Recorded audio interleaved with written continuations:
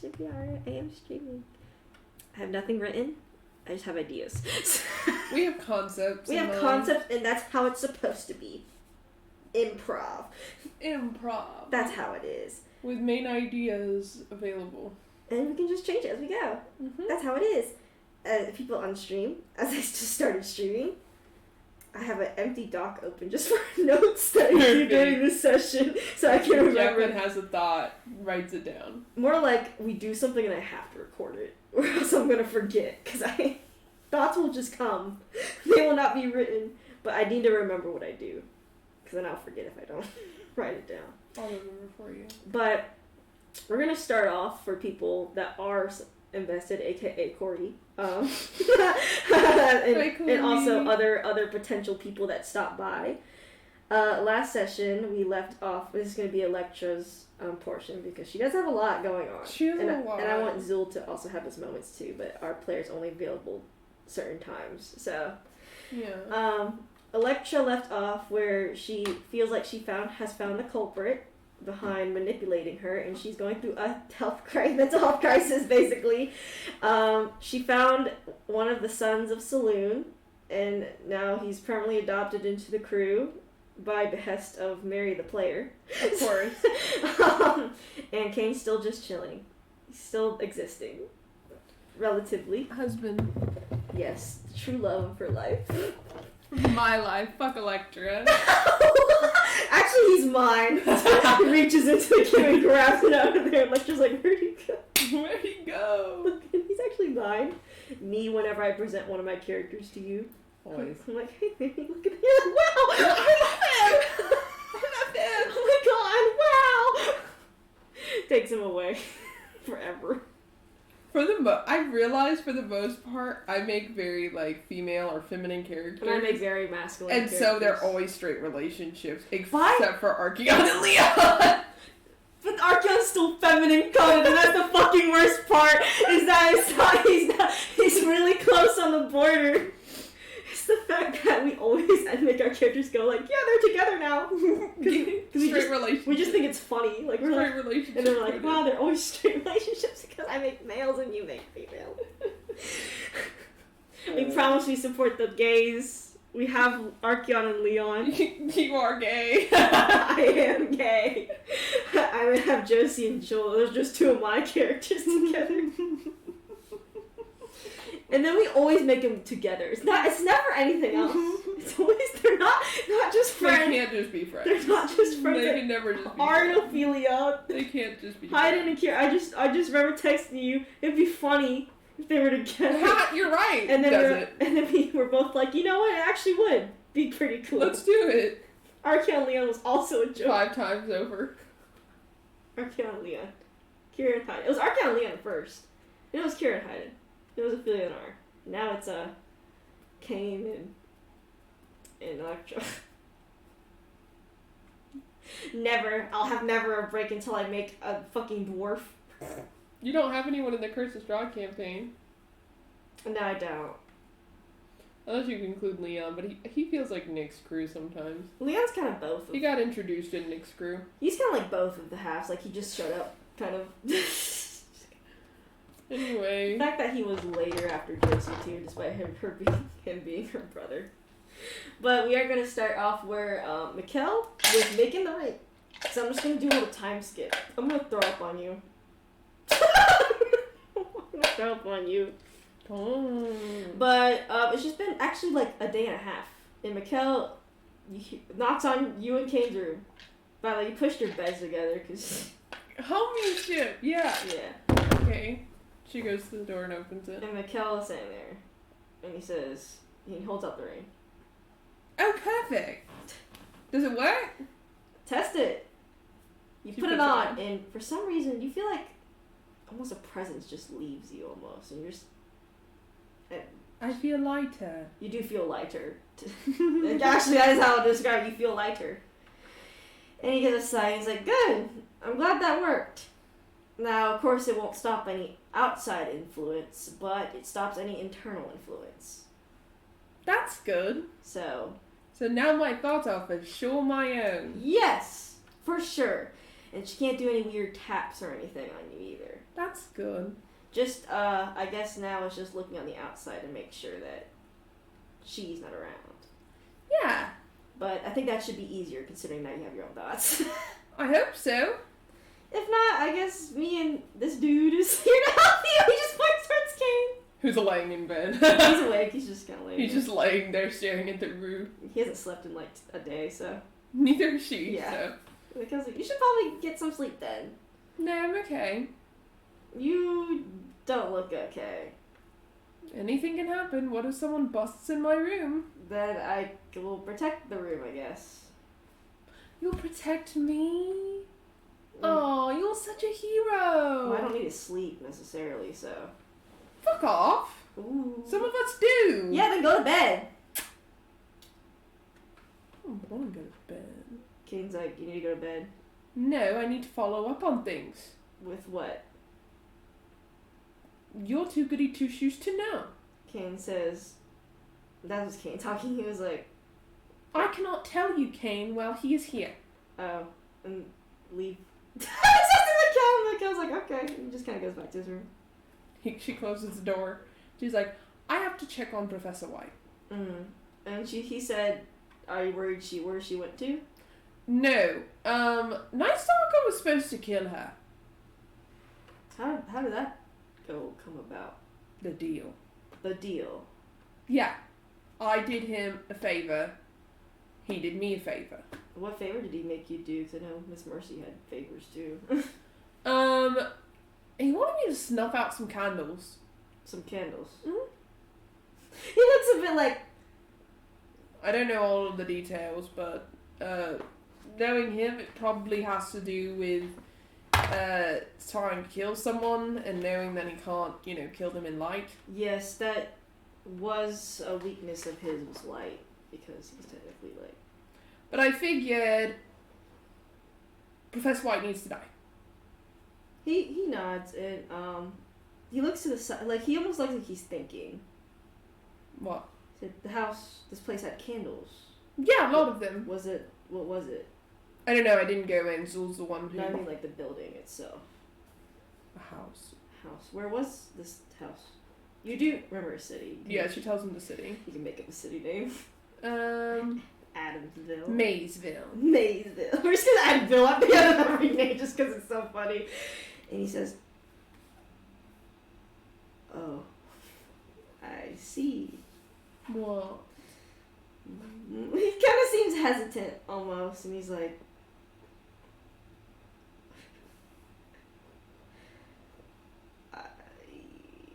we wanted to find Professor White. She stares at him. So you're sure this house was in Maysville, correct? Pretty sure. And he pulls out, because he carries newspapers, he does for mostly news, and he pulls out a newspaper, and he looks at it for a second, and he shows you the person. He's like, I'm sure, did you hear anything about this person at all? Who's that? Think of names. And she points to the news, he shows you the article, he hands it to you, and he's kind of like rubbing his face, which means something has happened. And he's like, I guess this is the person Night Stalker wanted to kill. This is the last hero of the group that Night Stalker killed. Kind of similar to my situation. Yeah. Except that she was working to destroy the Night Stalker, basically. And it was already dangerous, so it's kind of bound to happen. But I knew this person because they were the sister to one of the people in my party, the Druid, specifically. Sorry, the pause makes me laugh. Yeah. Her face drops. Yeah. I mean, she was already doing a very dangerous thing. So, it sadly, but also Professor White is just as dangerous as Night Stalker. He kind of rubs his neck awkwardly. She fucking looks away and just starts looking around. Lecture.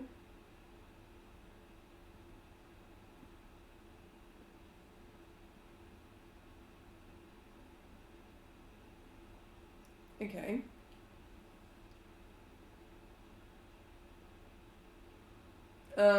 She is going to try and scry, currently, Mm-hmm. Professor White. She's like wisdom save, I forgot. Yep. What's the wisdom save? 15. All of her saves are 15. Unless they went up. Let me check if they went up. Sorry. It's okay. Yeah, you're good. I'll just save that. Because she did scry. Where is it? I put it on my sheet. There it is. Yeah, it's 15 wisdom. Okay. You attempt to scry for Professor White. You're able to scry. Does it say it's like a top-down view, or do you see through their eyes, or is it up to my discretion what you see? It says you can see and hear a particular creature you choose that is in the same plane. Blah blah blah blah blah. So knowledge, it depends on the save modifier. Second hand, you have heard of the target is a +5 save modifier, so they have an easier chance of saving. First hand, you've met the target, so they have a 0 save modifier. Or I know the target well, -5, so that they would have a disadvantage on saving against it. For the connection, it says likeness or picture, -2 save modifier, possession of garment, -4, body part, layer, hair, whatever, -10.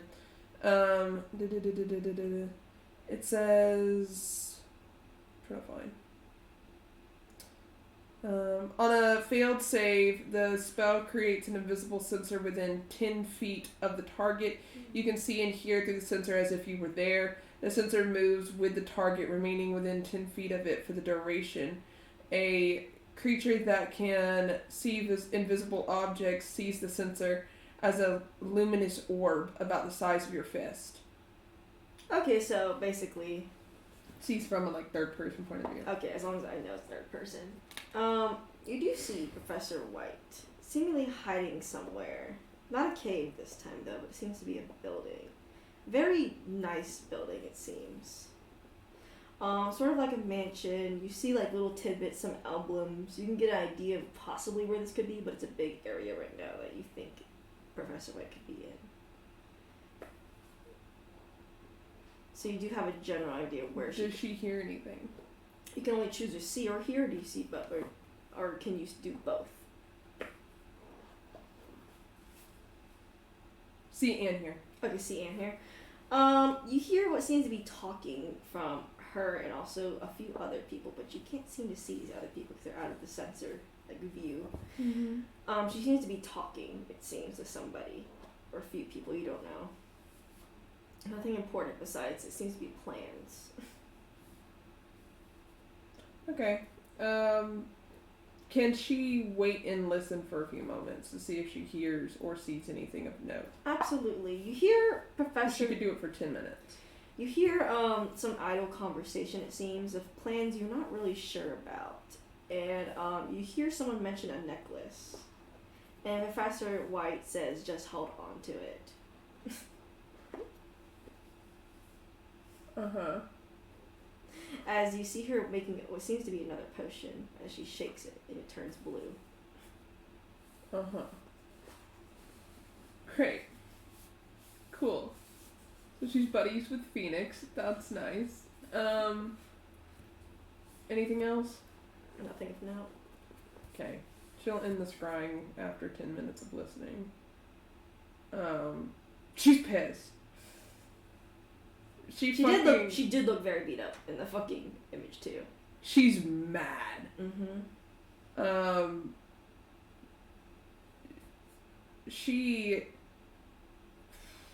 What would she fucking do after that? Kane also rolls up the newspaper and puts it back in his bag that he showed to Electra.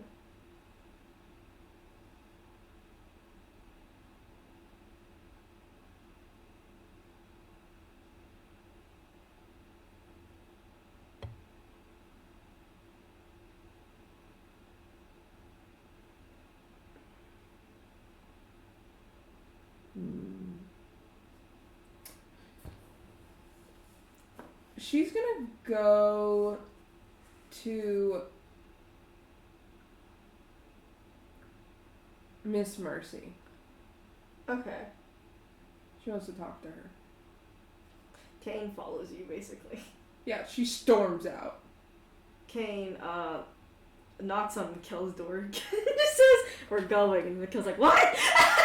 As, they both follow. And you eventually arrive at Miss Mercy's.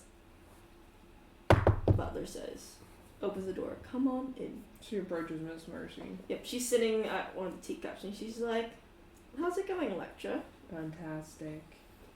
And she nods, and she's like, "What you need me for?" I also have a question. Question? To see if you have any information on the matter. Shoot. 2 things. Phoenix has the necrotic necklaces, correct? And she looks at you confused, and she's like, "Necrotic necklaces?" The ones that were at the site Lathander blew up. Oh, the one you were told me about. Well, I haven't heard of any of that as of late. Is Phoenix working with Professor White? And she's like, "I personally do not know. Well, one, I don't know much about Phoenix since they're so new, or who they're working with, sadly.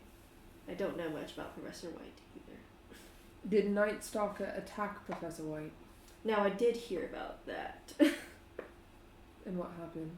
Well, considering you said Professor White's working with Phoenix and such, that Professor White must have lived the attack, but definitely must have suffered something.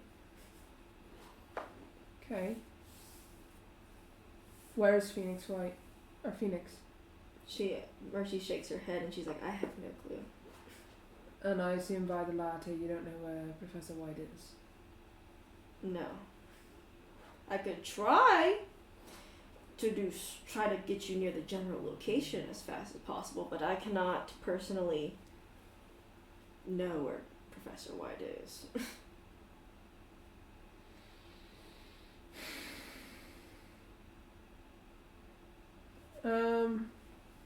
She thinks for a minute. And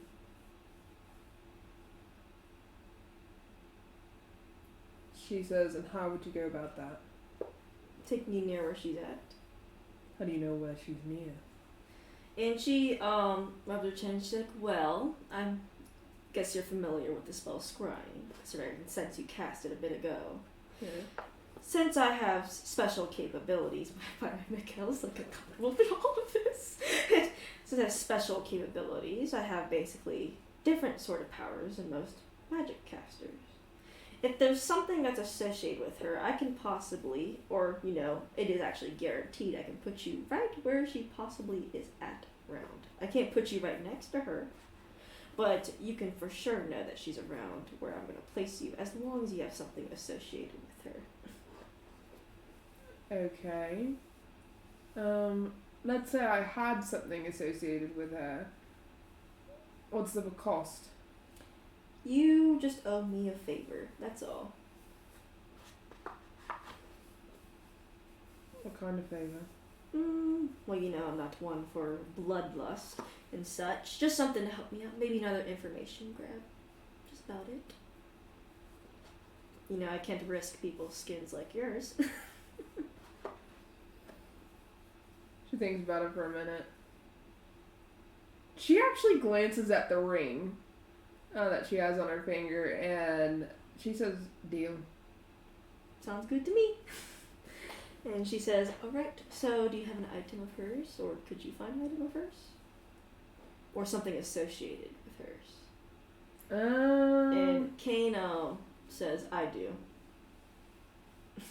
She looks at him confused. And he pulls down his shirt and you see a scar across his chest similar to the one on Professor White's face.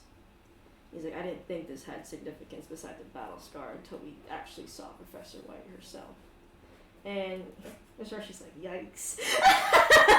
And she's like, "That could work."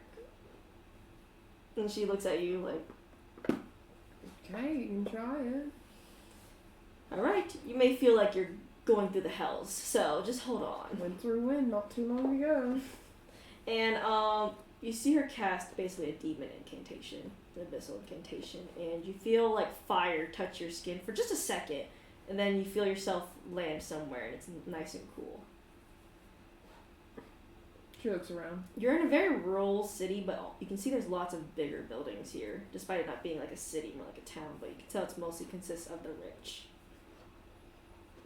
She wanders and looks around. You wander and look around. You see similar flags around everywhere that have the same emblem you saw in the house that Professor White. Can I make a history check? Can make a history check. And not make dice. Is that for? What's this for? The emblems to see if she recognizes them or something. Like from just overall traveling and such. Yeah. Or like history. I don't know. 23. This emblem is of a noble family that is not really much of a noble family anymore. It's more taken up major groups, and it's become just one like coagulated, like wealthy like group. They're kind of like a cult, sort of. Like, they just act like a cult, and it's just really weird, but they haven't really done anything out of pocket of note, besides just be creepy and weird. And rich. Are they associated with any villains or anything? You know a few villains have come from this exact, like, cult. Though, a lot of their names are either lost because they're dead, or they do still exist, but they're such minor villains that it really is nothing to pay attention to. Okay, she keeps looking to see if there's anything of note. Besides the rich people who are now looking at you like, who's this person? Like, but they don't seem to bother you. They're just like, huh? For a second, they're like, not my business type of shit. You don't see anything of note besides the similar looking plantation buildings everywhere. So. Does she see any that feel familiar? Does she like roll a intelligence check? Because it happened so recently that there's no need for history.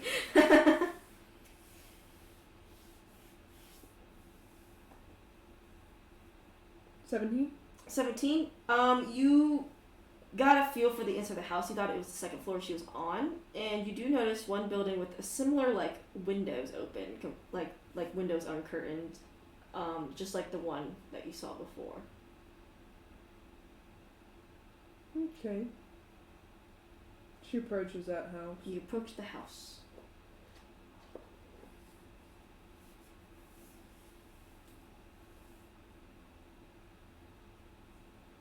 Since she has seen this room, could she dimension door in?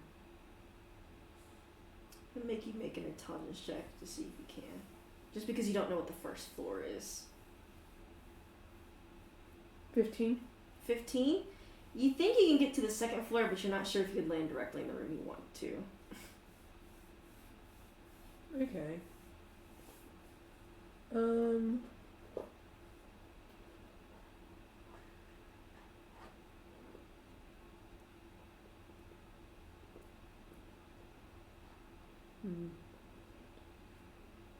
She'll grab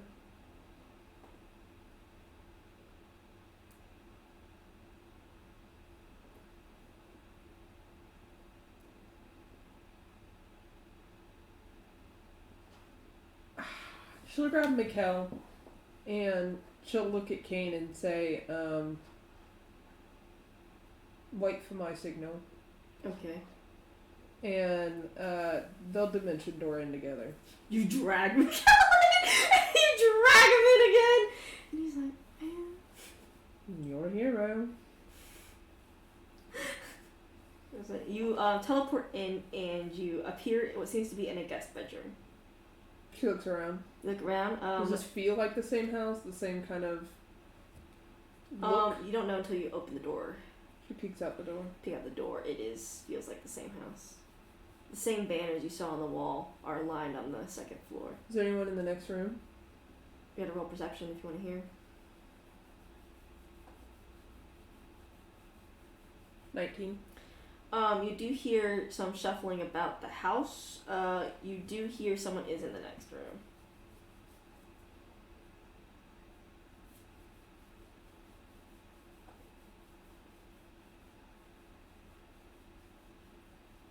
Okay.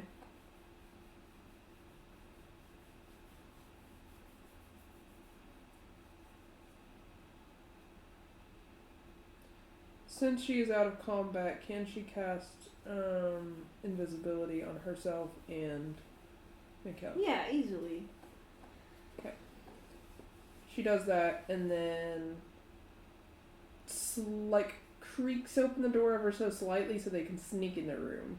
You creak over, so Sally, roll stealth at advantage just because sound still exists. But they will not see you if they hear sound. Nat 20. Nat 20, you're fine. I got 4 more kill.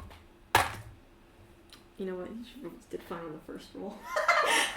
You both successfully enter the room and you see what seems to be some nobleman standing over a desk, murmuring under his breath.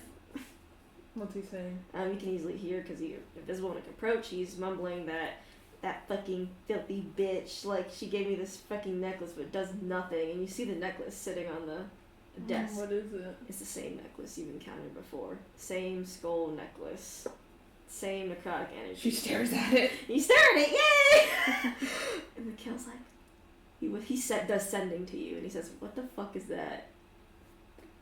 She messages back and says, "That's the thing that the lovely Zool gave to a bad person. About 5 of them." What? Yeah. Through sending. Oh shit. She says, "Well, good thing that we can get one now." And you see the bad guy, and he turns around from the desk like, "I can't believe this fucking cheap ass necklace." And she just tells me to keep it. He turned away. Yeah, he's turned away. She grabs it. You grab it, yay! She pockets it. You pocket it. He's like, "This fucking." I mean, just goes back to like observing the books on the shelf. He really isn't doing idle NPC activity. She listens to the other rooms to see if there's any people in any of those. You've seen that in the dining hall seems to be some movement. There's a second floor dining hall. I'm just gonna say that. It's a second floor dining hall. She creaks open the door and looks in. You creak open the door, and there you see Professor White, seemingly talking to a few servants. Okay. Is there a window in this room? Not in the dining room, no. Okay. She enters the room. Roll stealth. Just for sound. just for sound. Advantage or disadvantage? Advantage because you're invisible. Thank God, this bitch sucks. A natural 20. Mikhail's fine too.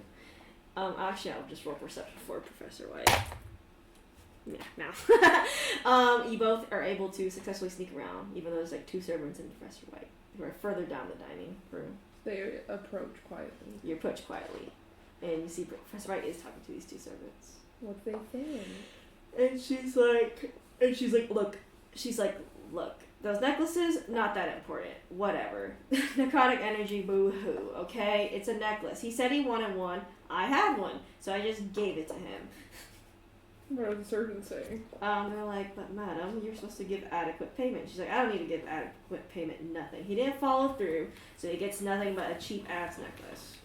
Can I see, now that I'm up close to her, what's different about her and like what has changed regarding her and her stats?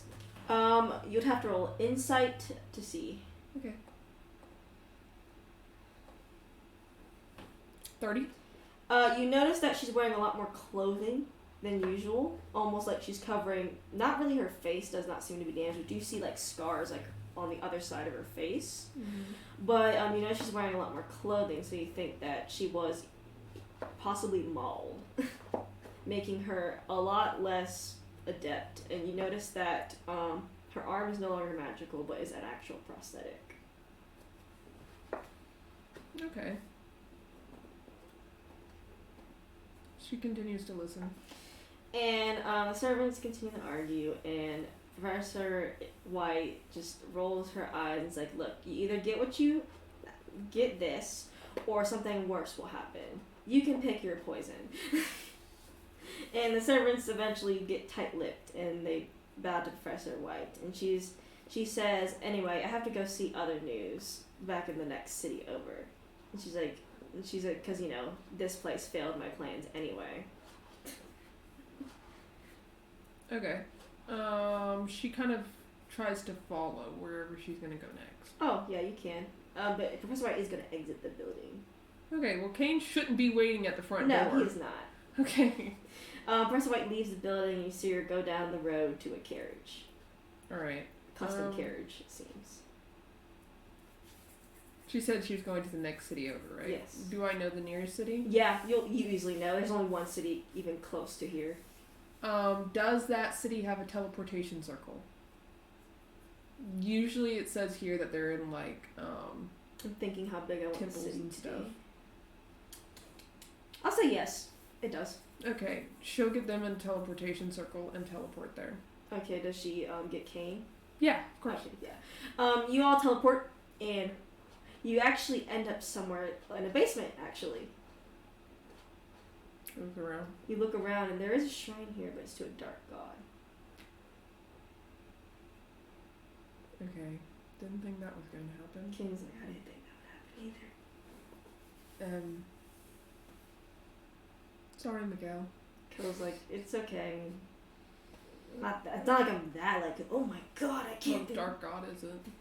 Mask. She tries to get out of the basement. You do, you Quietly. find the door, you both sneak up, you end up in someone's house, but I will say it seems like no one's in the house. She exits You exit the house. with everyone. Yeah, everyone exits too. He was like, what the fuck was that? That was weird. Yeah, you close the door to the house, and he was like, must be, like, again, illegal worship. Is there anyone out here? You do, you see people just walking about, but they don't seem to like, care that you walked out the house. No one's really paying that close attention. She kind of stakes out the city waiting for the carriage to arrive. You stake out the city, and you eventually see the carriage arrive to the front of the city, and you see Professor White get out of the carriage, and you see people immediately start running into the buildings nearby, as if getting out of her path, and she continues to just walk past everyone.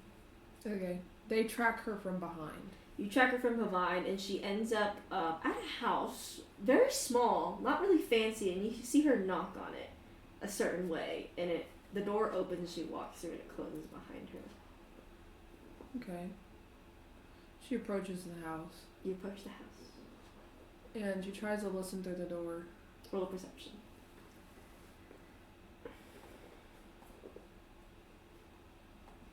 17? 17.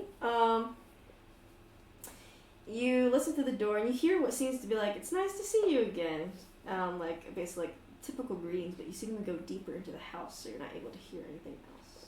But it seems to be another voices in there, including Professor White. But I heard the footsteps walk away. Yes. Once they're fully walked away,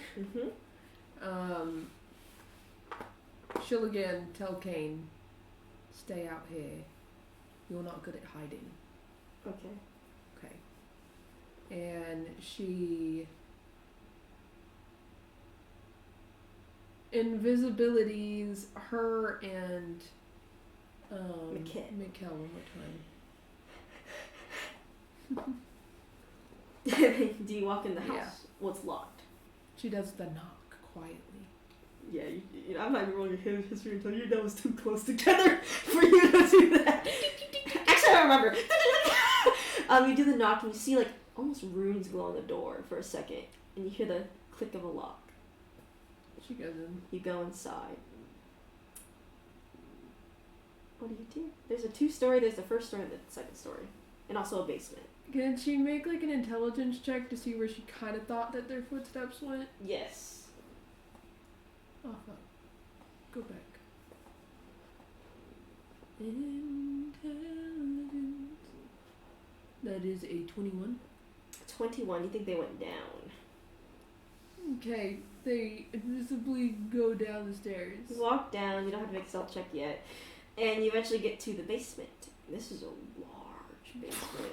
Bigger than the house itself. Yeah, and you think it's interconnected with this sewer, like the bottom systems of the city as well.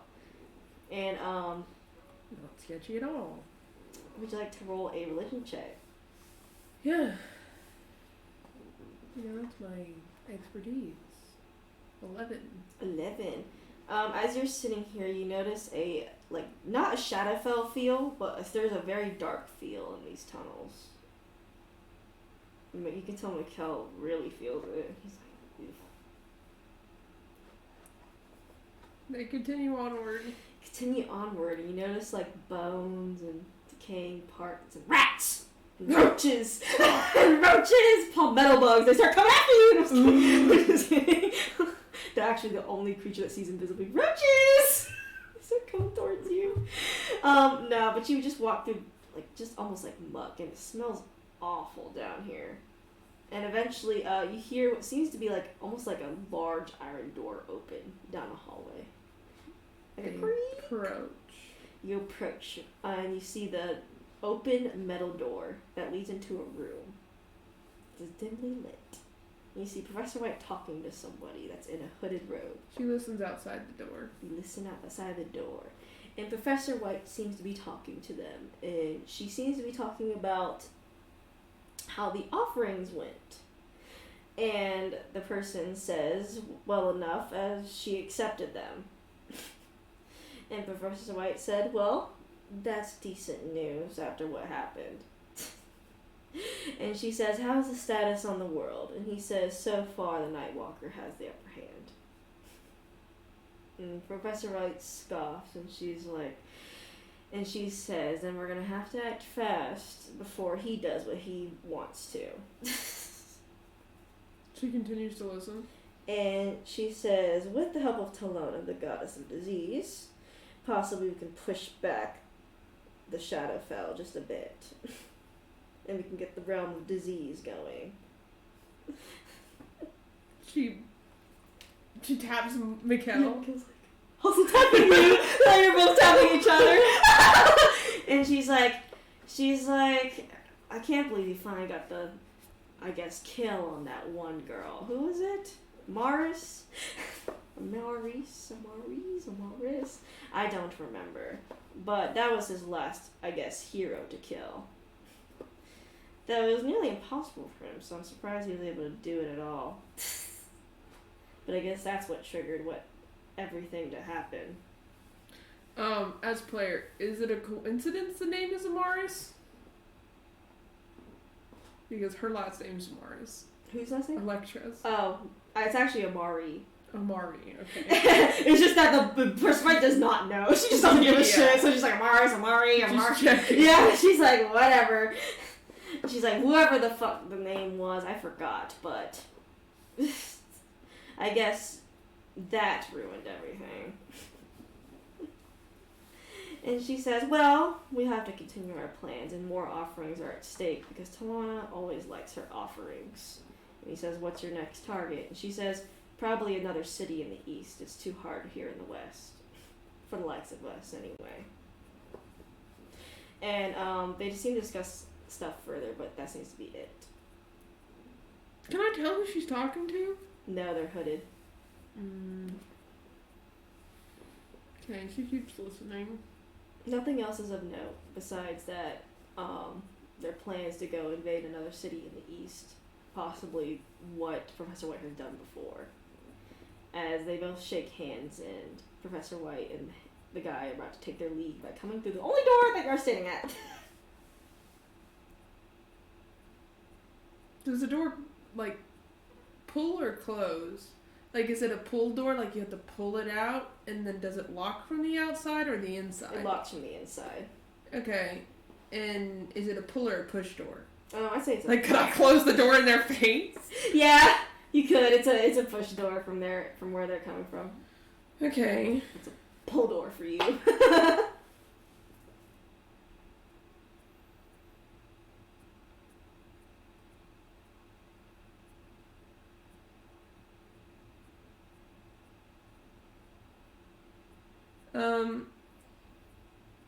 While they're talking, can she do something? Yes.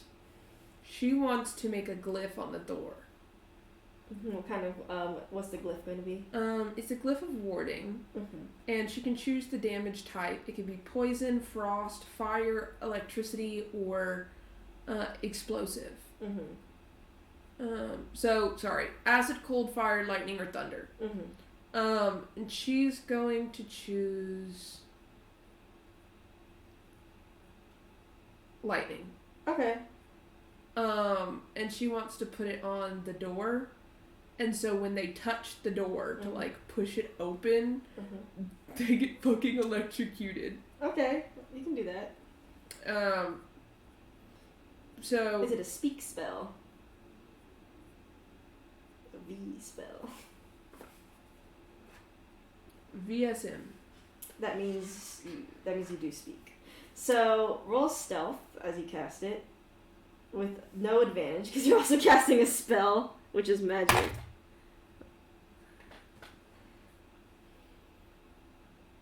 14. 14.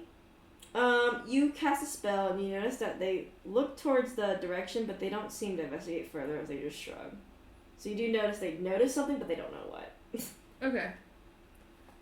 She puts it on the door, and then grabs Mikkel, and they are going to go before that thing goes off. You go before that thing goes off.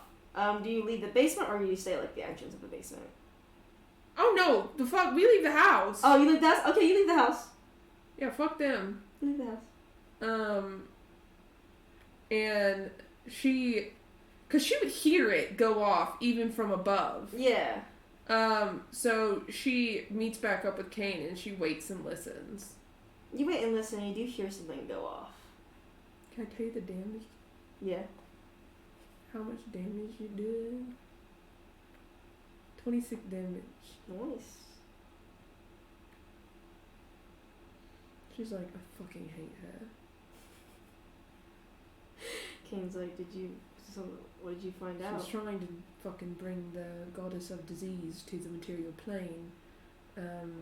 She was always a Tolona worshipper. And is also trying to wreak said havoc on the east. Again. He went to a sigh. And he's like, so, kill her? Yeah, I'm waiting for her to come out the door. I don't want to deal with whoever the other person is. Because I'm not sure. That would kill them for sure. As you're waiting out there, nothing happens for the next 20 minutes.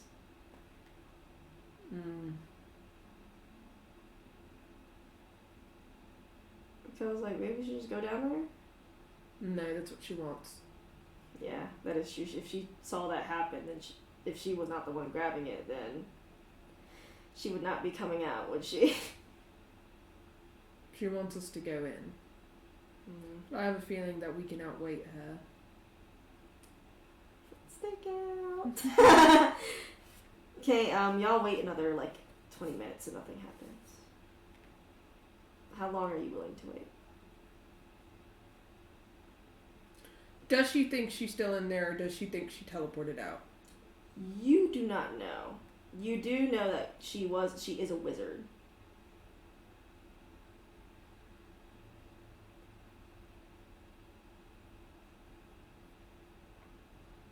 Okay. She goes up to the door and listens. You listen. It's quiet. Okay. You need a roll perception for that. Okay.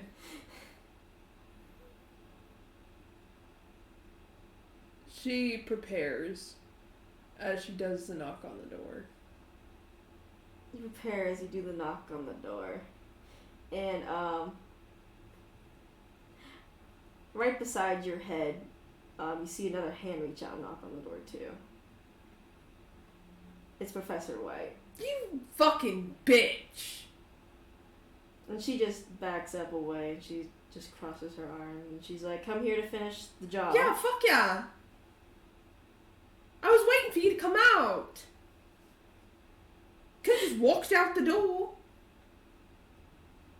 She shrugs, and she's like, well, that would've been too cliche. Oh, way too cliche, apparently. Oh, Can't okay. just fucking walk out the door. I have to teleport like a wizard.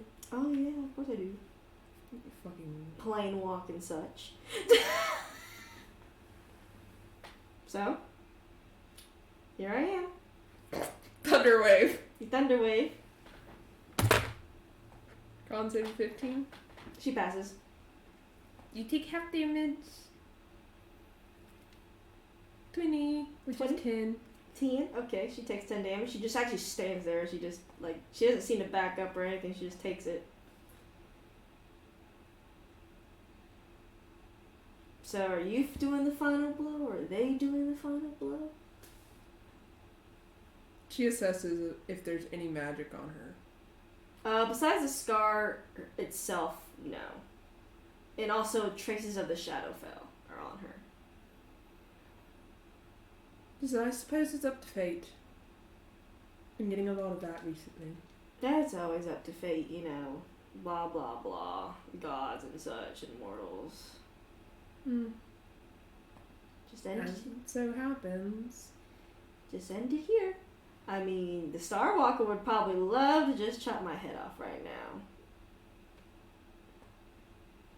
Though he's missing his whole shtick. Could she do something else? Yeah.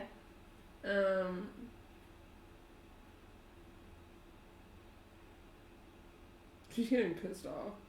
This bitch chatting a lot of shit. It doesn't have a lot of shit to back it up. Because she's not doing anything. She's just talking. She is. Bitch.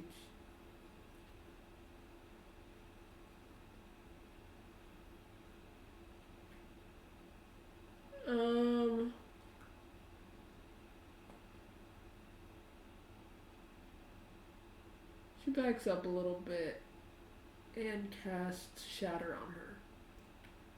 Con save of 15. What is up with her today? She's going fucking crazy for no reason. She saved. Yeah. 10 damage. She's got 10 damage, and she's like, so is it my turn yet? No, preferably you just stand there and die. Yeah.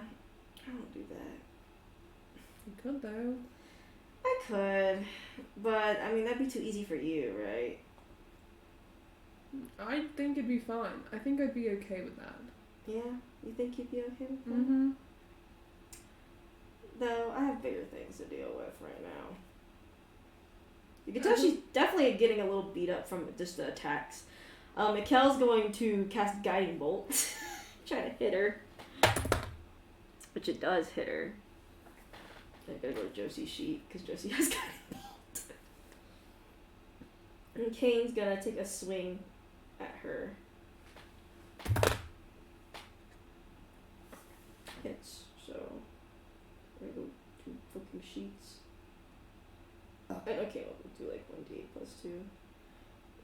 Just give him 10, because I'm too lazy to do math right now. She says, how'd you like the Night Stalker? Heard he paid you a visit. Yeah, I heard he did. Well, I was there when he did. Hope he told you that I send my regards. Oh, he did. He did. I guess small price to pay for my death, you know, and such. And, you see Kane actually gets angry and swings at Professor White again.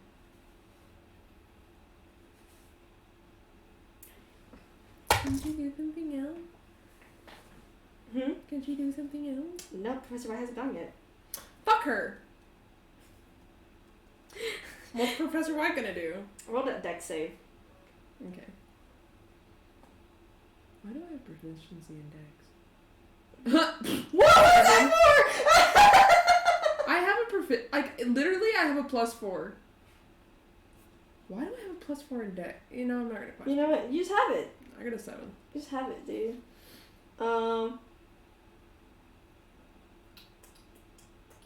Where is it? Oh, I don't have a wizard anymore, so I gotta go to random ass magic sheets. I don't have it. What is it? I'll disintegrate. Oh, just disintegrate. Yeah, just disintegrate.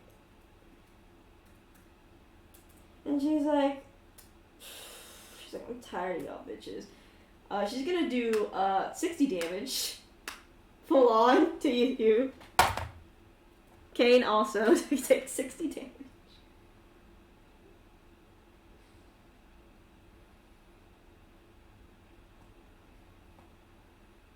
Okay. Mikkel also takes 60 damage. Oh my god. And She does 3 disintegrate rays? no, there's one giant one down the alleyway. Because Disintegrate's huge, dude. Okay. Disintegrate does not hit one person. It is like a fireball type of situation. It just is able to catch all one in the alleyway. Some buildings behind you disintegrate. People definitely got caught in that crossfire. As Mikkel's like, what the fuck? And Mikkel starts to attack. And you notice that Kane seems more like a barbarian right now than he does a fighter, as he continues to slash at Professor White. And you see that Professor White is, you see it's mostly Professor White fighting off Kane right now.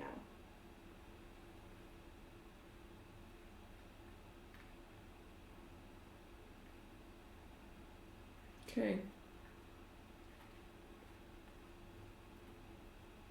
And she's laughing at Kane.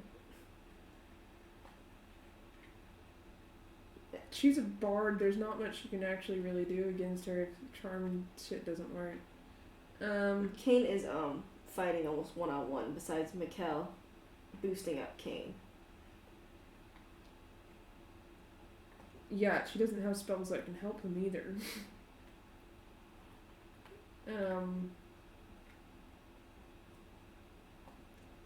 I guess she'll do healing word on Kane. Also, that gives him a higher advantage against Professor White. It's 11 health. As a bonus action, she does.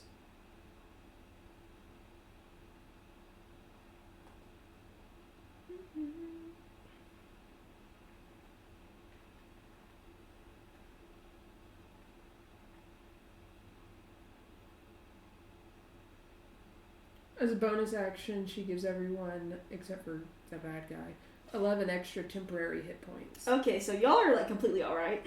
Y'all are gonna be able to get through this fight. As you are boosting up as best as you can, basically. Shit.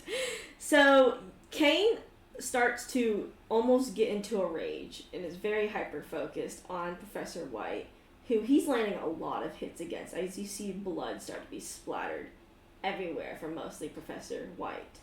And Professor White is laughing still as Kane grabs her, smashes his head against her, a barbarian-like move, and Professor White kind of, they roll strength for both of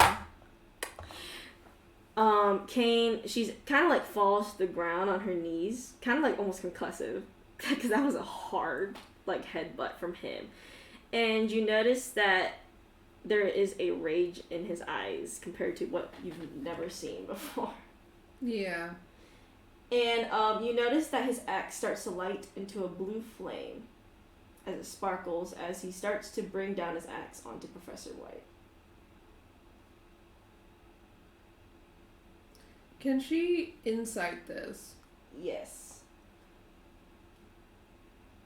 A natural 20? A natural 20.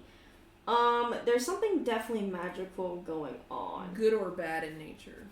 It feels very kind of bad in nature.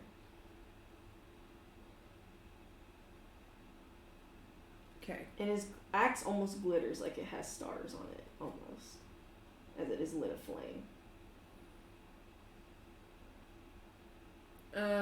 Instead of talking out loud, she's going to message him, which is a cantrip.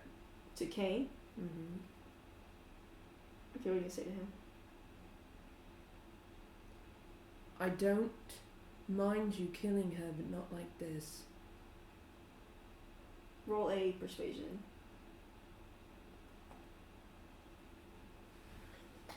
25. 25. His axe comes down and it stops right at Professor White's head. But he does not seem to move as he breathes heavily.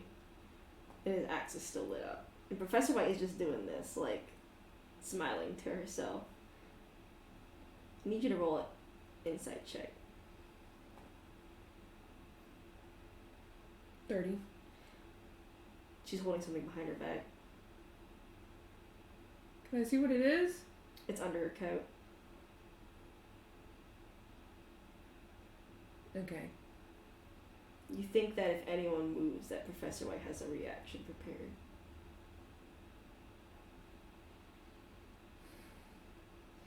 Professor White says, "So it seems it did not really work. How sad."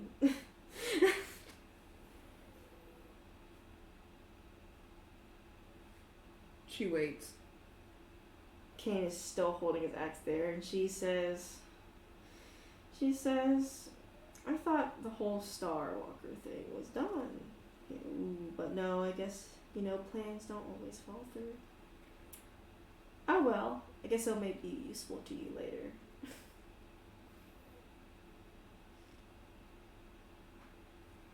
No, like not it did much saving your crew. Mm-hmm. She messages Kane again. She says steady. He's just breathing heavily, but he seems almost like he's ready to do something if Professor White does something. And Mikkel's on standby. Like, Mikkel is, like, just ready to do anything if something happens. Because he's following your lead, obviously, because he's like, this looks pretty bad. She says, evil lands. We come from evil lands. It's just how it is for us, What's behind your back? He's like, well, everyone's got to be prepared for something, don't they? I'm about to die here, What's behind your back? Do you want to see? Or would you rather not? Is it magical in nature? Maybe. Should we make an Arcana check real quick? Yes. 7. Between the whack ass Arcana coming off of Kane and just in general Professor White's vibe, you really don't know what it could be.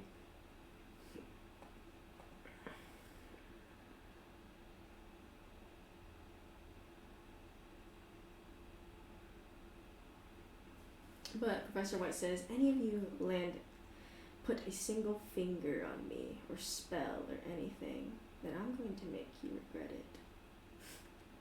The person that hits you next? Or all of us? Anything. All of you, next person, make you regret it. There's a lot of regret going around. Let's add on to it. Or you can leave me be here and meet me again. Let me handle Night Stalker or whatever. I think I'd rather the shadow fell over disease. I guess your call.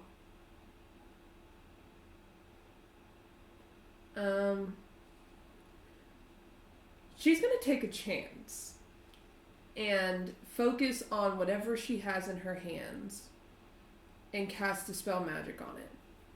Mm-hmm. On the device. It's technically not casting it on her, so technically she wouldn't notice if there's a spell being cast on her. Because it wouldn't be on her. But she wants to try and Dispel Magic on whatever it is. We'll do an Arcana check because you rolled so low because you really don't know. Okay. You really don't know. Just see. 21? 21. You dispel magic, right? But you don't know if it did anything or not. Did she notice? She looks towards you and she says, dispel magic. You think what's behind my back is magical? I thought. Smart. What? Smart thought. A wizard going to try, I don't know, hand-to-hand combat? Doesn't really sound right. So she's like, smart thought. Pull it out then. Alright. Need to roll deck saves.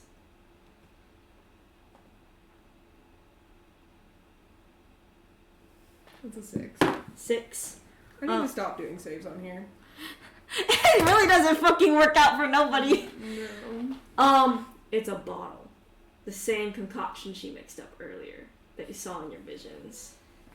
And she breaks it because it was fragile glass, and you just see like light blue liquid spurt everywhere in every direction. You are diseased. Everything gets basically a disadvantage, including Mikkel dodges, and Kane takes the full brunt. Well, he doesn't really. He takes it, but you can tell it doesn't affect him. Mm-hmm. Mikkel's gonna actually cast Cure Disease on you. So you basically get it, and he's like, fuck, puts a hand on your shoulder, and you feel yourself just like, you basically felt like you were had the bubonic plague, and then you felt just completely fine the next second. The bubonic plague. Yeah, Why did you think it was that good?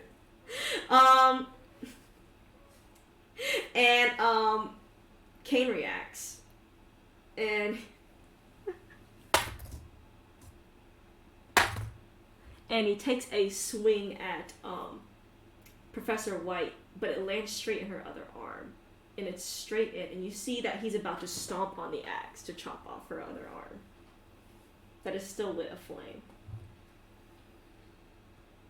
Okay. The good part of Elektra, would she deem this is a justifiable action? Would she? I don't know, dude. Because she really doesn't like this bitch. Kane doesn't like her either. Is she distracted? Professor White is, because she has a full-on axe halfway through her arm that Kane's about to stomp on to cut the rest of her off.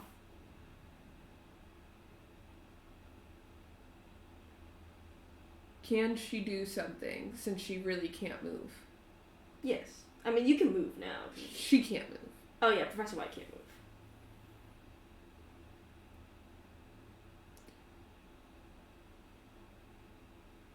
And Kane is like screaming like a barbarian as he's about to almost stomp on this shit. She's gonna stab her in the throat. You move quickly as Kane's about to want a full-on rip to Professor White. And Professor White can't finally move. And you stab her right in the throat. And you see her cough up some blood, which is black, by the way. And she starts to slowly fall limp as Kane still has his axe, by the way, halfway through her. And what do you do after you stab her throat? She grabs his axe. Hands and all. Grabs his hand and his axe. Strength check. She's bad at that. Strength save, actually. Like, she's worse at that. Strength save. She sucks. She got 4. As you try to grab his hand that's holding his axe, he still lifts it up into the air, and you let it go. You like slip off, and he does one final. You just see the hardest blow you ever seen. Straight like bashes her head in with the axe as blood goes everywhere. He screams. As you notice, he takes a few heavy breaths, and the flames from his axe slowly start to disappear, and that sparkle was gone.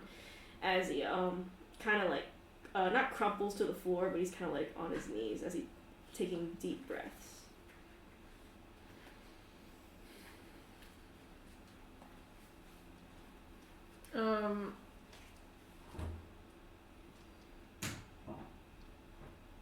She sits next to him.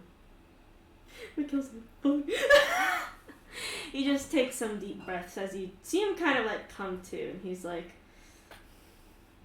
we can go. He nods. He pulls her out of her brains, basically. As he looks at her body and just kind of starts to leave.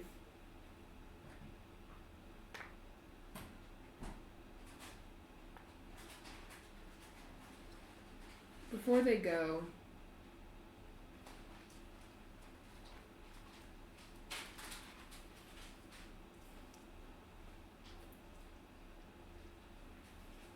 is there a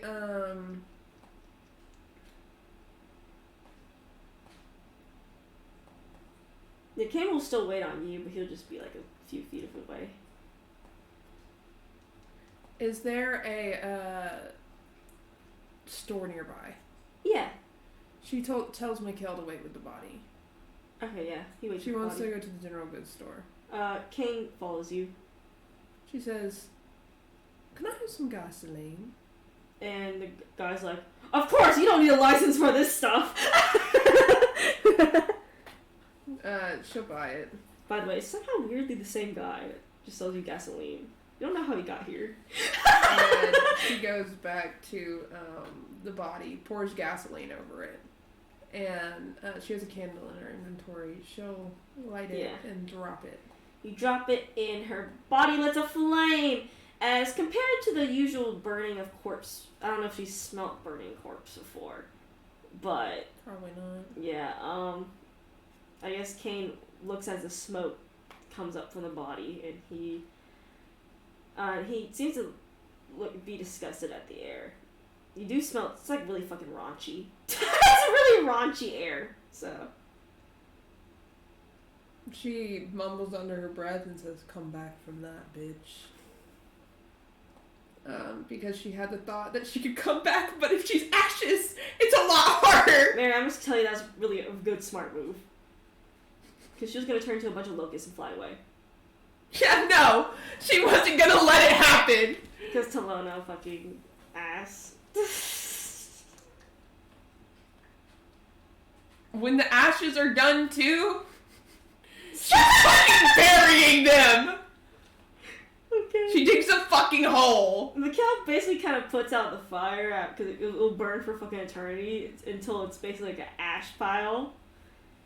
Yeah, she digs a hole. You dig a hole. And she throws the fucking ashes in, spits, and fucking covers it up. You do exactly that. She says, "Come back from that, bitch!" Okay. What a lovely adventure we went on today. Yeah. Mikkel's like, yeah. Time to Jesus get back to the Christ. tavern. And Kane's like, can we go somewhere before? Sure. You notice that the place he takes you to is the same place where the druid was. His druid partner, like, party member was. So you go back to the forest and the animals again follow y'all. Again. She looks a lot more serious this time. Yeah, and you see Kane, you come across the tree, the large tree, and Kane again kneels in front of the tree. Electra doesn't kneel this time. Yeah, Mikhail's like, what's going on? It's a need to know, Oh, and you don't need to know. okay. Let's just say grieving. And he's like, okay, I'm just gonna, I'll stand over here. He kind of like walks over to the side so he's not in the way. Mm-hmm. It's probably like an hour that Kenny just stays there for a second. He doesn't seem to move. She doesn't seem to bother him. Yeah. And after like a few more minutes, he gets up and he's like, we can go now. She nods. You can tell he looks a lot more sad. And She doesn't press. yeah, and Michael just teleports y'all back to the inn. Oh wow, you have teleport? You fucking dick. Well, We could have used that a lot. we were there long enough that I can attune to the place. Oh my god. I have so many spells that I used today because I didn't know you had teleport. Well, it's only to places I can attune to, or I have, a little statue at. As you both argue, Kane kind of just walks in the inn. It's very casual arguing though. Yeah, you and Mikkel are arguing, and Kane seems to just go up to the rooms as Mikkel's like, I have to have the statue around, okay? Mm-hmm. Like I can't just teleport anywhere. Mm-hmm. Go to your room. No. Okay, then stay down here. Okay, I'll stay down here. Fly away. Ooh, I'm gonna fly away. I need to go talk to him. Okay, go talk to your lover, bodyguards, whatever. My everything. She goes upstairs. You go upstairs. She creaks open the door. He seems sitting on the side of the bed. She peeks in at him. He holds he seems to be holding like a little wand of sorts, like a part of a branch. You know he's had that also in his pack, and you notice it seems to be similar to the tree that he was praying at. Or praying, so I don't know. She'll walk in. You walk in. She closes the door and sits down across from him. If he's on the edge of a bed, she's on the other edge of a bed or on the floor. Yeah, that's fair enough. Well, she's dead.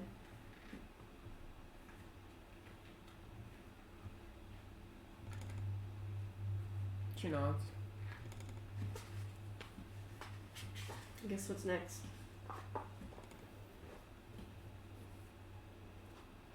She shrugs. She says, I didn't think that far ahead. Rarely do. Clearly. He says, I think I'm going to go to Amari's burial. I used to visit her a lot, so. She nods.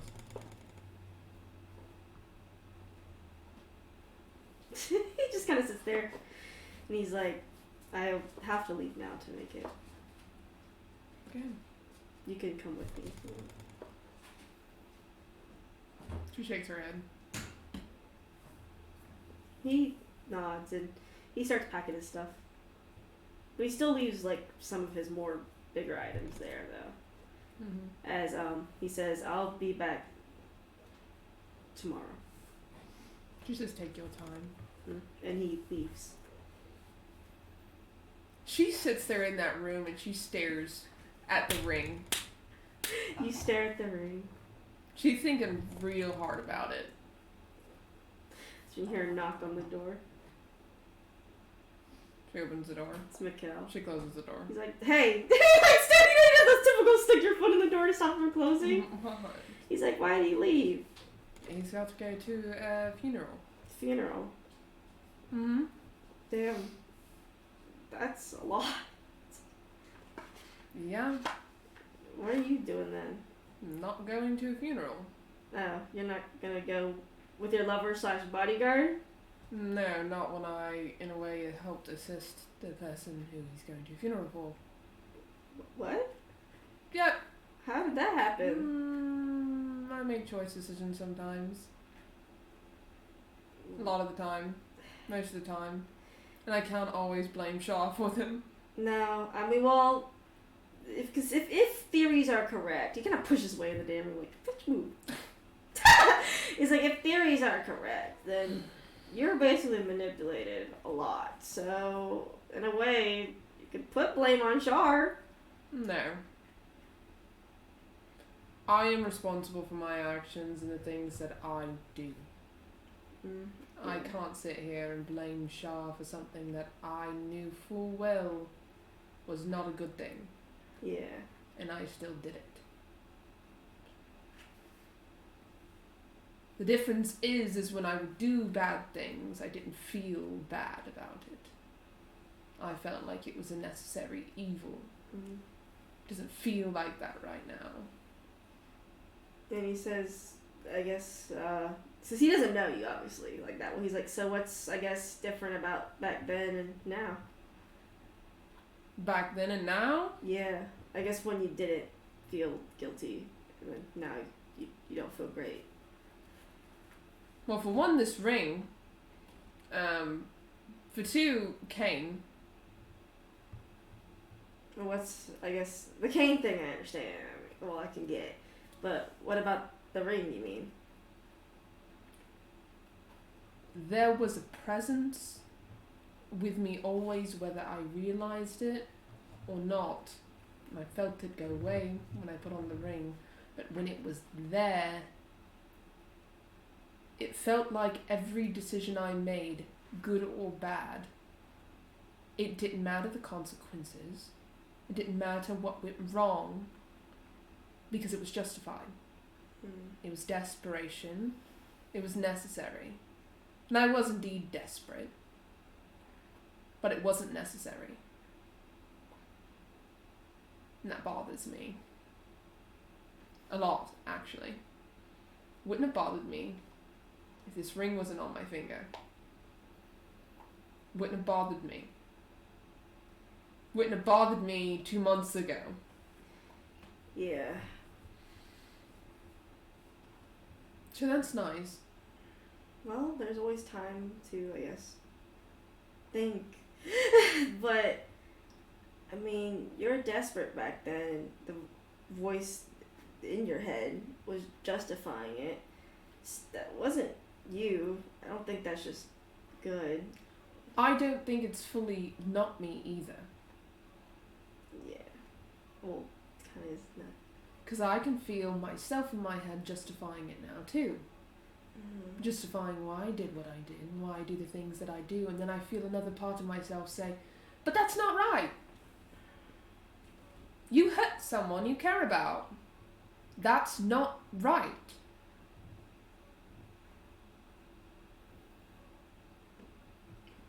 That's a normal reaction.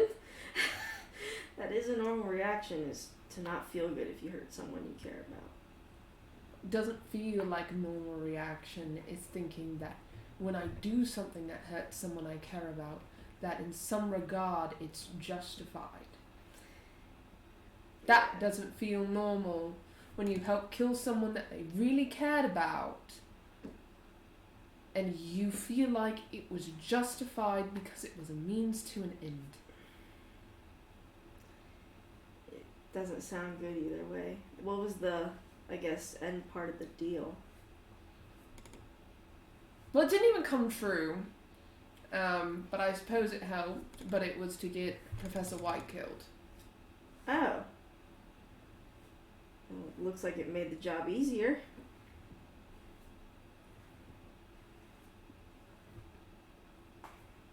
I don't really... Still...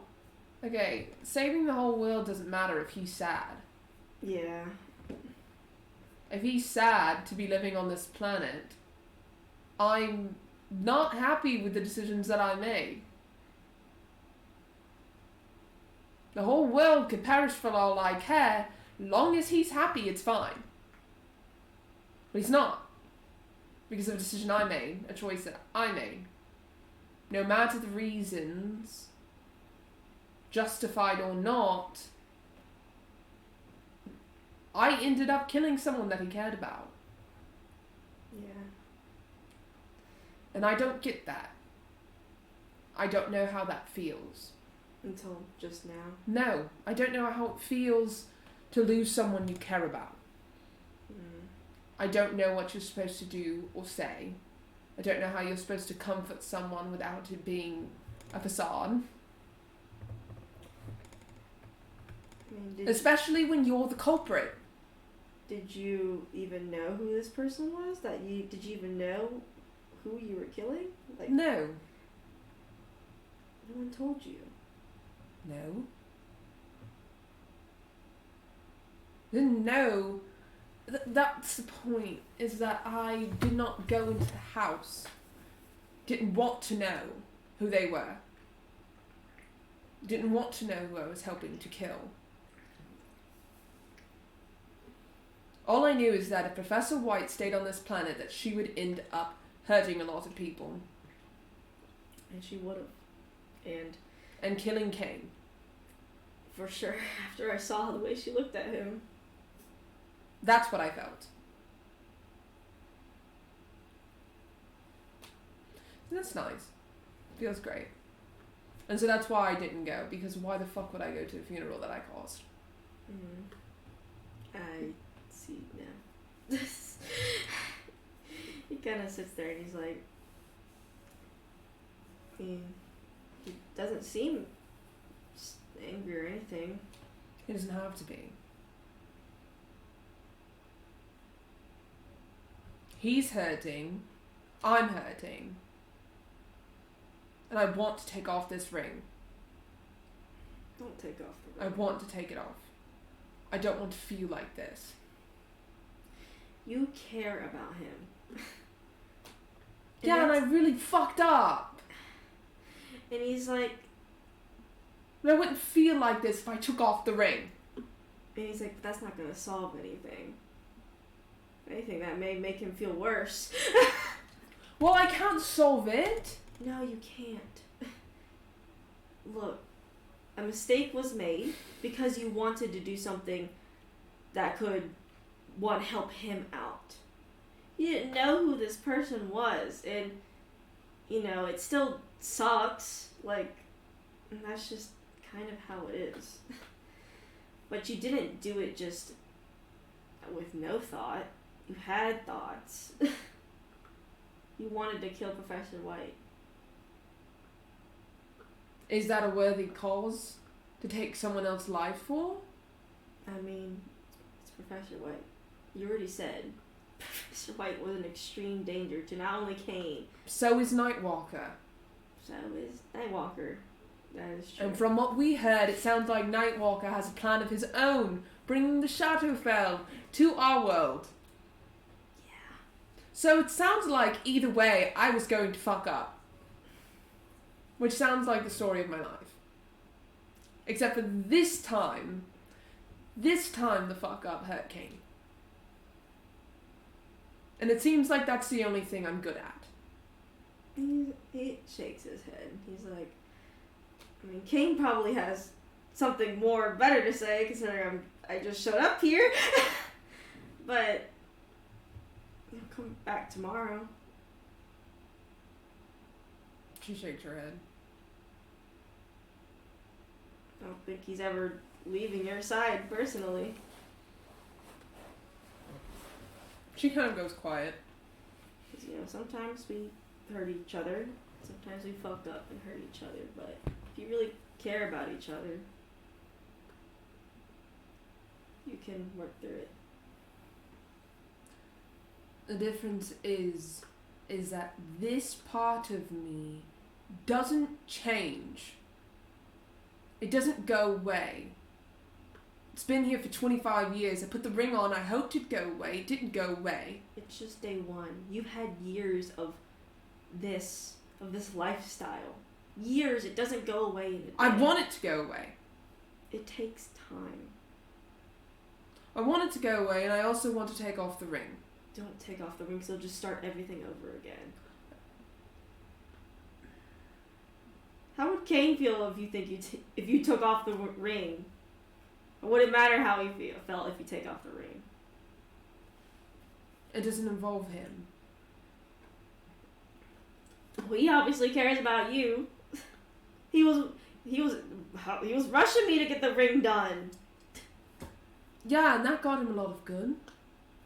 Killed someone he cared about. You didn't have the ring on then. So? Who's to say it was Shah? Who's to say that everything I've ever done had to do with Shah? Who's to say I didn't just do it? You've literally been fighting when you were desperate for years. Who's to say I didn't make those decisions without any influence from Shah? Who's to say that every single person that I killed, that I stole money from, that I did everything that you could imagine in the book, who's to say that I didn't make those decisions and Shah is just an excuse? She could be excused, but it's a pretty valid one. It's not.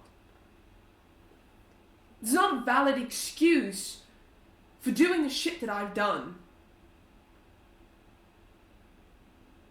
And that bothers me, that I think that. You know, if you take off the ring, then Shar will become an excuse again.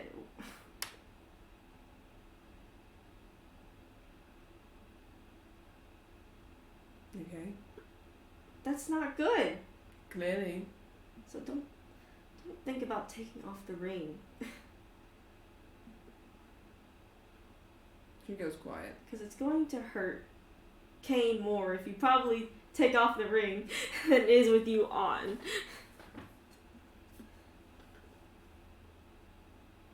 She thinks. She says, Because I'm sure if Kane was here and you said, I'm going to take off the ring, he'd be like, no, don't do that. He tries to mimic his voice. It's like, no, don't do that. the great thing about that is the things that I do with my life have nothing to do with anyone else. If I choose to take off the ring, I take off the ring. And it affects the people around you. Yeah, clearly everything I does affects the people around me. That's how it is. And I don't like that. I don't like knowing that. I'd rather go back to not knowing that. And then what? Hurt, I guess, Kane some more? I didn't before. I did now. And he's like, what were you feeling in that moment when you made that deal? Do you mean, what did I feel? Were you desperate? Were you...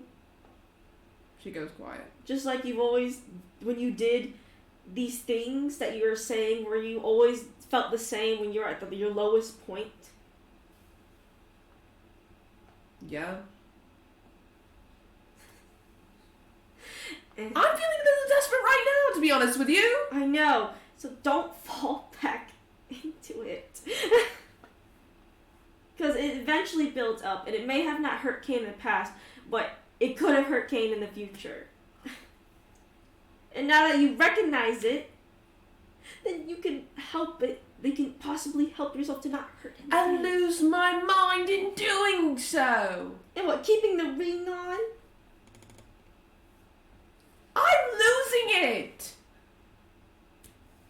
I'm losing it. Okay? I want you to imagine you have a voice in your head. Except for it's not Shaw anymore, it's your voice. Telling you to do X, Y, and Z. Do this thing because you have to do this thing because it's the only thing that you can do, because otherwise you're going to end up in hell. A living hell. Again. Then you have the other side saying, well, don't do that. You're not going to end up there. You're not going to end up in that place. You are safe. You are fine. You are okay. Take a breath. But then the other voice gets louder and louder and louder. And it feels like you don't really have a choice.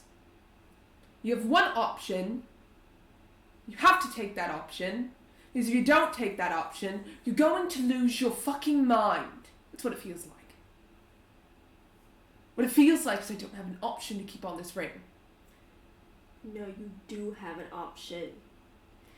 For years you've been living like this. And even if it's affected you, even without someone in your head.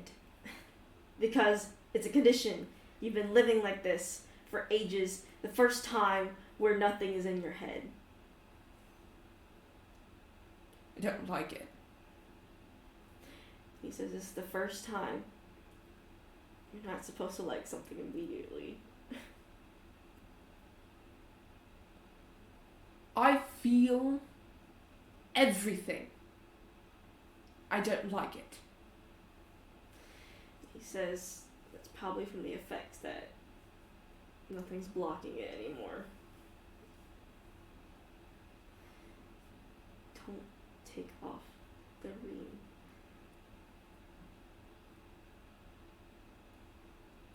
She nods. Is that a lie or is she? It's more so she acknowledges his words.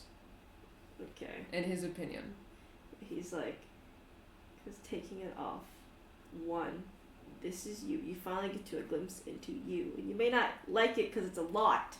There's a lot going on around you. But it's you instead of this voice that's been telling you to do things out of desperation. I don't really like me a lot right now. Well, it's the first time you met you. I don't like it. Well, you don't meet someone at first and immediately like them. I don't like her. He says, I can tell because you have two varying different opinions in your head. Yeah, one's incandescence and one's Electra. You finally get to see Electra. And I don't know that I like her. I think if I was fully incandescence, I'd kill her. That's how it is on the villain side. But he's...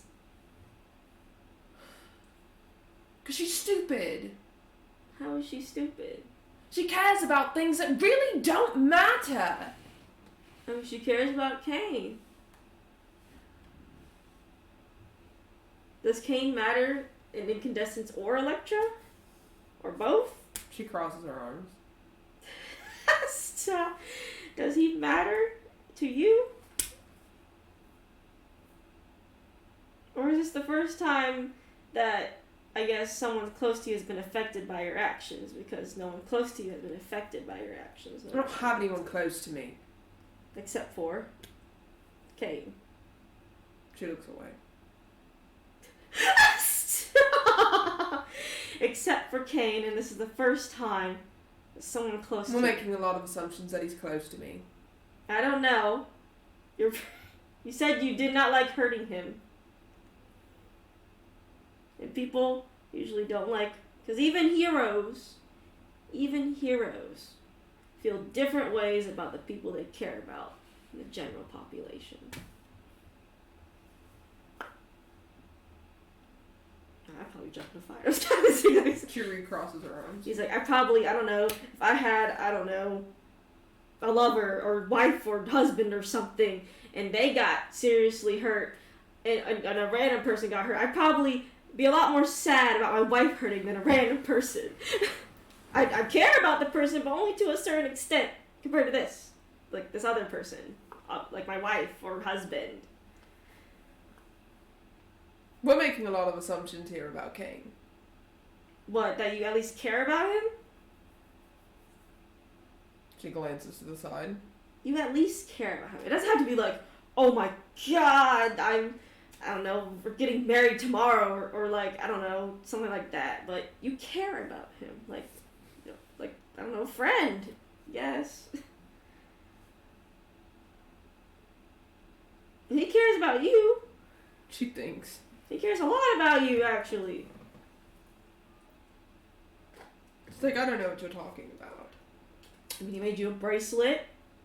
I gave him a city. He was writing, keeping you updated with letters. Yeah, he's my employee. He makes you food.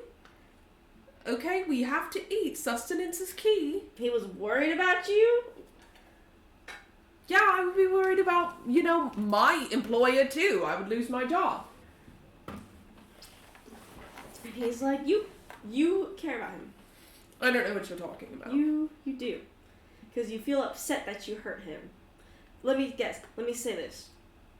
If, I don't know, this Zool got hurt, how would you feel? He deserved it. The fucking bastard. Okay, let's get another scenario going, okay? Let's erase everything right now and just get a scenario going, okay? Like we're role playing or something. And he's Mikkel's so funny. And he's like, okay, so let's say this. Let's say Kane, I don't know, destroyed an entire village, right? And then he's getting the repercussions of his actions. I wouldn't let him. If Azul destroyed an entire village, okay, what would happen? What would you do? Kill him. Kill Zul? Yeah. Why would you kill Zul? He's a bad person, killing an entire village, including children. That's pretty fucked up, even for me. Okay, what if I did something bad and I got the repercussions? What would you do? Tell you shouldn't have done the bad thing? And so you're saying if Kane did something really bad and got the repercussions of his actions, I'd fix it. So why only him? Huh? So why only would you fix his thing? Because he's my employee. Because he's your employee. Yeah. And if he wasn't, he's my bodyguard. And if he wasn't your employee, no, then he wouldn't hang out with me. I don't know about that. When was the last time you paid him? I pay him every month. You actually missed a few payments.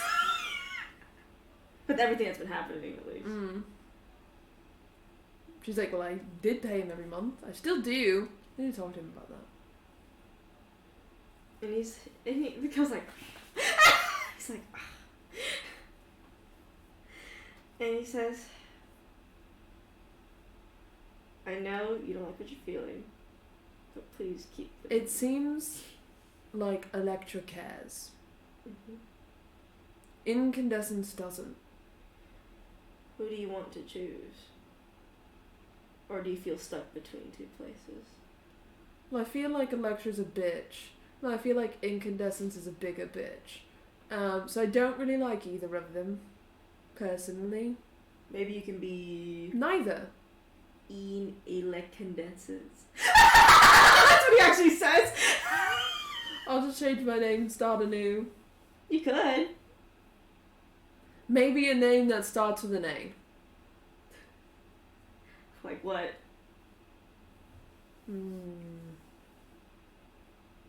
What's a good A name? Alex. Ew. What? No, I need something more original than that. Elise. Elise? With an A. And what's Elise gonna do? Abandon everyone and start new. I don't think Kane's gonna let that happen. Well, Kane doesn't have a choice. He's not here. No, he's not, but he would not like it and probably be very sad. Well, if I can't see him be sad, then I will never know. That's not gonna help anything. Oblivion is bliss. No, it's not. Because it'll eventually come and bite you in the ass. Okay, well, fuck you. I guess I'll keep the ring on for now. You better keep it on. I fucking put work into that too. Just to help you out. Okay. I'm just over here. I'm gonna take it off because I'm feeling bad feelings.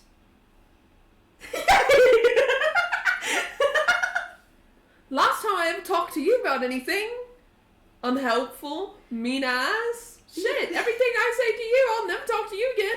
Next time I'm thinking about taking off the ring, I'll just take it off. No, you better not. I won't come talk to you. No, you better not fucking say shit. You better not fucking take it off. I'm trying to help you because this influence has obviously impacted you negatively. Why do you care? It's a bad thing affecting a pretty good person. Over here saying I'll kill Zul if he kills an entire village even though he could just walk away and do nothing. Okay. Well, if he kills an entire village, what if he kills children? They're innocent. They are innocent, but some people would just be like, not my problem, and just walk away. I can't relate to that. Everything's my problem. I put my nose everywhere it's not supposed to be. I know you do. I've just been knowing you for freaking 3 days. I didn't even know Professor White existed, and when I did, I decided to try and kill her. You did. What was that whole thing that happened with Kane? So, I'm pretty perceptive. He's a man of few words, but I'm a woman of mass intelligence, clearly. Sometimes. So, long story short, he used, well, you know who he used to be. Well, yeah, that's why I was like, part of the he team. really sounded like, he looked like the Star Walker at that moment. Though I didn't think so much dark energy would come off. Yeah, I don't think that was his choice. I think that has something to do with what Professor White has done to him. Ouch. Because of how she was laughing. Which is also why I killed her before he could do whatever he was about to do. It looks like he was just about to maul her to pieces. Yeah, and I don't think that would have been good for anyone. It's true, I guess. I don't know. I feel like bad person or not, torturing someone, probably not good for one's mental health. Yeah, I guess so. You guess? I don't know. I haven't really been stuck in that situation till just now, so it's kind of a lot to take in. Yeah, well, I assumed that if I was that angry, livid, and going off of my rocker, But you kind of were. that I would want someone to stop me from mauling someone, bad or not. So you're saying I gotta stop you from doing bad things. You're not regret. doing anything. I mean, I did it last time. That was a test. Yeah, and then now I guess I'll continue to do it. What, you're my supervisor now? Oh yeah, you know what? You got your employee and now I'm your supervisor. I'm the... he's like joking. You're my boss? I'm your boss now. Okay, when do I get paid? Maybe later. Oh, you have money? Yeah, thought so. Okay. You're getting paid in, a future. I get paid in the future! With interest. That's what he says, with interest. I get paid with actually being able to live my life well. Yeah, actually, yeah. Keeping Shar from, or whoever, Shar, pulling strings around you. And possibly giving you more opportunities to fuck up. Because you don't like that. What? You didn't like doing stuff that hurts Kane, so. Yeah, not preferably. I also don't like losing. It's like, that's a tough one. Yeah? It's a very tough one. Or I could just win everything and no longer have an issue. I don't know if that's how life works. I wish it did, because I'm here, so it might as well work that way. Yes. I know you want to win, but be careful with desperation, I guess. She lays on the bed, stares at the roof. She says, yeah, it's not like that's the only thing I've felt the entirety of my life. That's why it's tough, because you just are experiencing something new. So it's tough. Okay, it's tough. Sometimes things are tough, but you can get through it. We can get through it. All three of us. And when we get Zool, I guess, whoever Zool is. They're not a great person. They almost got Kane killed. Oh. Because of their stupid ass wife. Yikes. I really hate that bitch. I might kill her myself, to be so frank with you. Well, from what Tisha said, better option is get rid of her. Yeah.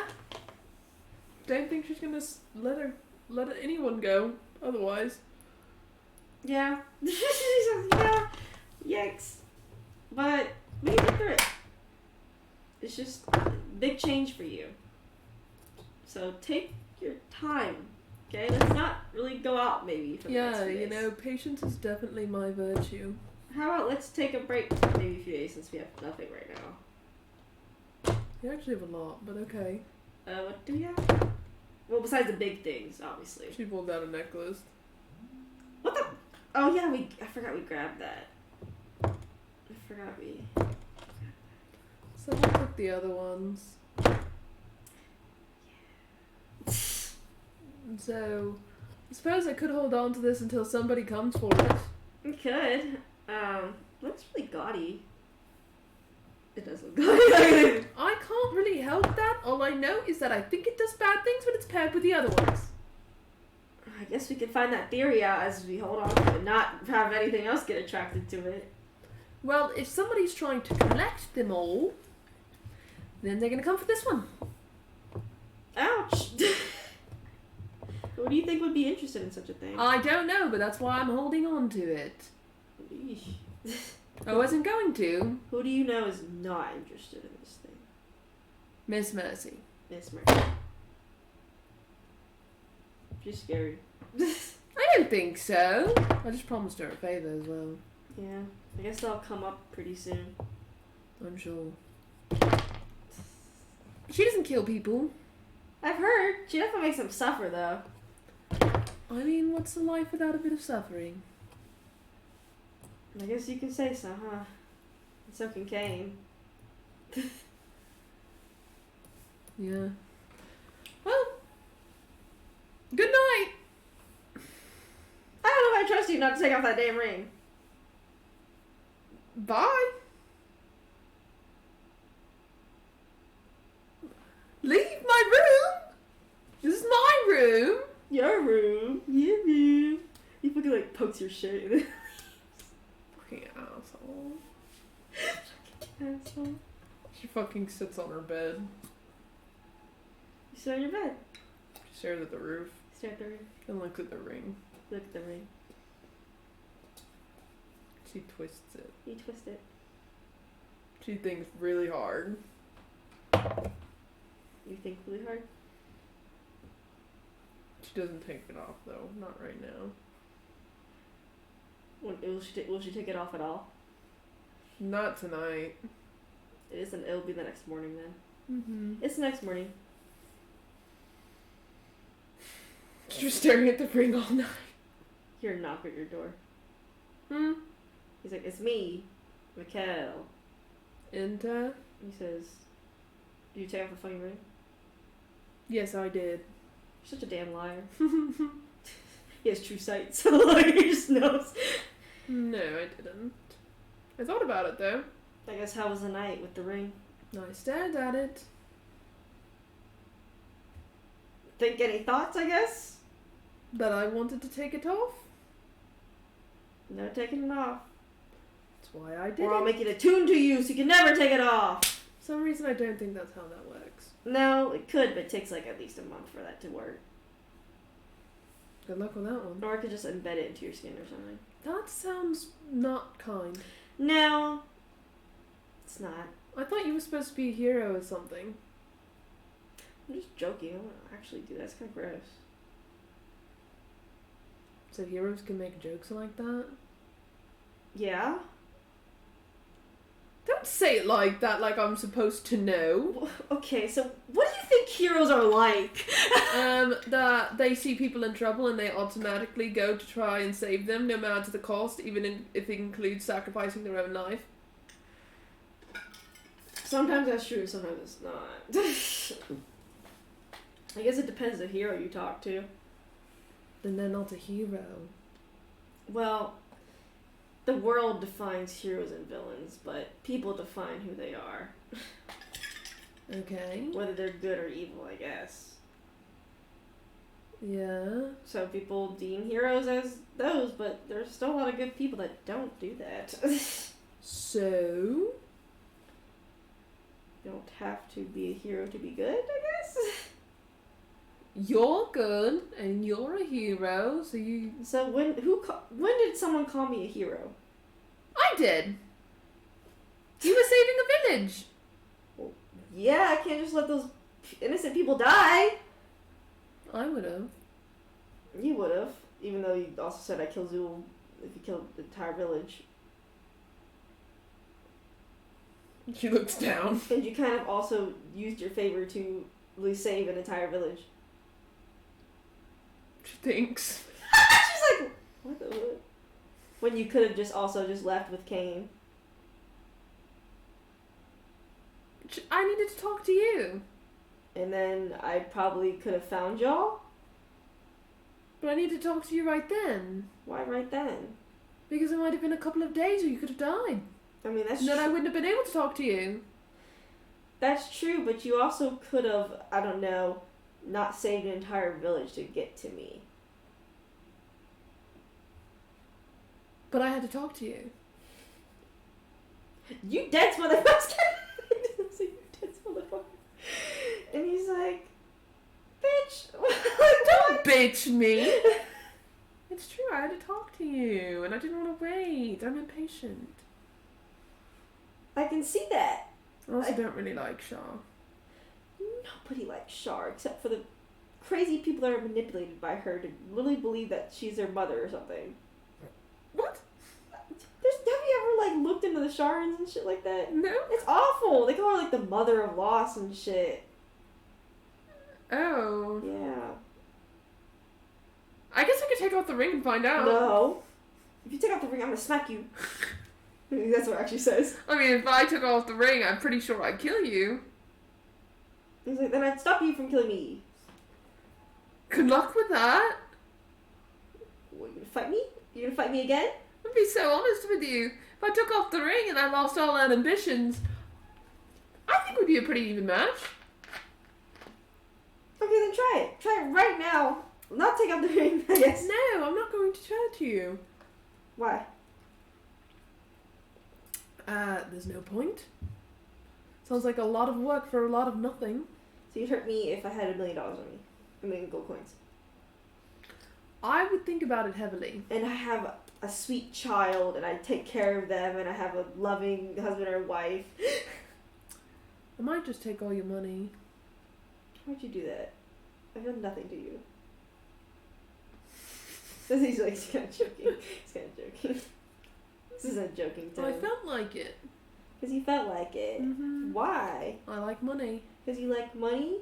Can never have enough money? Mm-hmm. Because when you run out of money is when you perish. I don't think so. You don't think that's I true? have no money. Yeah, you're also Saloon's kid, so you have special circumstances. Well, just because I'm a saloon's kid doesn't mean that I can't get a free in. What? Because I'm saloon's kid doesn't, I don't know, excuse me from the rules of the mortal realm. You don't have to follow the rules. Just go to a saloon city and they'll welcome you with open I arms. don't tell anyone that I'm saloon's child. Why not? Because I can cause trouble.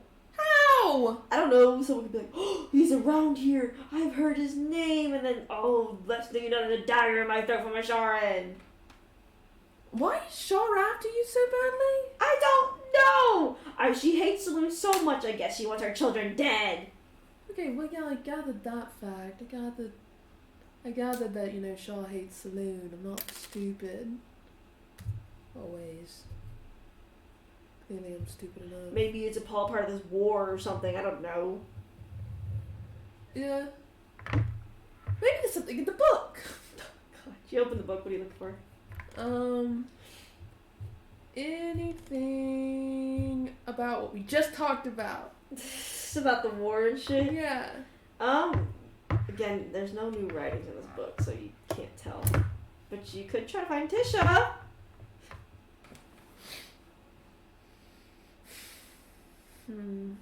What are you thinking now?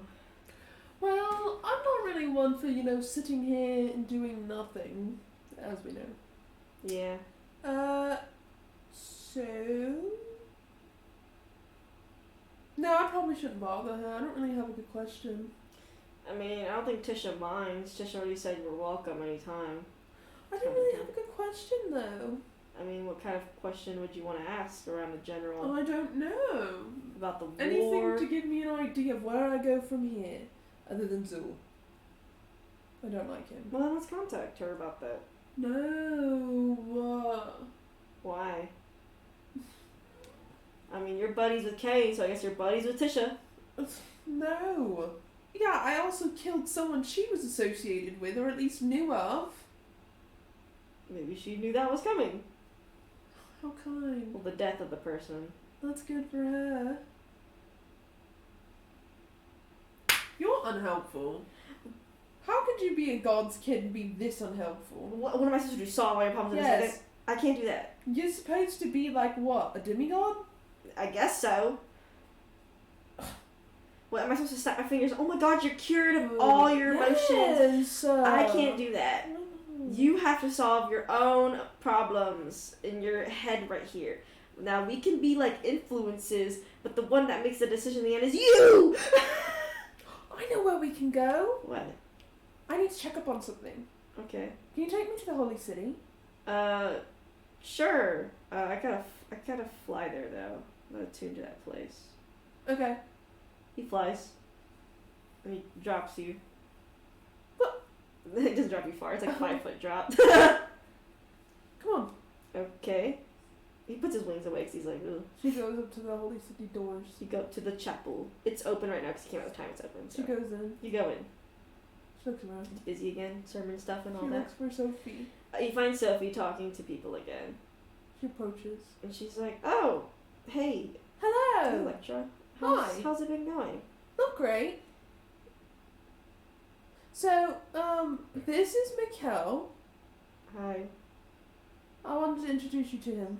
It's nice to meet you, Mikkel. Mikkel's like, it's nice to meet you too. I think you two get along very well. Sophie's like, okay, The other thing is I figured out, what it was that was trying to grab me. Oh. Shah. Sophie's like, what? Mm-hmm. She's like, that's awful, actually. Thank you. Considering that Shar is a manipulator. Yes. My whole life is a lie. And then I bumped into him! Mikkel! Are you not catching any vibes from him? He has a very strong saloon presence about him. Mm-hmm. What are you trying to tell me exactly? This is Saloon's kid. She looks at him, she's like, looks at you, and she looks at him, looks at you, and she's like, that's a lot to take in. Why? I mean, it's good to know that he's Saloon's kids, but why are you telling me this again? Because he also can't contact Saloon. She says that means that if Shar is messing with you, and Shar is very active, considering the Sharn things, that means Shar is causing interference. Mm-hmm. And that's important for you to know. It's hard to fight around against no matter what, though. The only way that you'd be able to fight against such interference is going straight to Shadowfell. Yeah, I've been there. I've been there too. I also don't think it's a good idea that I do go there. Considering if Shar's after you now. Yeah. She's not known to be direct, but she's known to be very indirect. Yeah. The other concept was, perhaps he could try to talk to Saloon here. She's like, we could try. She says, right now they should be fine with me just taking you back there. Because I honestly don't care right now. Oh? She's like, I can get in trouble, but they can't exactly fire me from my position. You can also, yeah. You can also say he's Saloon's kid, but Yeah, so he's a high status. she kind of just leads y'all. You see the paladins like look at Sophie, who does not like give them a glance back, and she just kind of walks forward and leads y'all through the barracks into the grand preaching area. I forgot what it's called. And she's like, so what exactly? And Mikhail's like, so what am I exactly supposed to ask? No, I want you to see if you can reach Saloon. Okay. Here. I'll see if I can. Okay. And he starts to pray, but you notice a very much stronger light presence emanate from him as he tries to talk to Saloon. And you do feel like trickles of Saloon's presence actually coming through. He does seem to be communing. He's a high communion, that's what it was. The high communion. And eventually the presence fades. It was trickles compared to the static that you could barely reach through. Yeah. And he looks around and he's like, You get anything? Yeah, just a little bit though. Just more clear than before though. Well, that's good. It seems like Saloon's getting her powers back, getting a little bit more control. That's good. So it feels like Shar and Saloon are almost at an even match again. Okay. And he's like, if only it was a full moon. Yeah, that's when Saloon's stronger. Just And then when there's no moon, that's when Shar's the strongest. So it also contributed it is almost a full moon, so you could hear trickles. Uh-huh. It was Saloon almost telling me that we got that the Night Walkers a big huge problem. Well, yeah. Not associated with Shar, but just a general Yeah. problem. Well, yeah. He's bringing the Shadowfell, I know that. And she said that there's an opportunity, I guess, to stop that from happening. How? And she said to wait for Cain.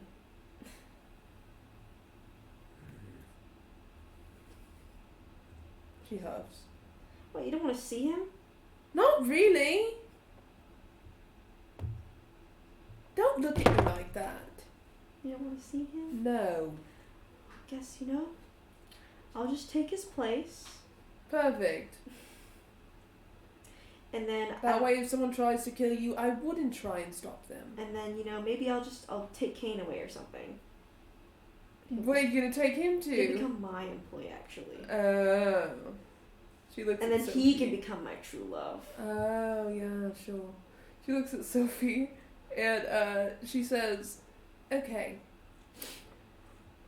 And she looks down where the artifact was of Saloon. Is it still there? It's still there, obviously. She glares at it. And she says, I glare at it, nothing happens. she says, okay. Has anything happened here recently also?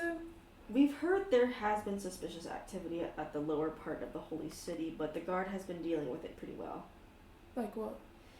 People just acting off. Not like off in a sense that they're not feeling good, but they're just, I don't know. They eat more, they stalk around at night almost, looking into people's houses and such. It's weird, but the guards detain them all.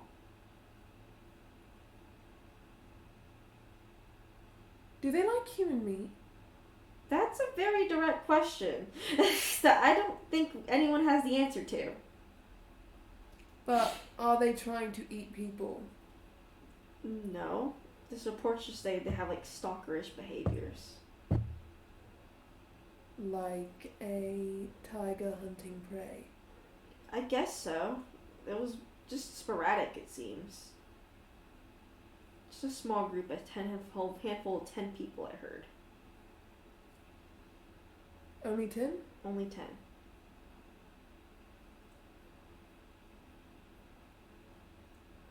Okay. Can you do me a favor? Yeah. Tell everyone that you can that if a cart comes by with sweets, not to eat there. Okay, I think I can do that. I did have a sweet cart come by a while ago. Who ate it, do you know? How many people? I think at least 20, but 10 were affected. Okay. She thinks and she says, discreetly warn. Specifically Selenites of that. Because, I don't know, maybe the other ones might not believe you as much as Selenites would. Yeah. She says, but warn them if a bakery cart comes by and they see a drow, to run. In the kindest way possible. Okay, I'll make sure to let people know that. Where are these people being held, by the way? Just in the general prison, which you'll point out about. Thank you. Let me know if that artifact goes missing. I'll let you know. Thank you. She goes. You go. And she goes to the general prison. Get to the general prison, you see one of the officers sitting at a desk. Hi, can I, by chance, just talk to one of the prisoners? And he says, okay, give me a second, ma'am. I need you to fill out this paperwork at least, so we know that you're in here. You fill it out. And he says, okay, you have at least 1 hour with them. Yeah, I don't think I'll need that much time. Yep. She goes in. You go in.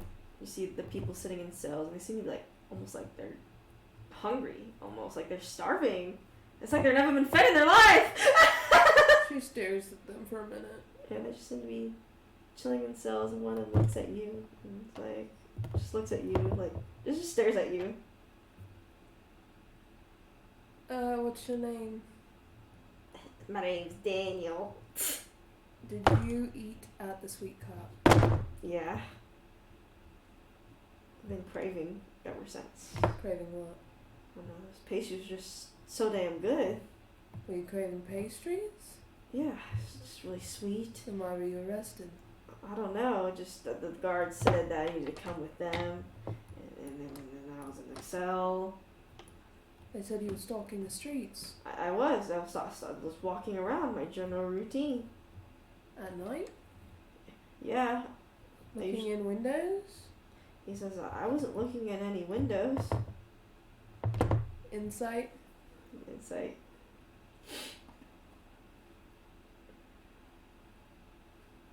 $19? Half truth. What do you order at the cart? I ordered I think 2 things. I ordered a muffin and a loaf of bread. Anything taste like meat? Well, they did sell some, like, meat pies and such, too. I didn't get the meat pies, though. She asks one of the other ones, what did you order? I ordered... This one sounds crazy. Like, I ordered 3 of the meat pies. The meat pies? Yeah, they were really good. She glances at Mikkel. It looks at you like, ee. Yeah, what are you feeling right now? Hungry. For? Really hungry. Like, I don't know, something that's really filling. Like meat? I mean, meat's pretty filling. What else is filling? Like a stew. What else? Bread's pretty filling, too. What else? That's it, man. Those are like the only things I can think that are filling. No humans? I mean, if you think about it, a human could be filling, but like, why would we want to eat a human? Yeah, why would you want to eat a human? It's funny. That's so funny. Okay. Though maybe it might be filling, I don't know. And so you feel like you're unsustained? Oh, absolutely. They're not feeding us enough in this prison, I think. Why were you put in here? I don't know, walking around, doing my daily rounds as a guard, and they said, I needed to go to the prison. I don't know why. They didn't explain any further. She peeks out at the guard and she says, "Why are they in here?" And he says they were stalking out at night, looking into people's windows, and generally just causing a lot of people to be very creeped out. Some people were followed by them, they said. So right now we're trying to figure out why, but they don't seem like they know anything about A cart came by here recently. A cart that sells sweets. Yes, we did see that. Each of these people bought something at that cart. And he says it might be associated to what's happening here. It might be associated with what's happening. It is. It is. Do you know anything about this cart? Yep. Tell me what you know. Okay. The meat pies and the meat things that they sell there, they're made of human meat. He's like, that's kind of crazy. Yes. I'm also thinking that more than that, they inflict something on the person that eats them and makes the people who run the cart, makes them able to control them in a sense. I mean, there is a disease you get for eating human meat in general. You just go crazy if you eat human meat, basically. Perhaps that's what it is? It could be. I mean, that's a more, I guess, logical disease explanation of it, but anything could be possible. Again, with magic and such. Well, thank you for the information. We'll still have to look into this, obviously, but these people will be detained here. Oh, and there's a villain responsible. There's a villain responsible? A villain responsible. Bloody Baroness. And he writes the name down. He's like, we've heard that name before. He's like, well, thank you for the information, ma'am. She nods. And says, we'll have to investigate this matter thoroughly. And, again, help these poor people. She nods and she leaves. And Mikhail's like, he leaves and he's like, why'd you help those people out? I want to fuck over the Bloody Baroness. That is true. The entire Holy City is looking for her because she is the one responsible for this. It'll make my job easier. That is true. Oh, let's get back to the tavern. You get back to the tavern.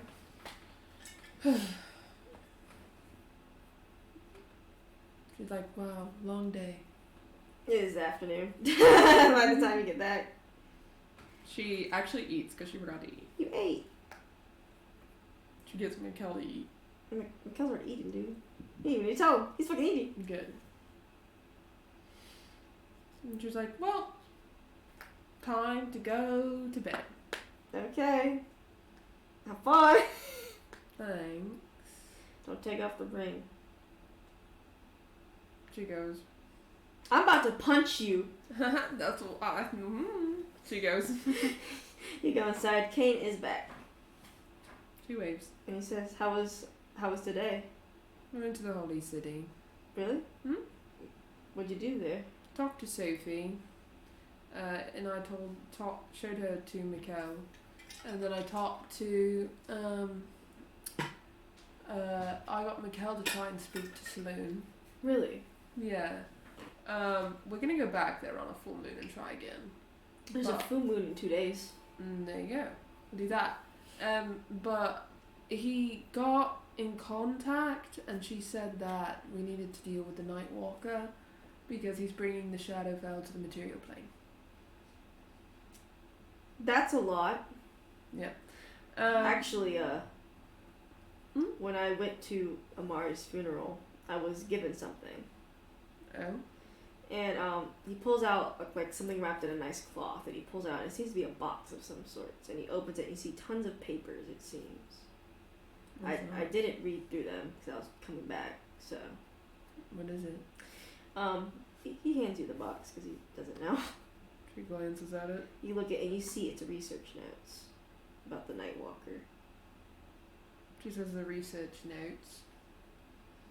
And he's like, and he looks at them too, and you see on the name Amphiris Sanguine.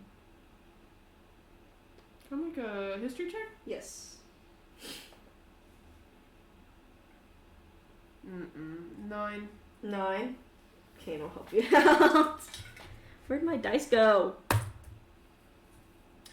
He says, I know this name a little bit, but And I think this would be the person behind the night walker.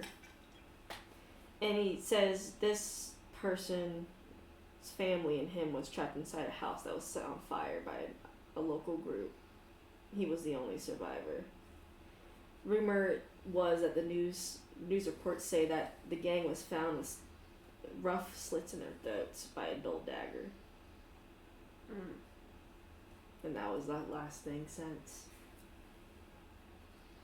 Okay. Fun. Cool.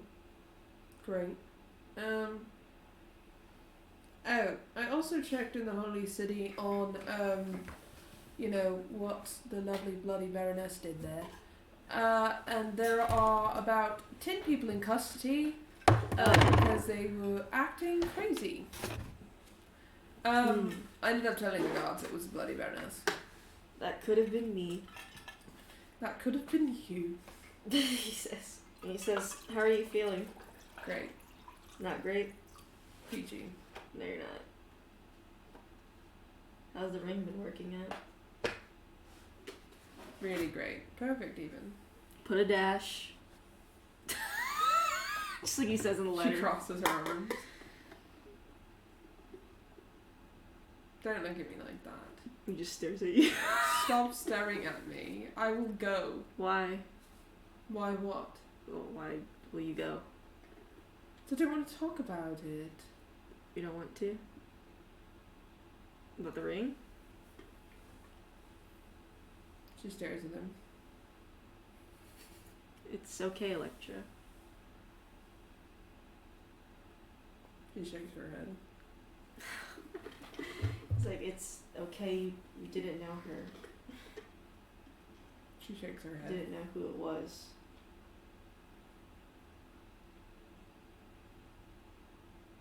She sits down. Wherever she is, in this room that she just walked into, she sits down. He sits down next to her. She holds her head. He just sits next to you. And she starts sobbing. You start to sob, and Kane gives you a side hug, kind of. Gives you a side hug. Why am I crying? What is this? She feels like shit because he mentioned it. Yeah. She was trying really hard to avoid it. Yeah. She can't avoid it, dude. No. He hugs her with one arm. She just sobs. Yeah, he lets her sob it out. And he's like, Electra, it's okay. And she shakes her head. I was debating it. What if Amaris actually left something for Electra because she knew? That would have been so sad. Amari? Yeah, Amari. Because Tisha maybe told her. That'd be crazy. Electra's just fucking sitting there, holding her head. Yeah. She's got, her brain is splitting in half. Yeah. And he just holds her. Because he's letting her cry it out, basically, and try to regain some consciousness. Yeah, that's really hard for her. He just lets her take her time. As she cries. And sobs. Sobs, yes, bro. Sobs. Just starts pouring fucking tears. And just fucking weeping. Not just tears, but you know how when you sob and you make verbal noises? Yeah. They're like, oh yeah. Like that. Yeah. How long will she continue to sob? You can let me know, because he'll probably pick her up. I would say about 5 minutes. 5 minutes? Yeah, he would pick her up and move her to the beds so she can. He still holds on to her. She shoves her fucking head in a pillow. He still holds on to her though. And she's sitting there sobbing, and she's got her hands on the pillow, and her hand touches the ring. And she thinks about it for a minute. Kane just pats her back. And she stops crying. He pats her back. And she lowers the pillow. And she stares at the ring. Kane just watches her. He's like observant right now, Mm. and he just continues rubbing her back. She's taking a few deep breaths and she's just staring at this ring, and she's thinking. What are you thinking, Electra? I'm gonna take it off. Don't take it off. I'm gonna take it off. Why do you want to take it off? I don't like it. Like what? The ring. Why? I don't like it. Because Because I don't like it. Electra. Why do you not like the ring?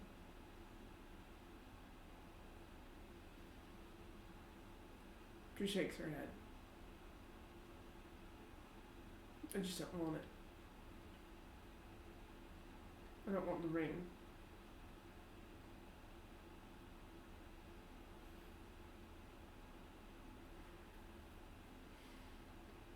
She's like holding on to the ring, like twisting it with like her thumb, and fucking holding her head. And he says that, is this what Shar wants you to do? No, Shaw can't reach me. Does Shar want you to take off the ring? I wouldn't know. Shaw's not here. No, she's not. Because she plays games. Maybe she wants you to take off the ring. Why would she want me to take off the ring? So she can get back to you.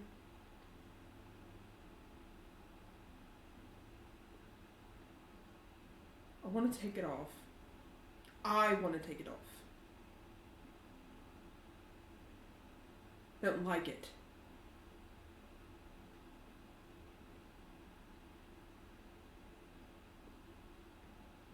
King gives like a little bit of a frown, but he does not say anything.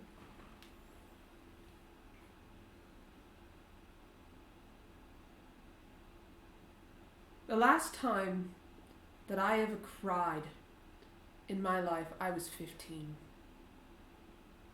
And my parents came back from the war. And I tried to be the perfect daughter. And I tried to do everything to get closer to them, to talk to them, to be near them, because I wanted something, I wanted anything. And they looked me in the eyes and said, "Leave us alone." My parents, after 15 years of not being there, came back and said, "Leave us alone."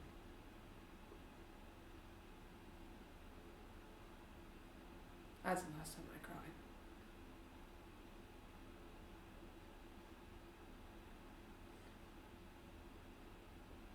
And I don't like feeling like this. I didn't feel like this without this ring on. Never. It was desperation. Always. Everything I did, I had to do. Because I had no choice. Because it was either that or go back to my hell. And die there. Nothing and no one. Without a soul to give a fuck.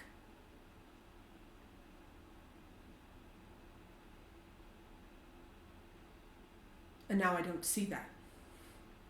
I don't see just the desperation anymore. I have a voice in my head saying that it's more than just desperation. That whether you are desperate or not, your choices, your decisions have consequences. I didn't feel consequences.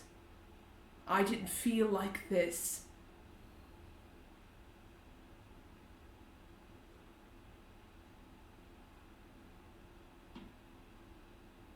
So I don't want this ring on. I don't want to feel like this.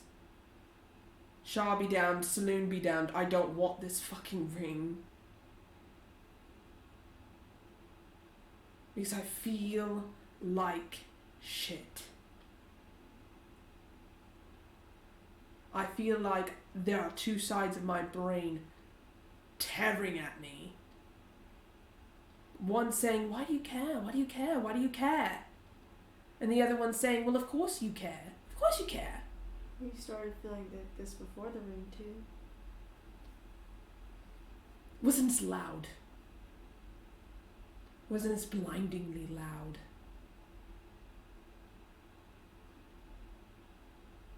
It was there. But it feels like without this ring there was like a blanket covering me from light.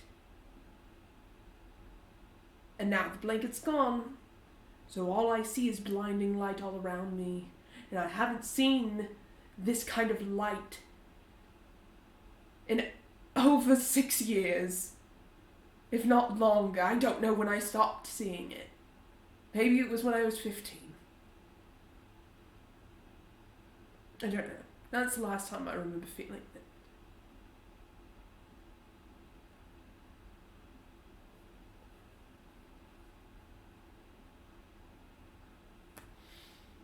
So it feels great. I won't force you to keep the ring on. I know I shouldn't take it off. It's your choice still. Feels like a hell. Everything I've ever done being contextualized feels like hell. Because not everything was desperation. Not everything was because I had no choice, because I had to do it. And so many things happen in your life. And everything is dark around you. It's hard to see how far someone's actions can do something to other people. You are shrouded in darkness, whether that's literally or just mentally, because of everything around you. You cannot blame everything on yourself. You didn't do it because it was ha ha he he. I'm like, so... Yeah, he didn't do it because it was ha ha he he. That's what he literally says. And he says, everyone has moments like this. Whether we choose to acknowledge what our actions do to others is up to the person. Some people will choose to stay oblivious and some people won't. But if you stay oblivious, you won't learn anything. And maybe that sounds okay. Maybe that is okay.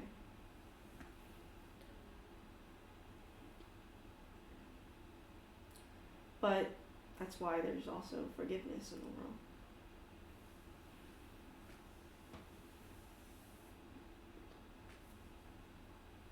She shakes her head. And she says,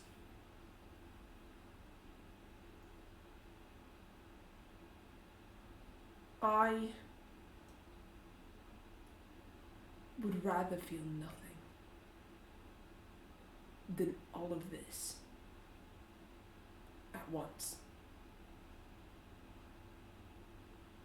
Truly. 25 years worth of thoughts, feelings, and decisions. Every single one in my head at once, screaming. This is what you actually thought. This is what you actually did. These were your decisions that you made 25 years. It's a long time.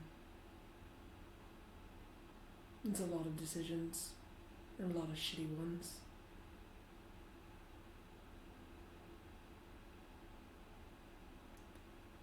And what's better is knowing the reason Isla's Haven was attacked at all was probably because of me. And I don't know why. And I only get it now.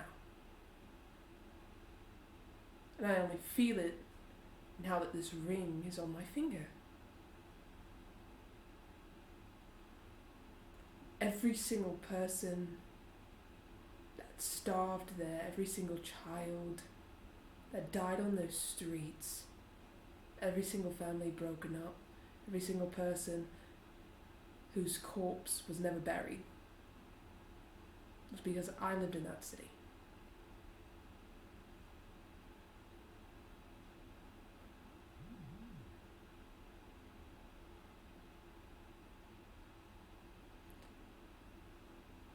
And it seems like everywhere I go there's just disaster.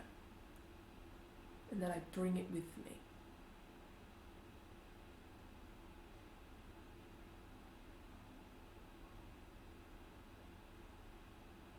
That follows me wherever I go.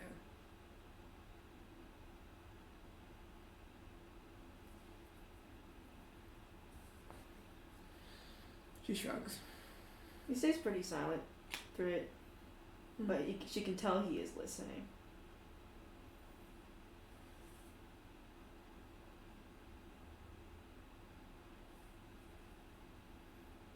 She says,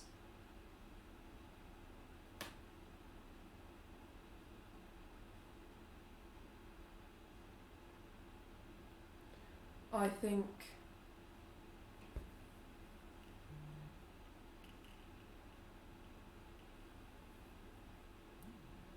that I'm just a token of bad luck. With a target, rather, so far and big on my back that anyone within a 10-foot radius, either I will hurt or someone else will hurt. That's what it feels like.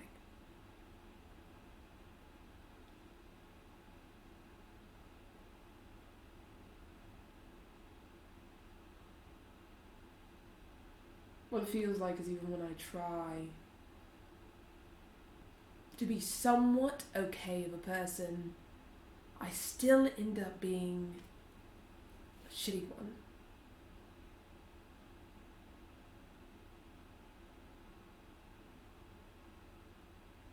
And she stops touching the ring. She holds her head. And she has not looked at him. Yeah, no, he knows.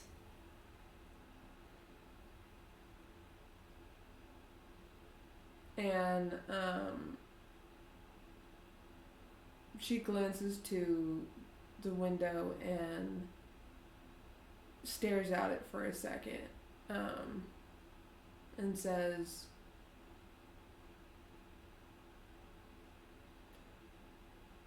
"But I guess that's my life. That's the one I get to live."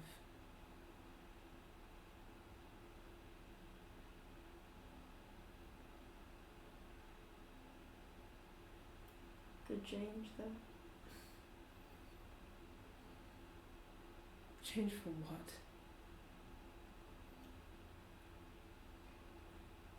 For the better or for the worse? For the better. It's starting to feel like the latter.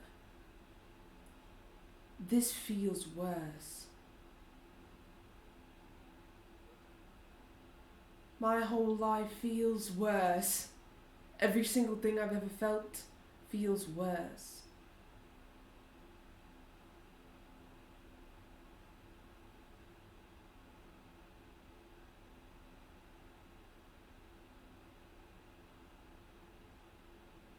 She thinks for a minute and she takes a breath and she looks at him. Yeah, he looks at her. He's been looking at her the entire time.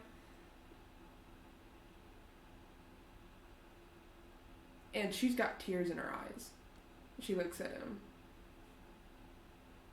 And she feels like beyond garbage. She feels her heart breaking. Yeah. Oh. He says, he's like... She shakes her head. She says, "I'm sorry." He nods his head and he's like, "I know you are." She just starts sobbing. And he's like, "It's okay, Electra. It really is." She puts her head on his shoulder. Oh, he hugs her. He's like, He's like, you're going through a lot right now. And your life has always been crazy, and this is even crazier for you. I really don't blame yourself with what's happened completely on your shoulders. Because if you feel bad now, then there could be a time where things start to do get better, but sometimes it does get worse. But you're not always alone. You say you're a bad luck magnet, but you're also a good luck magnet, I guess. You found the cow. Then you both slap hands with each other. She is crying, but she's listening. And I guess you found me somewhere. 3 years. And she's hugging him back. Yeah, he's hugging her. She's holding him very tightly. Oh, she's such a baby.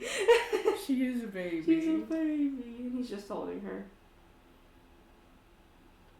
And she's just mumbling almost to herself. She's like, I don't like it. He's like, these emotions have been hidden from you for so many years. You're not going to like it. She's shaking her head. Like shaking. Yeah. And he's like, let's take some time. It will be alright.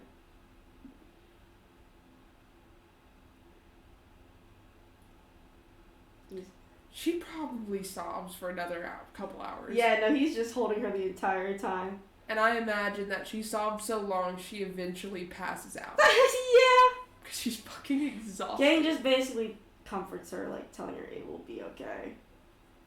Like it is okay. As best as he can. It was Ashley. Aww. That's so cute. Sorry, that was a little really side note. No, that's there, alright.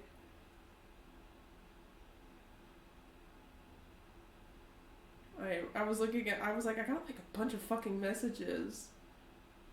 That was sweet. Kane's like, Kane just don't want to say, like, sacrifice had to be made. Bitch, fucking, you're always gonna hurt somebody no matter what. You ain't gonna do that shit. But he's like, it's going to be okay. Because I was like, I feel like in a way he kind of understood because he had to make decisions that did hurt people he cared about too. Oh yeah, dude. But he's not gonna say that to her because that's not gonna help her. But he's like, you can get through it. It'll be okay. Like you are, like it will be all right. Sort of. Fucking, I imagine her face is so swollen. Oh, for sure. Fucking so swollen. Kane tried his best to like there, wipe a fucking wet paper towel on her face to clean it up. She's just fucking sobbed, and then just fucking. Kane has the wettest ass shirt. Yeah, bro. He has to change his shirt. Poor girl. Yeah, he stays up again. He's just chilling. She's gone for the night. Oh yeah, that's what he's up Clock just in the case fuck she out. wakes up ever. Like, In case she wakes up ever. But the next morning, I'll say it's like probably at 12 noon that she'll wake up. So she slowly wakes up. You know how your eyes feel swollen and shit and your head hurts? Bro, I woke up this morning, swollen eye right here, and it still hurts, and I don't know why. So I felt it. Must have been like a strain or I guess it might be. It could be a blood vessel too, like stupid shit like that. But yeah, she wakes up like. And then she hears Kane walk over. Well, their beds are still pushed together. Mm-hmm. So she feels the bed shift, and he's like, and he places. You hear like a plate being placed down, actually on top of you. She looks. It's food. It's food. She sits up. You sit up. What's she eat? There's also a large iced water next to you. No. She said thank you. And he's like, of course. He didn't say you're welcome, but he said of course this time. And he sits next to you. And she eats. Mm-hmm. And she grabs the water and then glances at the ring and then looks away from the ring and drinks. He's like, you know, I'm not going to force you to leave that ring on. I'm not going to take it off. Not going to take it off? You just want to sleep in for a few days? No, I really don't actually. Really don't want to think about it. And if I'm here, I'm going to think about it. Maybe stay at a different tavern? Go back on the road? Even if I'm at another tavern, I'm going to think about it. I really don't want to be at the tavern either. This one's modest enough. Not a lot of people. Sorry, laughing. And he said, I guess while you were sleeping, I got your loot cleaned up and tuned. You did? Yes, you haven't played it in a while, so. No, I haven't. And you do notice that, yeah, it looks polished and cleaned She up. stares at it for a second. She says, I haven't really wanted to. You played nice things. Sometimes. That camp. Oh? Yeah. She shrugs. She says, yeah, I suppose. Just playing around on the loop. You're a good songwriter. Well, I hear that all the time. Yeah, but I like the music you play at camp. Why? It's pretty. She kind of chuckles. And she grabs the loot. You got the loot. And she's kind of doing that thing. I do it sometimes where I'm doing something and then eating at the same time. Yeah. She does that. Yeah. She plays it, but then it's also got like a piece of bacon in her mouth. It's funny because, oh my god, this food doesn't taste like tavern food. Did you make this? Yeah. Where? Outside. In the street? No. I went outside of the city. Well, that was sweet. Yeah. I appreciate it. You're welcome. Typical, like, you're welcome stuff. And she started playing her tunes on her lute. Like the one she would play at camp. Yep. She just didn't know that he was listening when she would. That's hilarious. He's like awake like 20%, well, 90% of his life. 90% of his life. I didn't know. She does what she says, or she's like, I didn't know. She just didn't know. Yeah, no, she would have known. Never say anything. And she's like, I didn't know you were listening. Well, I was listening, yeah. I mean, would be awake and you'd start playing. Hmm. You play around your loop. It's nice. It's nice. It's a nice thing. Glad. And you hear knock at the door. She stops playing her lute. It goes like, "Grr," like you know, like when Yeah, when you mess up. She's like, what? It's me. Of course it is. I'm coming in. Of course you are. He opens the door. He's like, so notice Kay was back. Are we doing anything? Or Well, we have to wait till full moon. oh, 2 days for full moon. Yeah. Kane's like, I don't know what to do before then. I do. You do? Yeah, we need to go to your hometown. Oh, all the you go?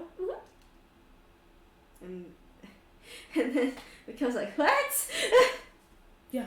How do we get there fast enough? He can fly. I don't know if I can carry it. He looks at Kane. Like 2 trips. That would take forever. Okay, then we'll use a teleportation room. Okay, where are you teleporting to? You go? Yeah. Okay, you know you're probably teleport at Dark Shrine, right?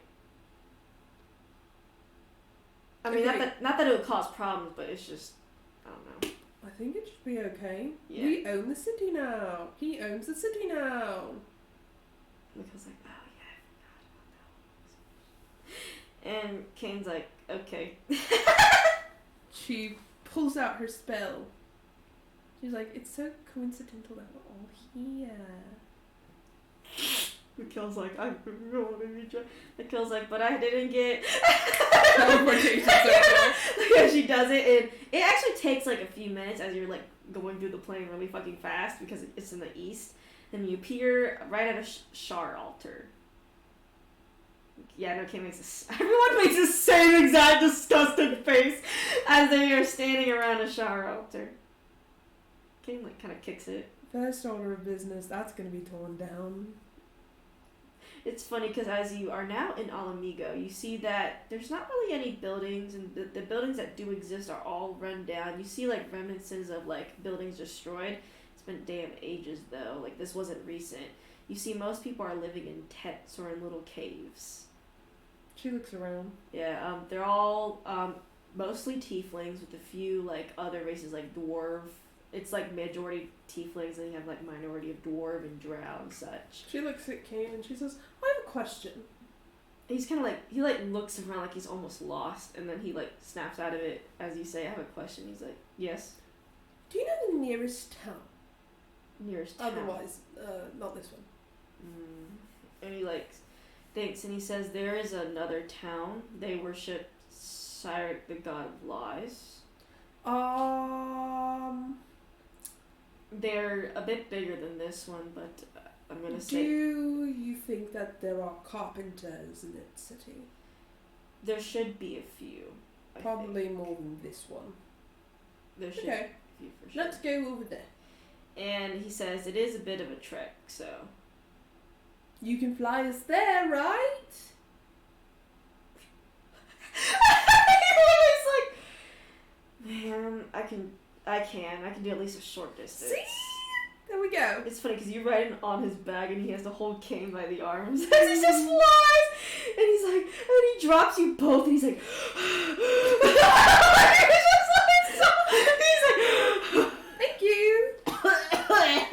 He's like coughing because one, it is really hot and dry here, so it's like he's like. She walks in the city and she tries to find a carpenter. You walk in and it's pretty like dusty, sand-wise here. And you see people with, like, robes, like, not robes, but, like, they're holding, like, stuff to prevent the sand from hitting them, walking everywhere. And eventually you come across a really worn sign that has a hammer on it. She walks in. You walk it, and, wow, it's also sanding here, too. Oh, my God, it flies into your face. You look around and you see a small halfling just, seeming, like, bored at the counter. And they're, like, just, they didn't notice you coming because there's no bell. Hello. And he's like adjusts his desk and he's like, hi, the services of, belittle, belate at your service. Question. How many carpenters do you have by chance? Well, this is the only carpenter shop and we only have 3 employees, like, excluding myself. So 4. Could you get more? And, you hear someone in the back say, the other dude died in the accident. 3 employees, including myself. Could you get more? And he kind of like looks at the ledger, a really old ledger, and he blows the sand off of it. And he says, I mean, right now... Like 20? Well, that's a lot, madam. I can't give you 20. I can give you us 3, but you're going to have to go to nearby... and he shows you a ledger that's pretty worn. And he says, other carpenters from nearby. Sorry, like, though are they in this city? In this city? Yeah. I mean, if you go to... You're a carpenter though, right? I am. If you had manual laborers, would you be able to instruct them? Oh, yeah, I've instructed teams of people before. Perfect! Okay, if I give you a certain amount of gold pieces... let's say money isn't an issue. Could you rebuild a town? Depends. With a team. Depends on the acres that we're talking about. Alamigo. Alamigo? That place still exists. Mm-hmm. He's like, damn, they're pretty strong for surviving the brunt of the war there. Give them props to that. Not that we also took a big brunt either. I guess... depending on also the labor that's offered. Yeah, I think it'd be possible. I mean, I don't have a job here. If I gave you the gold pieces to get the laborers, could you do it? Yeah, I can do it. I could do it. He starts writing on a ledger. He's like, I guess I'll only need 100 gold pieces. She gives him 1,000. And he's like, that's a lot. Yeah. This is a lot, ma'am. Yeah. And he's like starting to cry. She says, okay. I'm sorry, it's just...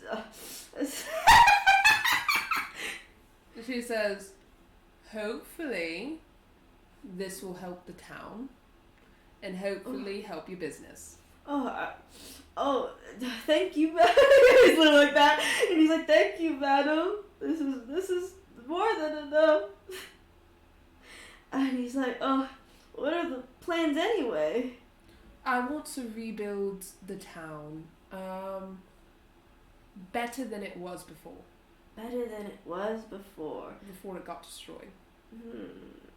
The town, the houses that are there, I want you to fix them up a little bit, but don't change them. The ones that have gotten completely destroyed, I want you to have them look nice. Yeah. Almost as if they were not from here. Not from here. Well, no, I know what you mean. Yeah. Like a war-torn town. Like it's an actual house. Okay, yeah, no, we can do that. And he actually pulls out like books and like he starts looking through them. They're really big. They're actually like scrolls, and he's like, It's like, sorry, we have to do pre-research because every city here compared to the West, is very different culture-wise. So we have to be very inclusive and very particular. Anyone who owns houses there, ask them what they would like done or changed to their property. Okay, yeah. Don't try and rework it if they wish it not to. Oh, no. That's actually a huge crime in the East. Yeah, I would believe that. And he's like, usually cities are their own cultures, around here. So kind of ask them how they want it done. And I guess go off their culture. Okay, are there any other plans that need to be done? Destroy the Sharon Shrine. He's like, who? Destroy the Sharon Shrine? Mm-hmm. You can tell he's not, like, mad about it. He's just surprised. Because he's like, that's a big task. Well, in terms of angering the gods. I'll do it. You'll do it? Mm-hmm. I mean, no, there's no need, madam. I mean, we can safely. Can do it. It's okay, ma'am. It's like, he said, do you know how to destroy the altars around here? No, but if you tell me how, I'll do it. And, King, he's like, it's funny. He's like, even like, Michael is like, Mikhail's like, and he's like, okay, so our shrines are pretty simple compared to churches where you can burn down a whole church, but all you need to do is basically destroy this obsidian on a shrine, which is the only, the altar part of it. Mm-hmm. Other than that... How do you destroy obsidian?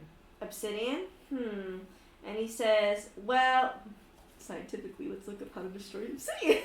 Because I actually have no clue. What if it can't be destroyed? Yeah, let me look up obsidian. How to destroy... I'm just curious. Obsidian. I'd get the diamond pickaxe. In Minecraft. I just saw. Can anything break obsidian? Obsidian's a hard... No, stop! I want real IRL, not Minecraft. So I know obsidian is a rough, actually... I believe it can only be melted. So I know obsidian can be chipped, because that's how they make... You can to break it, you want to wear it down first. Rock tumbling hobby. So I know people made spearheads by chipping off obsidian and then chipping stuff off of that piece. A lot of force, it seems. So basically enough force will shatter it. Yeah. That's perfect. I'm sorry, it's the fact I look up how to break obsidian. I see in Minecraft, the only way to break obsidian and get it is a diamond pickaxe. Someone said, drill it and blast it. It's not really safe, but it is fun. Obsidian is crazy sharp, dude. That shit's dangerous. Have you seen that dude that makes like spearheads and shit? Oh yeah, dude. And like he makes that. It's so cool. It is kind of cool, like chips it and shit. And I was like, oh, how do you do that so precisely? Like that's crazy. But anyway, he basically says with enough force on obsidian, it will shatter. Basically, Perfect. just watch out for flying sharp pieces. Mm-hmm. Yeah, and he says usually that destroying the altars around here anger the gods, because Lord, let me tell you, someone destroyed Talona's shrine, the goddess of disease. That town was gone in a day. Though sometimes gods will not care depending on where the shrine is. Well, to be fair, Shah's already after me, so I don't think it's going to change much.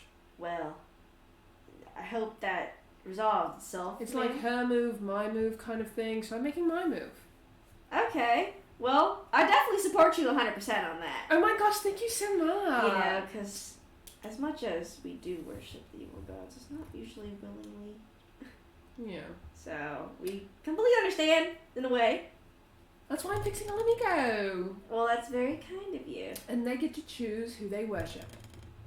That would be perfect. A city of free worship. We are allowed to worship whatever we want, but because of the stupid king, that didn't go that well. The king? Oh, are you not from here? No. And yeah, King knows that she's not from here. Like, you're not from here. Mikhail's also like, huh? And he's like, oh, I think he can fill you in on the history. Basically, as she points to Kane. She looks at him. Kane's like, yeah, we can talk on the way over to Alamigo. Okay. It's pretty a simple history. She glances at Kane and actually glances back at the guy and says, so if I destroyed the shrine, do you think that Shah would destroy the city? Usually, depending on how important the shrine is now. Usually, like, the reason that Talona destroyed that entire, her city was because that was her major shrine. And it was mostly an act of tyranny going on. So I guess it's a situation, and also how big the shrine is. Remember the shrine there wasn't that big at Alamigo? Mm-hmm. She's like, perfect. Yeah, okay. He said other than that, most gods tend not to mess with the cities. Well, we'll be at Alamigo for the next couple of hours or so if you need us. Okay, well, I'll gather up my carts and head over there. Nods.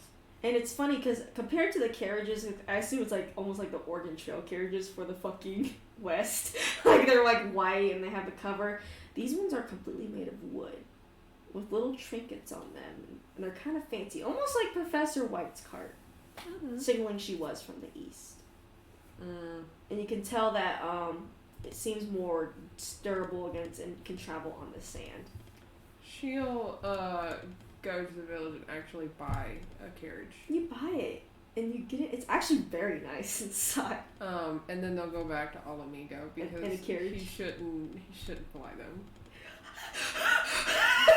So y'all are sitting. It's actually nice because the sand doesn't get in the carriage at all. And just hear like the little. It's like almost like a click clop. I'd say it's like almost like an Asian themed cart because I like Asian themed stuff. It just looks. You are half Asian. And also it looks so cool. Why does the West gotta be a little boring? Like, why do we gotta be boring? Why can't we have like curved roofs and shit? I know, dude. Also, did you know that the reason that there's curved roofs in some parts, like basically some parts of Asia believe that curved roofs, because when spirits fall from the sky, they just go floating back up in the air. That's why they have. That's so cool. That's why some Asian places have curved roofs, like that go like this. Yeah. It's because they believe that if a spirit wanted to fall into your home from the sky, the roof would just shoot them back up. That's why they look like that. I need to curve my roof. Somebody said their Asian Eastern mom said Westerners must hate people because their roofs are pointed towards their neighbors' houses. So it goes straight into the yard.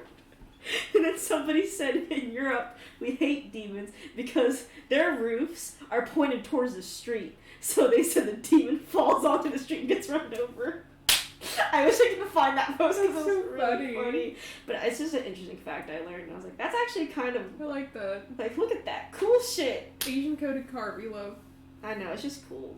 But the sand, it's like really nice and quiet. You just hear like the little jingle jangles of stuff. And the horses don't pull this carriage, but I'm just going to say some kind of beast, and I don't know what. Because I don't do my D&D research. So, as you're sitting there, Kane's like, I guess I gotta tell you a little bit about the history, because he said... She's like, Mm-hmm. and Mikhail's also like, and they're both like, they both have the same expression, like, oh my god, tell us. And he says, well, you know the Western history, how the Western history was mostly split up into like different noble houses, so that's how y'all were controlled. Kane said we were ruled by a single entity, the king, and his royal stuff. Because the East is smaller than the West, so it's kind of easier. Yeah. And he said, there was a queen before him that outlawed the worship of the evil gods because they only brought misfortune upon the lands. And she was very strict about it. Those found worshipping an evil god were immediately sentenced to death, and altars were destroyed. Oh. However, there's a rumor, because the queen did die, though prematurely, because it was not her time to die. She was a high elf. She had at least 200 years of life left. But then she was found dead in her bed. Jeez. Then that's when the king took over. Because they don't follow by bloodline. They follow by popular vote. Oh. But the issue is, people believe the vote was rigged. Because every time when people would mention, did you vote for the king? They would say, we did not vote for that king. Then, a few days later, the outlaw of evil god worship was lifted. And then altars started sprouting out everywhere. Is the king still alive? And he says, no one really knows, as the palace that he is in is covered in sand and abandoned. We believe he might be dead, because no one has given orders to this land in years, and now it's just war, and war has torn up everything. Yeah. Because people want power. Sounds like it. A lot of people fled to the west, but not everyone could make it. She nods. Did they arrive? Yeah, you've slowly arrived to Alamigo, as Kane explains the history of the land. Mm-hmm. It seems pretty old history. He said it's actually 1,000 years. It's been 1,000 years since they ever got a ruler. Wow. So basically he says every city's independent. It's a long time. Yeah, every city is independent of their own. As it seems to be easier that way. Yeah, seems like it. She entered the city. He entered Alamigo, where people again are just doing their daily things. How many people are there? You think there's at least 2,000 people living here about. So pretty decent, but you see that a lot of them live in tents together and stuff. Or in the same houses. Okay. Kind of almost like the Druid Grove, except it's like constantly like that. She, thinks for a minute. So, after, stealing a bunch of fucking money, like last episode, how much money would you say she had? Okay, I'm gonna tell you, with those damn deeds, and also like just overall, I would say honestly, she's almost at like the equivalent of like 2 million gold right now. Which is like, is crazy, because I was like, you got big. Right now, cash on hand, like cash coin on hand, you probably have like 500,000 on you. On person. But like, if you sell all your deeds besides the Alamigo deed, you'll get fucking millions. Jesus. Okay. She's gonna go around the city, and she wants to kind of get a general insight for if these are Shar followers, number one, and for if they are good or evil generally. Yeah, roll a general insight to see the majority. Basically, what you're gonna see is the majority. 16? You can see it's more of like a neutral tone here. Not evil or not good, just more like neutral because they're just surviving. You see a lot of people helping out each other, generally, so you could get like, I'd say like a little good vibe. Like people are just trying to survive kind of vibe. Like people are trying to help each other to survive. But you do notice there are a few Shar worshippers, but the majority do not seem to care. Just seem to be living. There are very few Shar worshippers, you think. She actually approaches one of the Shar worshippers. Yep, they seem to be a smith as he's hammering away at metal. I have a general question for you. Yes, ma'am. Do you worship Shah? Vaguely. Oh, he says reluctantly. Oh? He's like, you make one prayer to damn Shar and she got you on a damn chokehold for the damn rest of your life. So you would not be opposed if I destroyed the shrine? If anything, it'd be more room for something else.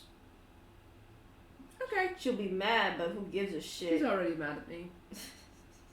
He laughs. I wish that was a joke. Okay, thank you. She's going to actually, she's gonna ask Mikkel, can you do me a favor? Yeah. In each of these tins that you see, can you put down 1,000 gold pieces I have on me? At each tent? Sure. It's like kind of heavy. And he's like, okay, I'm gonna start doing it. Go for it. By the way, as you're walking around, you see kids start to approach you. They're like, wow, look at your hair. Wow, look at your skin. You're really shiny. Thank you. Do you want to play a game with us? What kind of game? And they have like a little like almost like I don't know if you know this, but there's like a circular like wood thing and they hit it with a stick so it keeps rolling. Have you seen that? No. It's like a medieval game. So what it is it's a very like it's like you take a really thin piece of wood and you make it into a wheel almost, and it's really thin, and whenever you hit it, it bounces and it keeps moving. Okay. So they're like, you just have to keep it up, like keep it moving, and we keep hitting it around. Okay. I'm gonna be bad at this, but I'll try. He's like, yay! They're like, all the kids are like, just coercing you because you look crazy compared to anyone else here. I imagine she sticks out like a sore thumb. Oh yeah, she's she not sticks out. trying to hide it. Oh yeah, no, they're like, oh my god, but no one seems to compare to like the other. No one seems to like. Some people like glance, but it's more like they're like, huh. It's more interested, like what? But you can tell no one's really giving you like glares. It's just kind of like, who's this? Who's this? But they see you with Kane, so they're also like, none of your business. Not our problem. And you're playing with fucking I don't know, real game with the kids. Roll a dexterity check against children. They have no additions to their childs. 10. You do pretty well. You're over here like you're beating these kids at the game. They're like, oh my god, she's good. She's like, you're really good. I try sometimes. Kane's laughing on the sideline. She's really confused, but she's trying her best. He's like, how's your hair so white? I was born like this. You were born like that? Yeah. Why is your skin? Some girls like, why is your skin glittery? I was born like this? You were born. What are you? I'm a half elf. A half elf? Pretty sure. Your ears aren't pointy though. Well, not all half elves' ears have to be pointy. I mean, like, I'm like 25% half elf, so I'm kind of more like human. Wow. They're like children. It's just like, are you staying here? Are you moving? Not staying here, more like just visiting and helping your parents out. Really? Mm-hmm. And he's like, who's that? They point towards Kane. The owner of Olamingo. The owner? Mm-hmm. He owns the city. The deed, at least. We don't really have any owners of the city. Well, he owns the land, at least. Land? I never heard that. Other kids, you guys they obviously know jack shit. She says, well, let's say that he used to live here a long time ago. He did? Mm-hmm. Maybe our parents know him. They might. Wow. Sadly, our parents are working, so we all just hang out together until they come back home. Oh, where are they? Oh, well, they do lots of jobs to get money. So, like, you know, they do some stone work, they do sand scourging, and they sometimes do other things like cooking, or sometimes they help out the town. Well, we don't really get money though. We just kind of trade, I guess. Though people always, we try to get money. It's easier to trade with money. That's what parents say. Do you want money? They don't. They're like sitting here like, I just want. There's something that I saw someone come by with one time. It was it was a little horse that had wheels on it, and it was wooden, and they came from the west, and they showed us it, but they didn't have any to give us. That's all you want? Yeah. You don't want anything else? No. Okay. I'll keep that in mind. Yay. Maybe next time I come visit, I can bring you. It's some. funny because all you hear is they want simple toys. That's all they seem to want. Or and some people say, I wish my mom and dad would get a new blanket. She nods. She actually starts asking the kids what they want. Really? Like every kid there. Mm-hmm. She's like, my mom and dad, they have a blanket, but it's tearing apart, and they don't know what they can do to get a new one because having a quilt master is so expensive because our last quilt master died out in the desert. So we've been having a hard time. So they want to sell the good pot for a blanket, but we cook a lot of stuff in that pot. She nods. She keeps going to all the kids. They seem to just ask for very simple things. She keeps note of all of the things they ask for. You keep note of everything. She says, well, I have to go right now, but I'll see you all in a little while. Okay. Maybe our parents will be home by then. Maybe. She walks to the Sharon Shrine. Kane follows. You see the Sharon Shrine in all its glory, which again is not very, very glorious, so you can tell as the halfling was right, this is not a major shrine. And you see the obsidian, instead of like a bird bath, it's like an actual small altar. It's obsidian. What will you do? I would say Shatter will fucking destroy that thing in 2 seconds, dude! Yeah, she's gonna back up. Came back up too. And she is gonna cast Shatter on it. Cast Shatter. And that thing you just see a million obsidian shards fly everywhere as there's no trace of the altar anywhere. And she picks up one of the pieces. You pick up one of the pieces. It really is just obsidian, dude. Does it have any, like, arcana or anything to it? It does have slight arcana. Like, is it starting to dissipate? yes. Okay. She holds it until it dissipates. You're making sure, and it's like almost like it's like holding on, and then like not to you, but it's like holding on to fading away, and then it finally fades away. She throws it on the ground. Throw it on the ground. You just hear the clink of obsidian hammering around. She kind of smiles to herself. It's like kind of cathartic. She fucking chuckles. And she says, okay, while he's passing out the gold, we're going to run back You to all the... sharp there. What the fuck is she doing? We're going to run to the west really quick. That's what she says to Kane. Mm-hmm. He's like, okay. It'll be a few seconds. Sounds good to me. And she does the teleportation. Where would you like to teleport to? Um, Or would you like me to choose? just a city. Doesn't matter where. You teleport to a Lunite City because that's like the only temples around that you're kind of familiar with. So yeah, she goes. She tries to find a general goods store. you found a general goods store. She buys all of the things that the kids wanted. Damn, that's all. Imagine Kane's like carrying most of it, and she's like carrying half of it. She's like, "Can I have a wagon for it all?"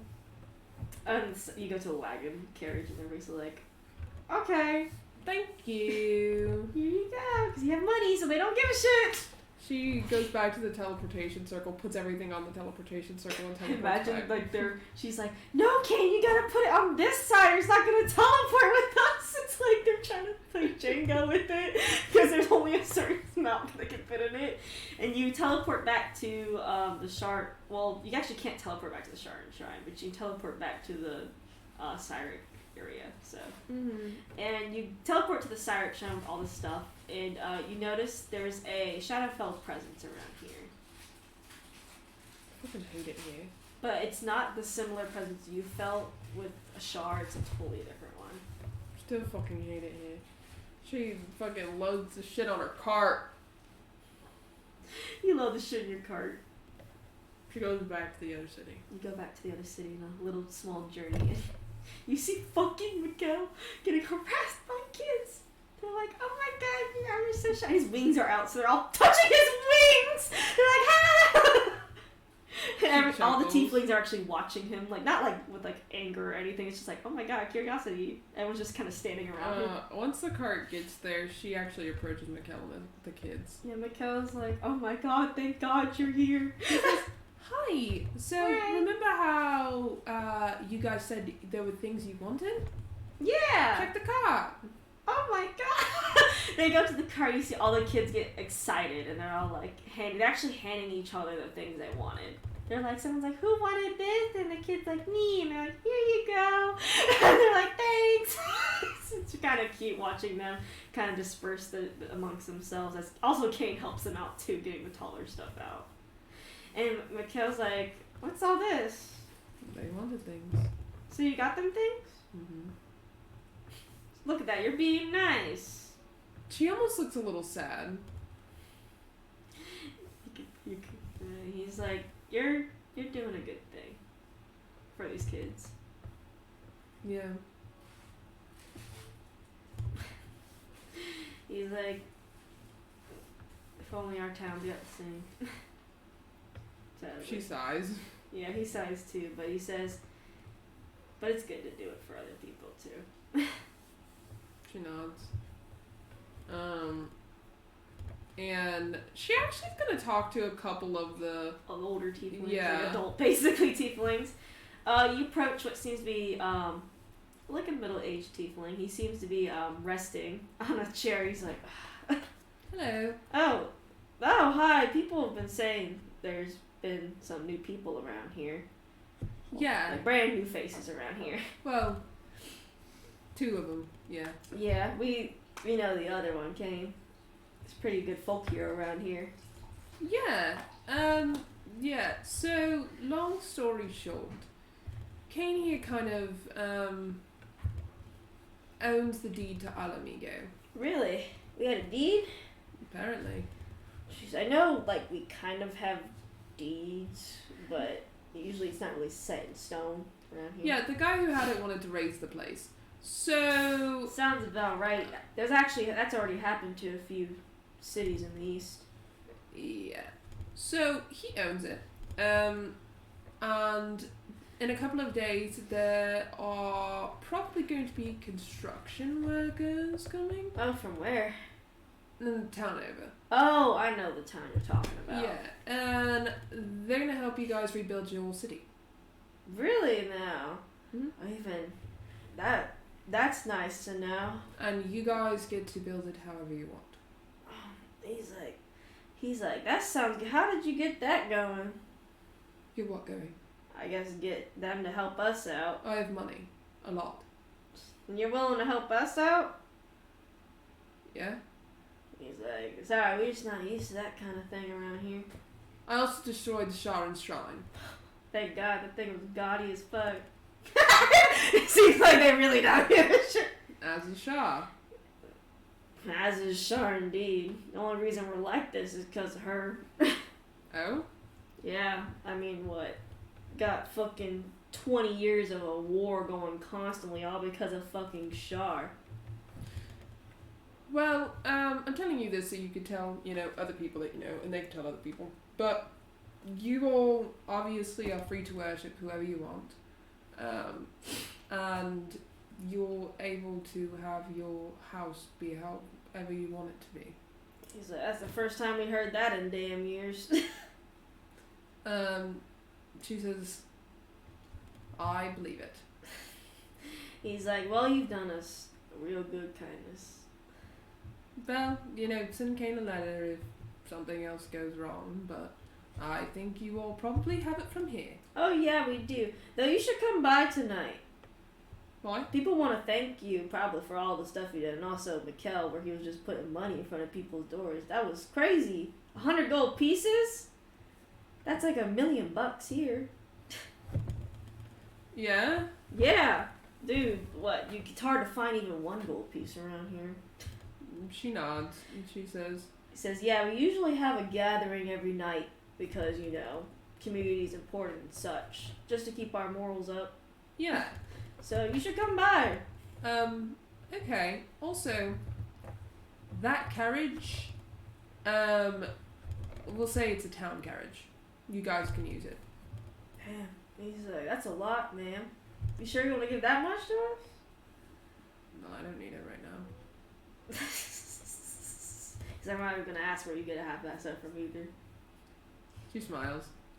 He's like, well, I thank you, man. If you ever need anything from us Alamegans, then feel free. We'll help you in however you need. She nods and says, I would focus on trying to live. Actually live. Not Well, just survive. Yeah, but, you know, we do things for each other. That's how we are. So, don't be afraid to reach out. She'll kind of hang out around the city until night. You do. There's a lot going on. You learn a lot of things about the East, like a lot of things. And you learn about a lot of the neighboring towns and how different they are. And eventually you do see the halfling come by. And you see actually some of the tieflings down there, they're like, hey! Be little, be late. And they're seem to be talking, and Kane's just chilling around the fire as fucking kids harass him like, oh my god, you're the folk hero. I feel like Electra's sitting there just looking. Yeah. Just kind of watching. Yeah, Mikkel's also sitting there. He's like, what you thinking about?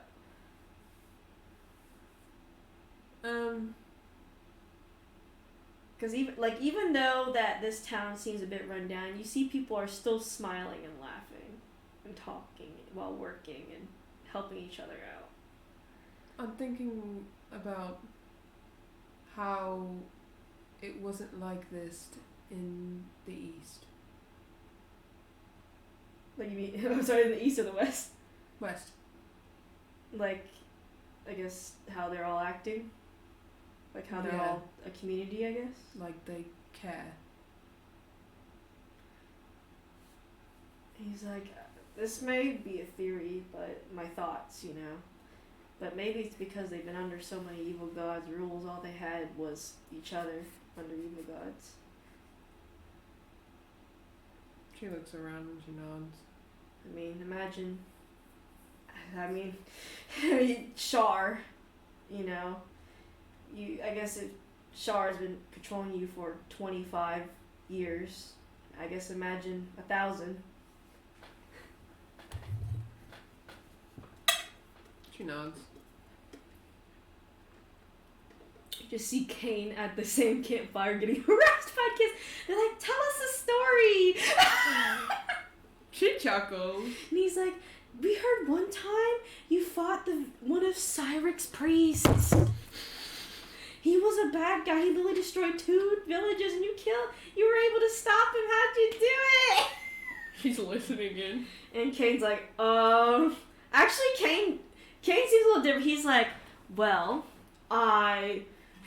he's like, it took many years to be able to track that guy. He's like, kind of like embellishes it. He embellishes it a little bit, and he's like, that guy, he lied wherever he went. It was hard as fuck to track him. Fuck. And he does cuss him, brother. He knows that people do cuss, really, kind of. He's like, damn, because I damn, just like occasionally. And he said, and the guy was a tricky sort, but luckily I had another priest with me that could track him down. And we're like, oh my god! He was like, she was a prophet and was able to tell where he would last be before he died. And so we tracked him to exactly there before he could summon the Cyric god of lies onto a city. I took my axe and slashed it through him, and they're like, wow! And she's laughing. You hear, like, Kane has a lot of heroic tales that he's telling, like how he's killed many types of villains. Were they big villains? You don't know, but it seems like he stopped a lot of people during the rise of basically evil gods. And he said, one time, Talona, the goddess of disease, had it out for me. And so she tried to infect me, but failed to do so. Mostly because of the druid. And you notice that he mentions a lot of his party members, too. Yeah, but eventually, you see everyone start to gather. Like, most people start to gather around, like, a center point. And you see that people set up shops and are, like, playing music and such. She pulls out her lute. Loot, and you see like a little band. People are playing instruments you've never seen before. Like, these are like foreign instruments as they're playing it. You see people just dancing and drinking, and kids are running around everywhere. She's not like near, but she's nearby. Yeah. And Kane's nearby too. He's like with you. She starts to play her lute. Oh. How does she play it? Like she does at camp. Mm-hmm. But it doesn't feel as sad. Yeah. It feels almost bittersweet. You see actually some tieflings come up to you, and as they seem to be listening, and they're like, "You play really good." She like snaps out of it. Yeah. And she's like, "Oh, thank you." He's like, and it's one of the instrument people. And they're like, "Come on, you should come play with us." What are you playing? Whatever we want. He's like, "Here, you play, and we'll follow you." Oh, okay, I'll try. Everyone's just having fun. Like, I'll do performance. you do a performance.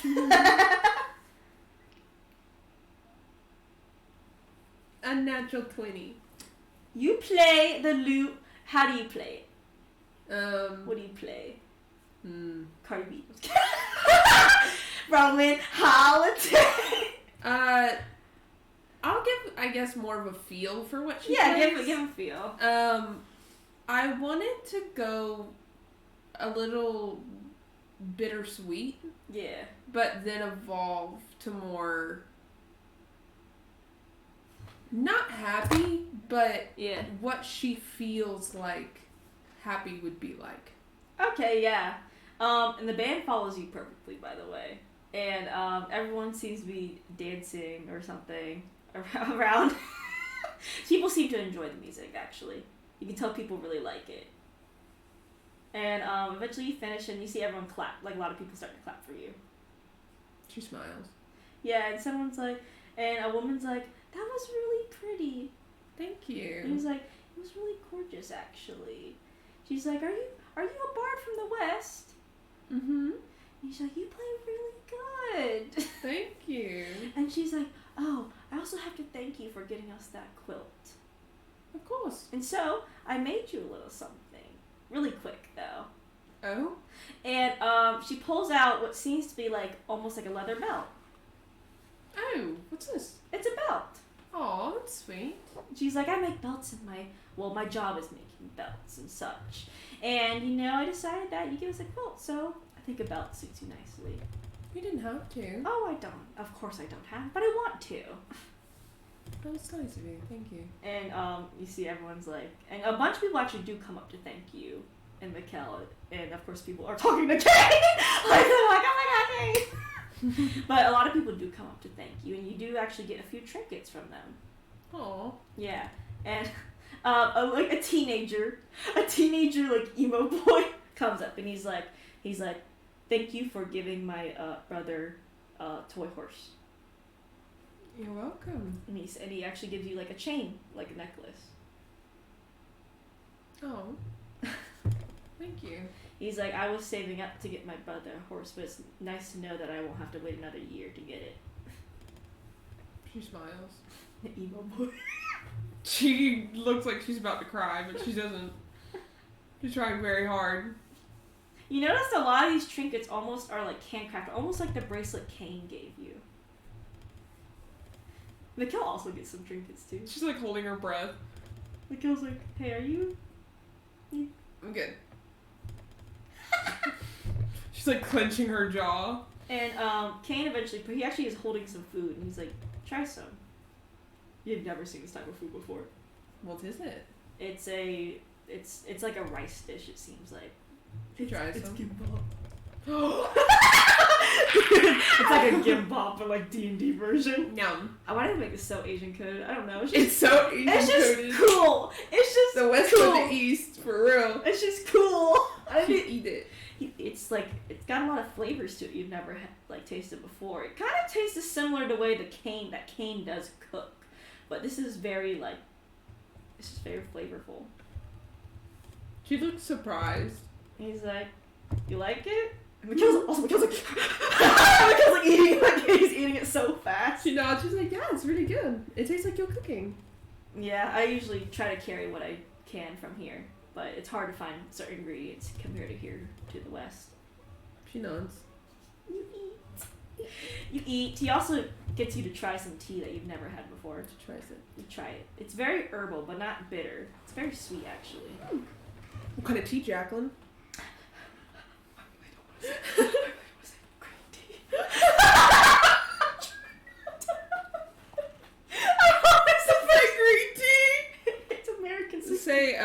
Say oolong. Oolong. It's oolong tea. I'm crying. I'm gonna shit myself. And you just, it's like a little nice, like, just not a festival, but almost like a gathering almost that's happening. She almost feels content. Mm-hmm. And she doesn't acknowledge the fact that she feels that way right now. She's just like... Oh. She's just very at... not peace, but at contentness. Yeah, it's like the world's attacking her for once. Yes. Yeah, and you just see actually some drow also come up to you, and they're like, "Hey, just wanted to thank you again too. I'm sure you got enough thank yous in the night." She smiles and she says, "Well, anything." And he's like, "So we do have some connections in the West. So if you ever need anything, then we can help you out." What are your names? My name is my name is Andrew, and then his wife speaks, and my name's Elizabeth. We have some family over in the West, and we can, if you ever need anything, don't be afraid to call upon us. She nods and she says, "Well, hopefully I don't need anything." She's like, hopefully so, but we got each other's backs. She nods. And they do go off their own thing. She looks like she's gonna cry again. She's just fucking sitting there like, I fucking hate this. He's like, because why are you pouting? Why are you pouting? Stop being. As you do that, Kane comes over and he starts laughing. He's like, "What are you pouting about?" I'm not pouting. Yes, you are. I'm thinking. Thinking. This is my thinking phase. This is your thinking phase? Actually, Kane mimics it, but he does it so poorly. He laughs, and you notice the band starts to play more lively music, and he's like, "Do you want to come out?" I guess. You just dance around. I didn't know how to dance like this. And no one's dancing, really. It's just kind of people moving around. Know how to move like this. He's like, "Just have fun." She's thinking really hard. He sticks out his arm to you, like hand to you. She's like, "I really don't know how to do that." I guess try it out. She grabs his hand. He pulls you over to where everyone's just dancing, like drunk. Because some more people are drunk. Yeah. they're absolutely drunk. And blasted off their yeah, shit. They're so blasted, Barry. Their happiness. They are going crazy. And then Kane spins you around.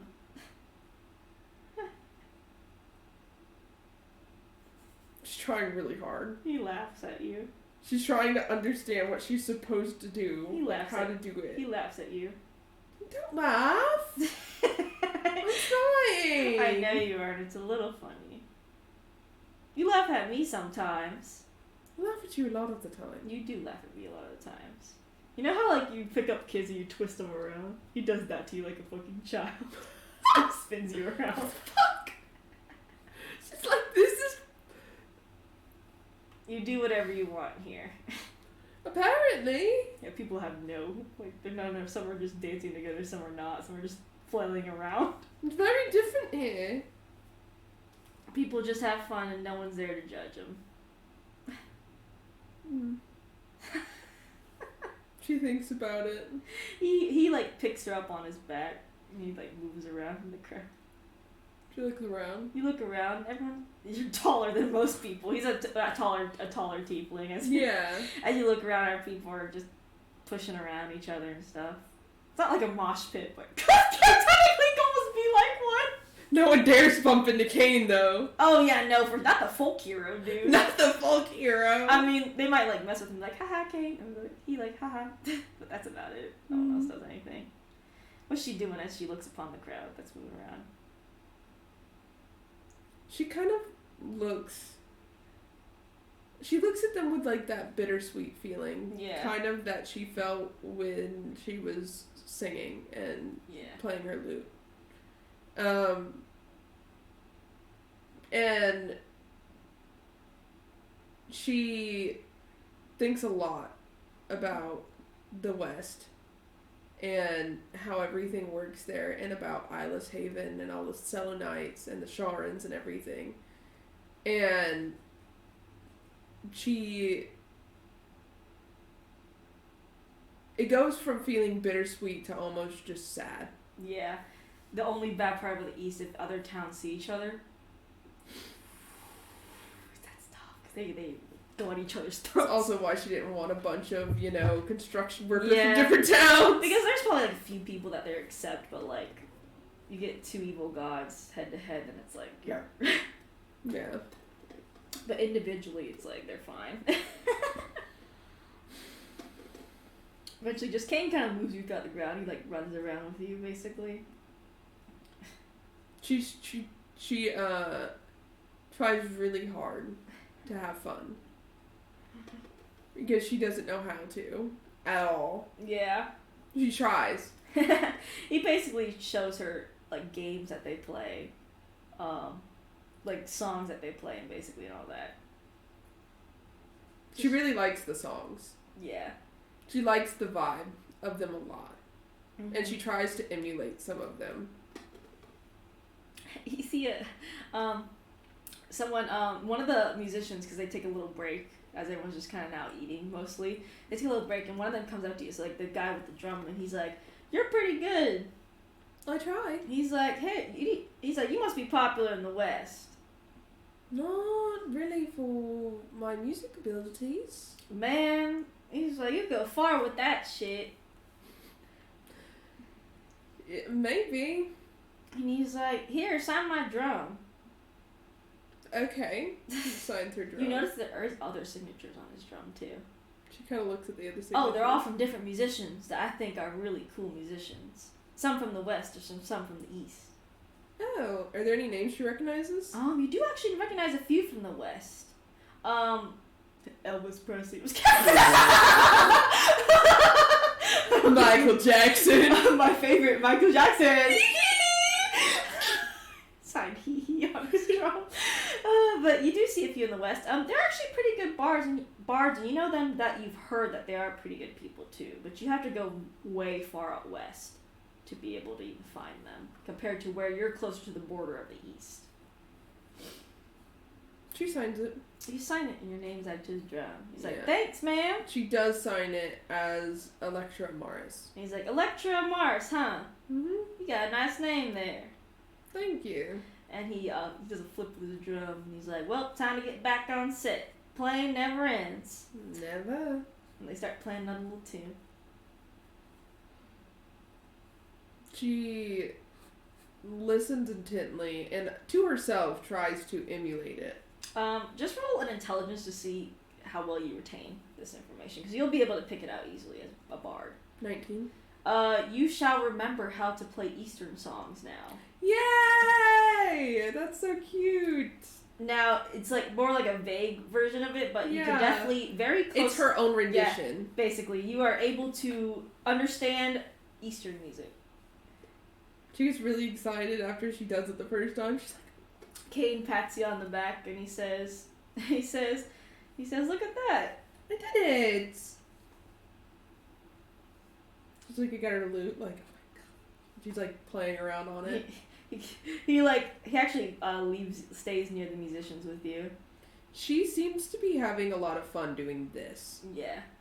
Like, she's not very good at having fun. Mm-hmm. But doing this, focusing on this, is fun. Okay, and then one of the string players that plays like a sitar. Like, he plays a sitar, not like a lute or anything, a sitar. He actually leans over to you, he's like, "You know that dude right there?" He like points towards Kane, who's not paying attention for a second. He's like, "He used to play an instrument." What instrument? And he says, "He used to be real good on the flute, and you wouldn't believe it." Really? Yeah. he used to play with us sometimes until, you know, the whole thing's happened and such. She grabs Kane. Kane's like, huh? You gotta play flute! And he looks at the guy, and the guy's like, ha, and he's like, does the, like, glare at him, and he's like, I did play flute, or I guess a flute from the east, made of bamboo. Well, from farther in the east of the forest area. Play it! I don't have it with me anymore. And one of the guys, such a damn jerk, I love him. He's like, actually, I have a spare one right here. She's so excited. And he's like, oh, spare flute! Oh.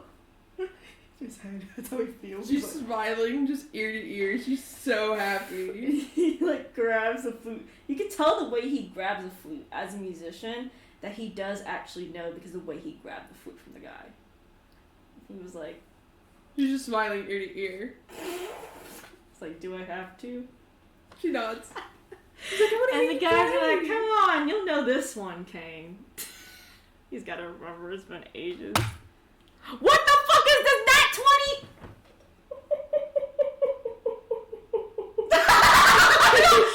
Not even anything on his modifiers. What the fuck?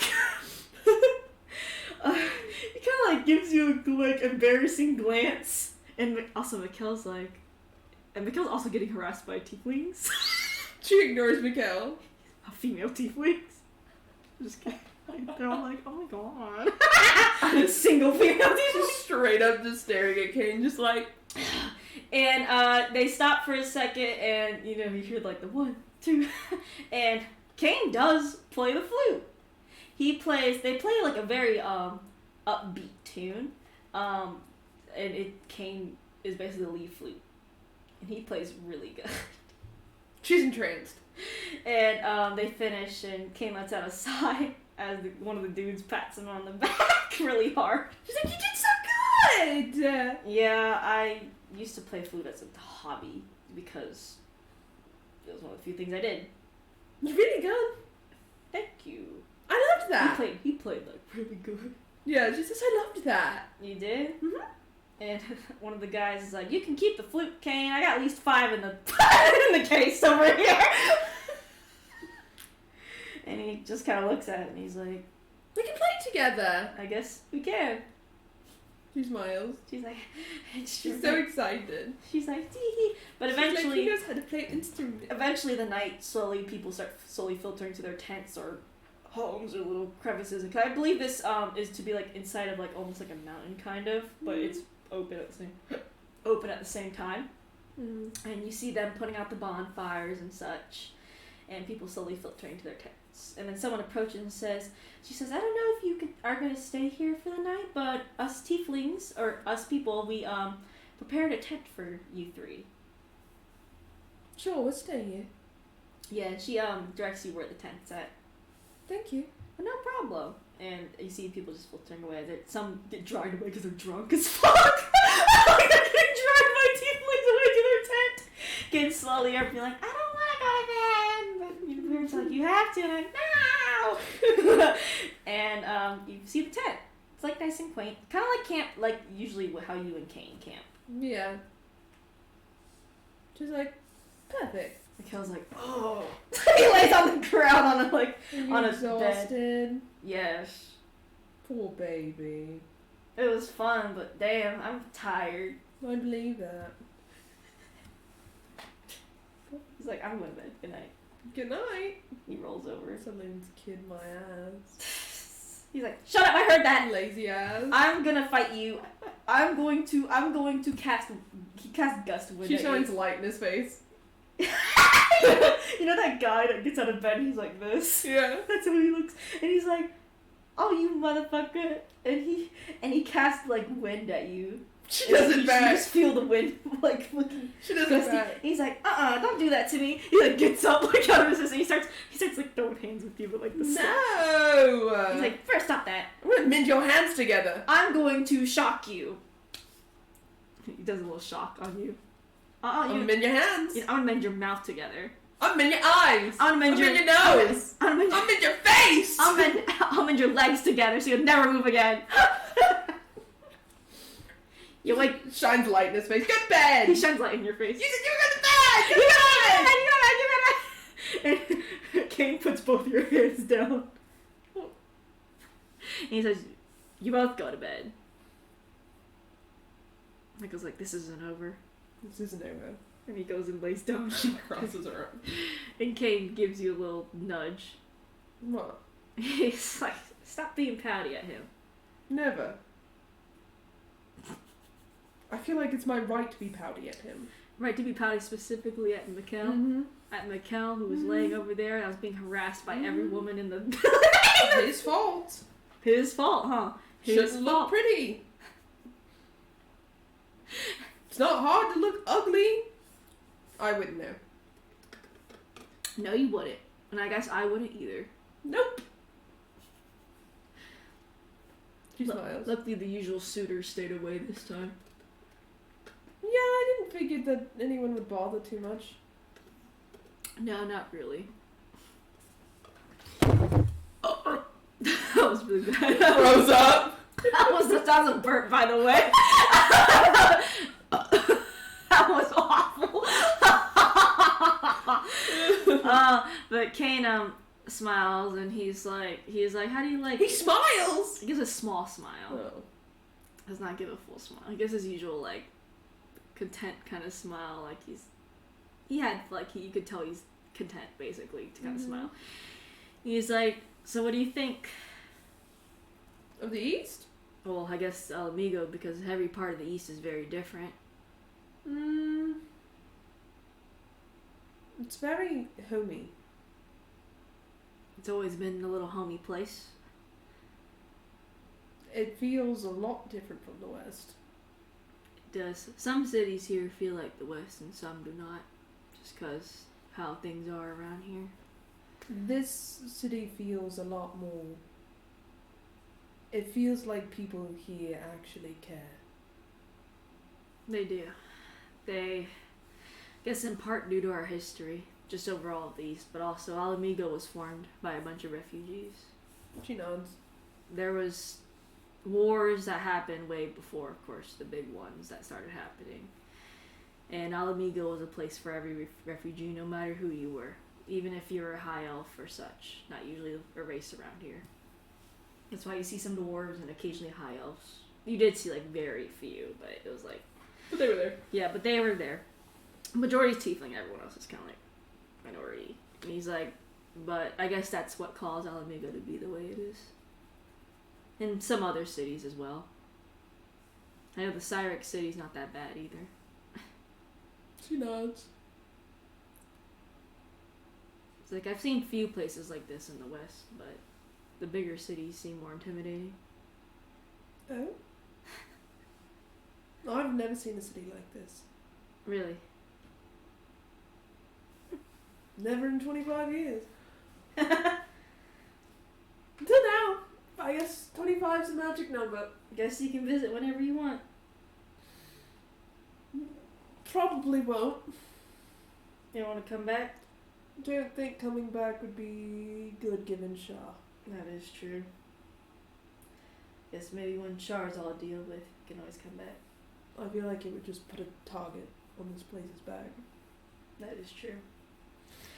But if anyone knows how to deal with shards, the people of this land. Actually, most people know how to get Shar out. Mm-hmm. Well, people around here have figured out ways to keep certain gods away. Let's just say that. Don't know the intricacies, but handling them for 1,000 years, I guess, gives you something. Perhaps I can ask some of the followers here in the morning. You could. I mean, usually most people that follow Shar aren't inherently following her because they want to. But it's because they know about Shar.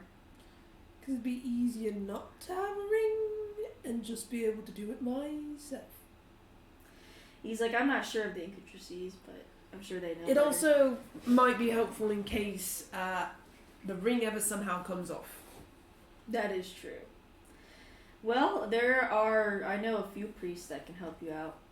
Priests, quotation mark, of course. Long as we're back in the Holy City by tomorrow night, we should be good. We should be good. And you go to sleep. Full moon. You go to sleep. Does she sleep?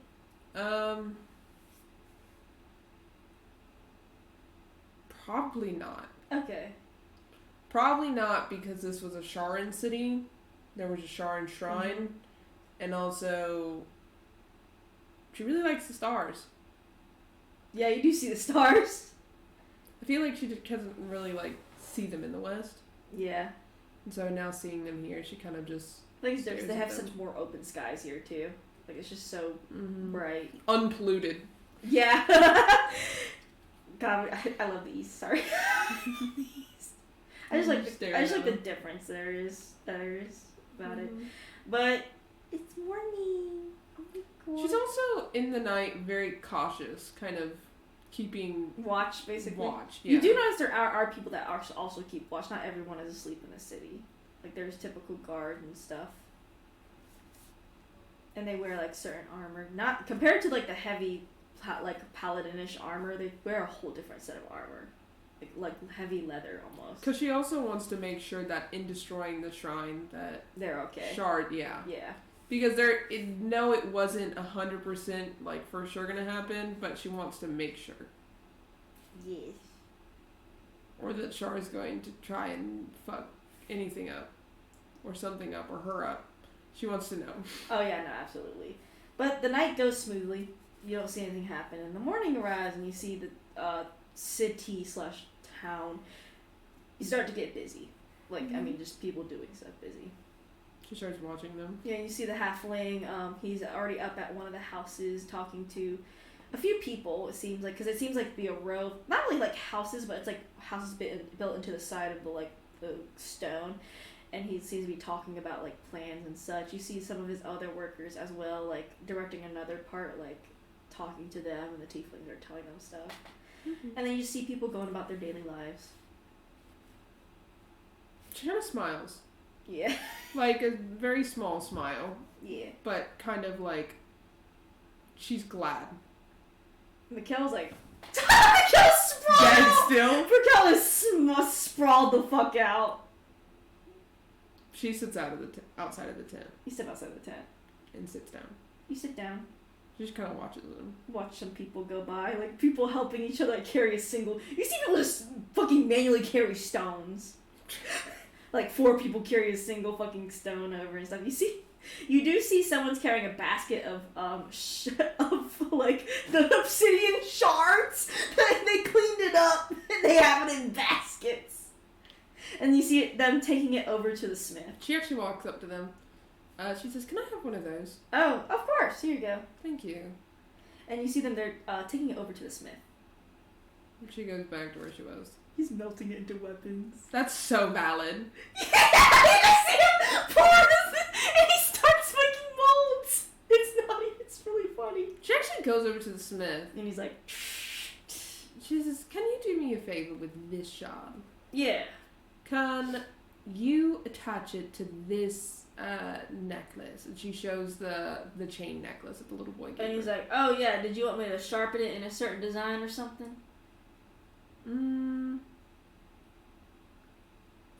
Let's say a moon. Like a crescent. I'm laughing internally because that's so offensive. That's so offensive. He already knows what you mean by that, and he starts to laugh, and he's like, "That's hilarious. Yeah, I'll do it." He's like, "I'll do it for free." That's what he says. As he he's an expert with obsidian. It's the Sharan Smith. Yeah, it is the Sharan Smith. Dude, they really don't give a shit. I guess for them, as I'm gonna make it lore, is that a priest to them means something much different than a priest does over there. Yeah. I guess for them, a priest means they can handle the gods, not praise them, but like handle them. But yeah, he fucking is so. You see, he's like an expert though at handling the obsidian, and he says, "You know what they say about obsidian and Shar and all that shit? They say that obsidian only shows up where Shar walks." Really? Yeah, that's the rumor anyway. Whether that's true or not, I don't know. I guess we'll find out. I guess maybe you will. And he makes it into a perfect crescent moon, and he attaches a chain to it. Thank you. And he's like, "No problem." And she puts it around her neck. Put it around your neck. It's funny. She smiles. Yeah, it's so funny. She goes back to the I know tent. Saloon's laughing her ass off, dude. And Char's like... Char's so pissed, dude. She's so pissed, but I'm gonna just tell you right now, she actually cannot do anything to that city. Because let me tell you, them priests know how to handle the gods. But... yeah, you go back. She waits for the other two to wake up. Oh, you see me kind of like groggily crawl out the tent. And he like falls on the ground. You good? I don't know, I'm not asleep. Look at my necklace. And he like opens his eyes and he goes like, and he starts laughing. He's like, you really did that, huh? Mm-hmm. He's like, that's actually fucking funny. It looks so nice. It's almost like I was meant to wear it. Saloon. Saloon's like, Char's like, She checks on Kane. And yeah, Kane's slowly getting up. He's like, hey, just checking on you. What's all around your neck? I had to make this. He laughs. He gives a chuckle, and he's like, that's hilarious, though. I love it. I feel like it's fitting. I think it is very fitting. God, what good symbolism as well. What good symbolism as well. And yep, it's basically people are moving about. And he says, so you wanted to talk to a priest and such? Mm-hmm. And he explains to, as he tries to find the person, he explains to you, our priests are much different than the West.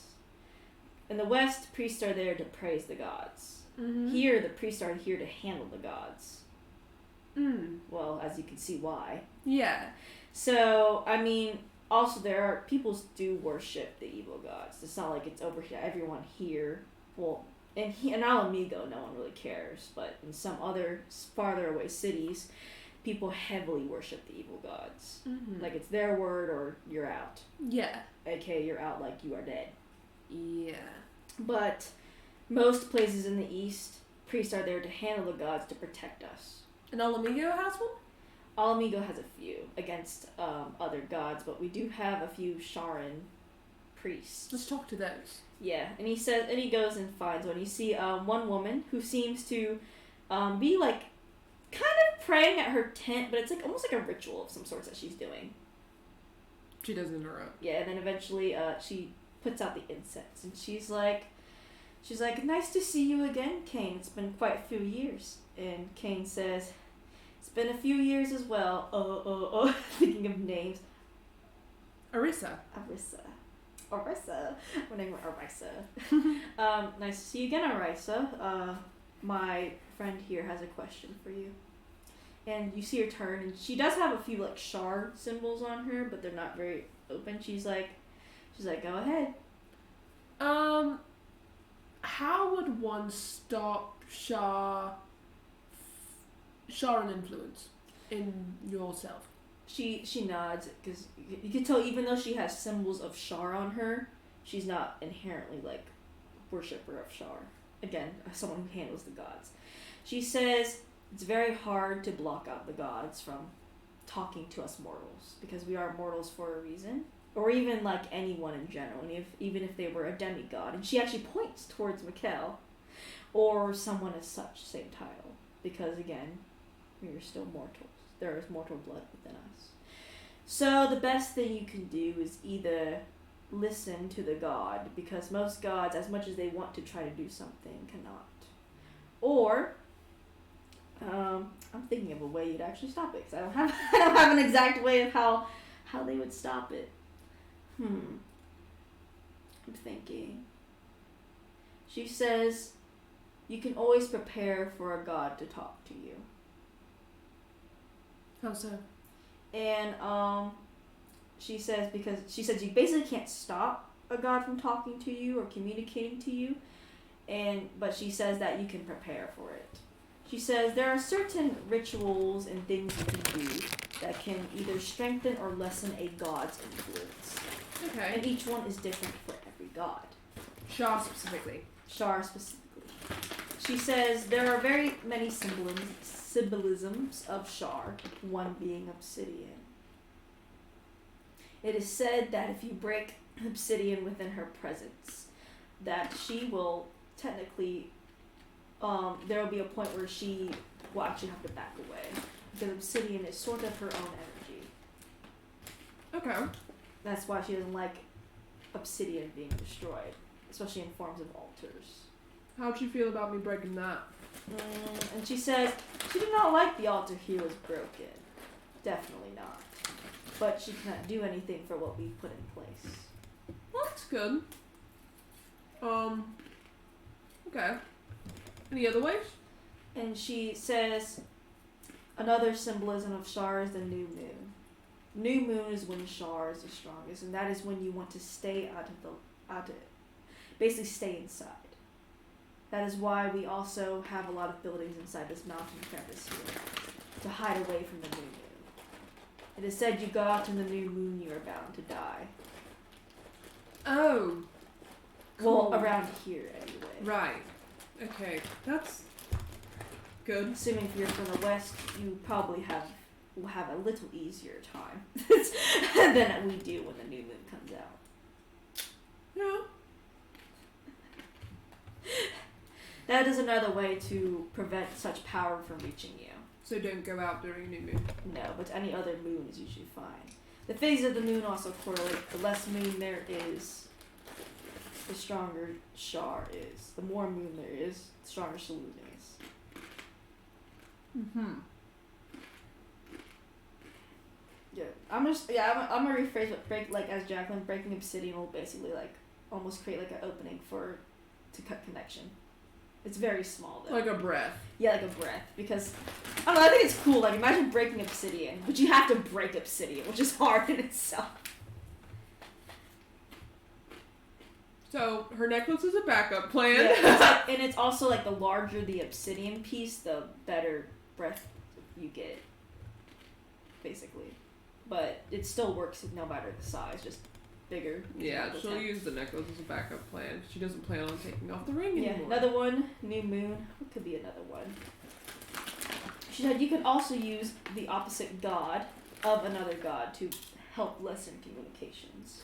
Yeah, well, she doesn't talk to me, so... Well, using influences of the other gods, such as shrines, altars, religious items. So if I were to want to fully block out Shar, or at least take away her power for a bit away from me, I would hold up the symbol of Saloon.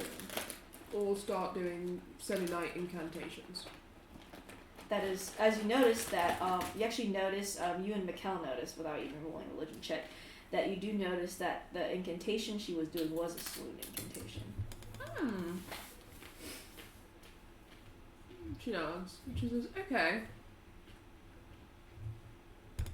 Anything else, or is that about it? And she says there is one item that can... She said incense also helps, but it has to be of certain herbs. Usually those relating to the god itself, or against the god. Basically, she gives you like herbs that basically, if you want a stronger connection with Shar, you would burn these herbs, or if you don't want a stronger connection, you burn these herbs. She's like, so Shar, that smell bad. He leaves. You can tell it's more like, compared to the priests who use magic, it seems like this is more like traditional, almost, on how to block them out. Very like ritualistic, it seems. Interesting. She basically shows you rituals, kind of, is what she's showing you. Yeah. And we can kind of make them up as we go, because I really have no idea. But I think those three work. Yeah, well. obviously obsidian. Then there's the Saloon, which is pretty like obvious Saloon incantations and stuff. I would stick with those three. Yeah, and basically what the priest will say is like, this may not completely block a connection, but what it can do is lessen it and lessen influence, giving you a chance. Okay. That's helpful. Thank you. You're welcome. Most of our rituals and traditions are usually outlawed in the West. Well, fuck the West. As someone who is, in a sense, being hunted by Shah, do you have any other advice? Hunted by Shah, you say? Hmm? And she says, what has caused her to hunt you, or do you not know? I don't know. What has she done to try to hunt you? She tried to kidnap me. She destroyed my city. that I was born in. I also used to be a Selenite, by the way. That's important. She proactively manipulated my thoughts and feelings and kind of gaslit me a lot. Yeah, you see, actually, compared to most people who look surprised, this priest seems very understanding of your situation. And she nods her head, and she says, this case has been seen before, even in the East. Really? Yes. Has it been happening in the West recently?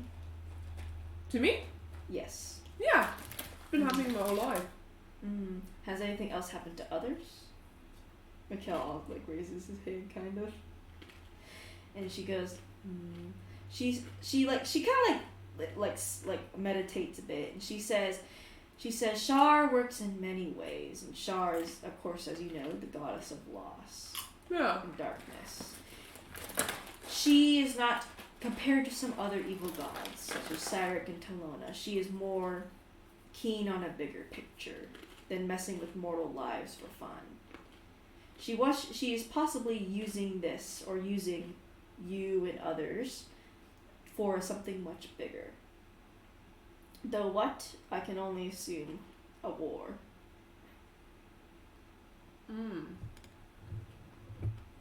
That's cool. Okay. Yeah, because she basically knows Shar. So she's like, Shar does not like to just play petty little games to see people miserable. Though she likes the look of it, she plays for a reason compared to some other gods. So there's a reason she's harassing me. It seems so, as we've had cases like this before, such as Cain here, who was harassed by Shar many years ago. Really? He said only for a bit, but with the rituals I was able to usually keep her off me. What did she say to you? He says usually what she mostly likes to do, as you kind of notice, is gaslight, manipulate, lead me to other directions to spread her influence. She thought I'd be a good key in spreading her influence straight into Alamigo. And she must not like you. She does not like most people in this village, and the priest nods. She says there are many out in the east that are hunted by their own gods. So your case is very similar to those around. That is why we have these rituals in place. Thank you for telling me them. And she's like, of course, we are free to share. The West was no help. They praise the gods, but do not know how to handle the gods. Yeah, and handling is what gods need. Have you ever not been able to reach your gods, though? Yes, many times. They choose when they want to talk and not. Sometimes we try to reach and they just cut off our signal. Sometimes we do get interference from the light gods, or that's what I've heard from the ones that truly worship these gods. That light gods will sometimes stand in the way. So, has it ever felt like almost static when you try and reach the god that you're trying to reach? Sometimes, yes. Though I know it is light gods' influences. So, just so I'm exponentially clear, could the not so light gods, the dark gods, could they do the same thing to light gods? Yes, they can.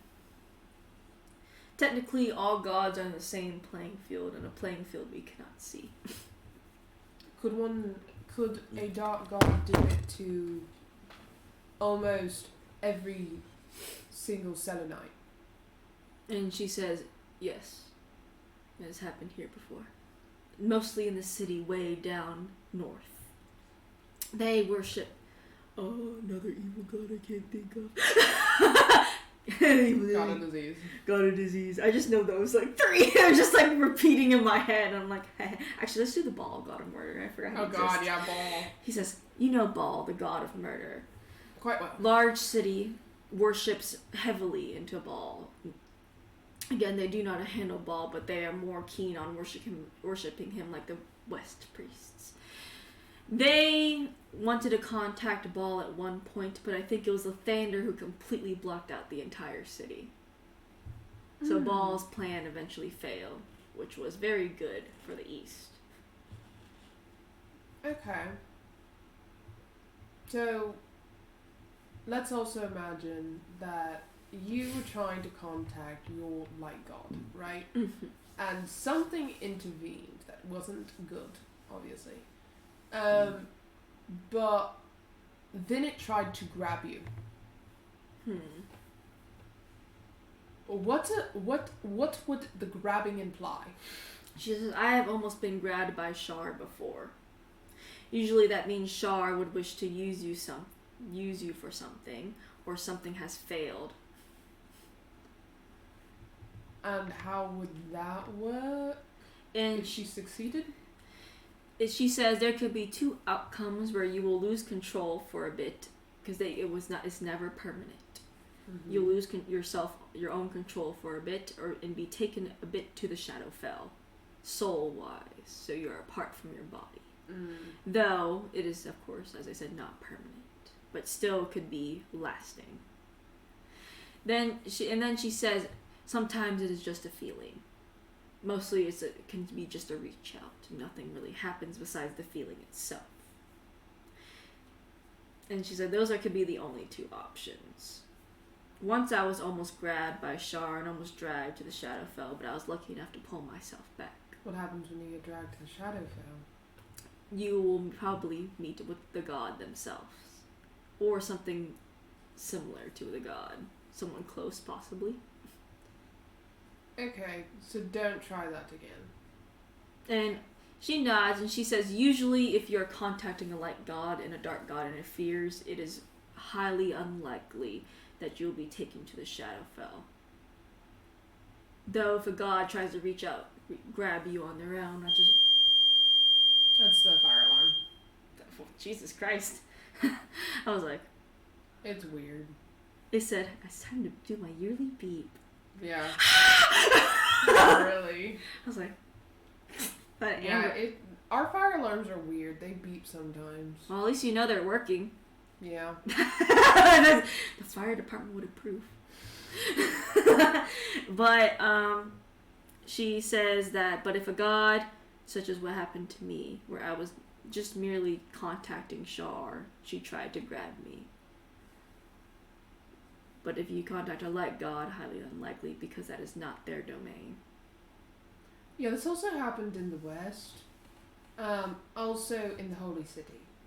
She nods and she says the Holy City sometimes likes to boast that they are protected, just as our Holy City, as you could call it, likes to say the same, but neither are truly safe when there's a big game at play.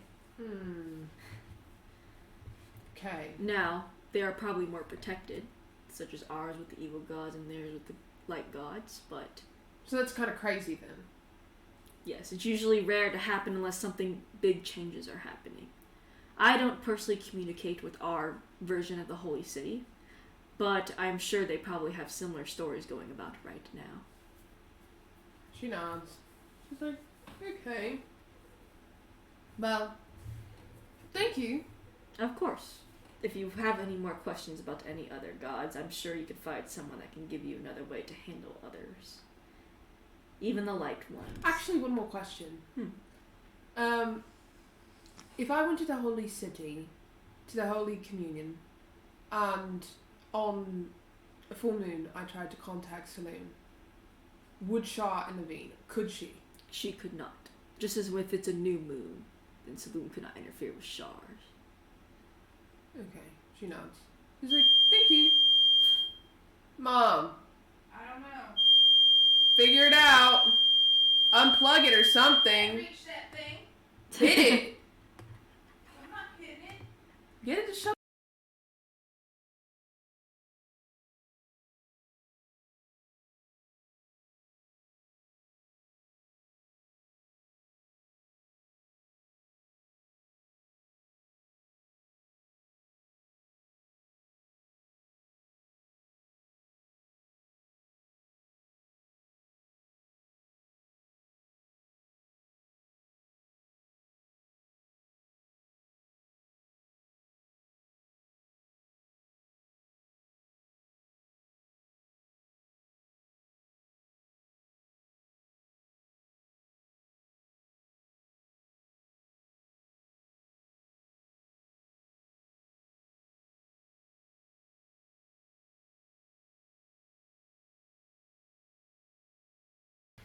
Fire alarm intervention. Fire alarm intervention, indeed. That thing is loud. The whole house, bitch. There's another one over there. I actually think that ours is, my house is like not there. It's like I think it's their dead. My dad has that one unplugged, and sometimes it will go off too. Cause I know they have like batteries within them, like themselves. We haven't changed them. I know. In years. We haven't touched them in years, dude. Maybe it's a ghost. Don't fucking say that. Move on. It's Char. Shut the fuck up. Char, dude. It's Char. I just hate the sound of like amber alerts and I fucking hate it too, storm yeah. shits. Ooh, I was like going to panic mode. I hate it. But At least you weren't in your room. It's very quiet in here. In there, it's like. and I bet. I mean, it's right there. That shit will blare your ears out. Cause me more tinnitus, please. Yeah, dude, really. But yeah, she says you should be able to contact Saloon fully. Okay, thank you. And she nods. She goes. She's like, off we go. You go off. And Off to see the wizard. I was like, so how do we get back home? Teleportation. Probably the safest option considering Char's probably mad as fuck right Oh, now. yeah. And it's daytime, so she can't do anything still. Teleportation circle. Chiro. Where'd you teleport to? Kane says his goodbyes to people as well. He's like, bye. Alright, cool. She says bye to the kids. You're like, bye! Thank She you! waves at them. She'll actually teleport straight to the holy city. Yeah, you can do that so easily. You do it so easily. You're at the holy city again. She's like, I suppose we'll stay here until Full moon. Full moon. It feels very different here, by the way, compared to when they were in the east. Yeah? Like, culturally, anyway. Oh, yeah. Stone, like, wall, stone She gets pavement. a fucking culture shock. Yeah, basically you get a culture shock. I mean, she got 2 culture shocks in a day, dude. It's just very fancy stuff. And, Kane also mentions to you, because now he's mentioning stuff to you, because after everything, he's like, Arisa has also visited this holy city, too. Really? That's cool. Whether she knows Sophie or not, I don't know. Oh, man, I suppose. Maybe I can ask Sophie. She goes to Sophie. Yeah, you can, you see the building is now open 24/7, it seems, because the full moon's coming up. So. Oh, she goes in. You go in and you see, not many people are here. She goes with Sophie. Yeah, Sophie seems to be flipping through a book. Hi, do you know Arisa? Arisa, and, She's from the east. and she says tiefling, right? Yeah. She's like, I do. She actually came here one time. Really? Though, sadly, most of the council did not wish her to come in, but I let her in. I honestly thought it was great she came. I had a conversation with her. You did. Yeah, it's pretty cool. She is very cool. She actually took me to their version of the Holy City. Really? Which they call mostly, The unholy city. That'd be really funny. I was trying to think of something cool. Armageddon. I call it the Pantheon. Pantheon. I think it's cooler. She's like, that holy city, I don't know if she mentioned, it was called the Pantheon. Oh. I visited there before, and she snuck me in, mostly. Interesting. Yes, I think I'm honestly trying to push for that more people from the east can visit the holy city's communion. Mm-hmm. Whatever god they worship. Yeah. I think even if they're clashing, I think it's better for us to know what our gods are like. Mm-hmm. She nods. She says, so, how much trouble did you get in last time you let us go in? I was able to sneakily handle it, basically, because nothing could be noticed. Can you do it one more time? Tonight? She says, I could. Okay.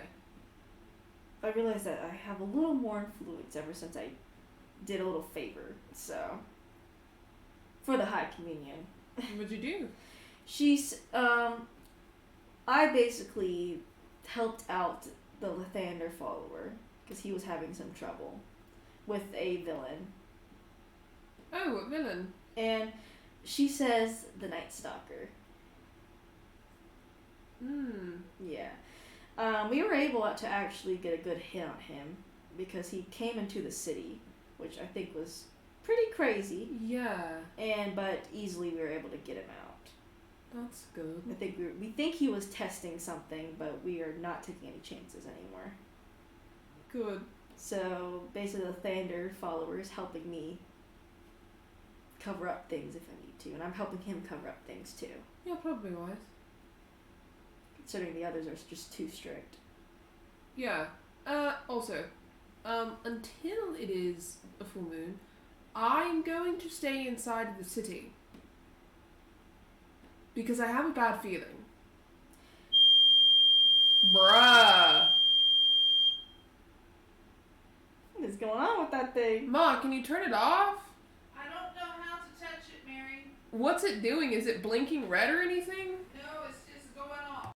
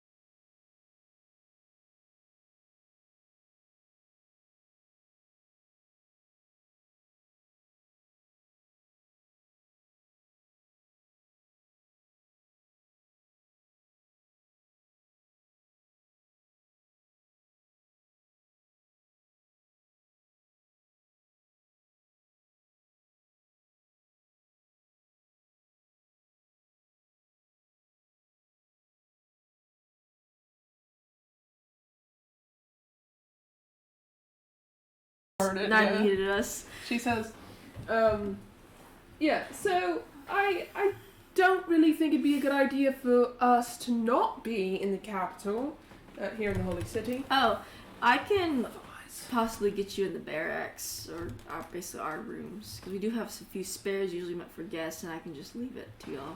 No, it's okay. I guess I'll just kind of wander around the city. Okay. A little bit. I don't think she'd be that brash. Not for the Holy City. Evil gods can interfere, but they cannot. Attacking the Holy City is a whole different story. Yeah, so I figured teleporting here directly. The fact that I'm gonna just say the fact that Electra's really smart about avoiding Shar is crazy. These are places Shar can hardly get to. Yeah. Shar is fucking like, fuck. That is literally her saloon's like. Because look, Shar's right now of all times, Shar would want to stop her. Oh yeah. Of all times, whether or not she reaches Saloon or not, if she gets anything, or if fucking Mikkel gets anything out of it, it's over. It's over. It's done. Oh, for sure. For sure. She says, so yeah, I'll just kind of wander around here and I'll meet you back here at night. Sounds good. Because this is the day of the full moon, basically, so you wander around the city, pretty average, it really is. She checks on the prisoners. Still there, still starving. She asks the guard, any update? Trying to track the carriage now. We got some lead, but it's gonna take another day or so. Did you figure out anything about how to cure them? So no, besides what you can assume is give them human meat, and we tested it and they seemed fine for a day until they got hungry again. So, but we don't know what exactly is up, sadly. And you don't know how long until something else happens from the hunger? Yes, we assume death or insanity. Yeah. Okay, well, thanks for the update. Nods his head. She exits and she's like, okay. Well, what do you guys want to do while we're here since we can't leave? You see Mikkel's like, well, I always wanted to visit. He's like, I always wanted to visit this place and this place and this place. And you see like Kane is looking off into the distance. What about you, Kane? Where'd my dice go? Ooh. Ooh. Yeah, I don't know where it went. It's probably somewhere hiding. Oh, I know, it's on that table over there. I'm too lazy to go get it. So, I'm gonna just be sad. You need one of mine. I didn't bring this one of yours. There's one right there. Oh, shit. Strahd. Oh, yeah, I'm a freaking... It's my Strahd. It's your Strahd dice, because I have my own Strahd dice. I'd say he's pretty decently in tune with Shar herself, and he's like looking off into the distance, like a bit. What? Something feels wrong. What? He like looks around a bit, and he's like, I gotta go back to Alamigo. Why? I feel like something's wrong. Okay, we'll go. Doesn't know how to get there. She says, let's go to the teleportation room and we'll go back. And he's like, okay. Okay. I go to the teleportation circle. You go to the teleportation circle. And she teleports back, and it'll be to like the other city. But... Roll Arcana check. Okay. Nat 20. Girl, I'ma say this dude lucky as hell. That was fucking crazy. You teleport, but you feel something was trying to interfere with your circle. But you were able to successfully push it away and get straight to the location you want to. For some reason, it feels just a bit darker. I assume they fucking grab a carriage and fucking bolt. Yeah, no, you're like, shh. You're going to Alamigo, and everything seems alright right now. You see some guards, and they're like waving y'all down to show like slow down and stuff like that. She slows down. You slow down the cart, and you come up to this She bolts to the priest. You bolt to the priest. And you notice that she looks like a bit troubled as she seems to be doing her rituals. What? And she says, I'm facing major interference. What's she doing? And you see, damn,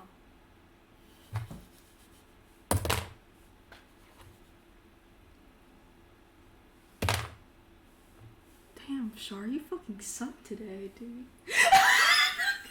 That full moon! Yeah, I mean, you do see, the full moon is shining, right?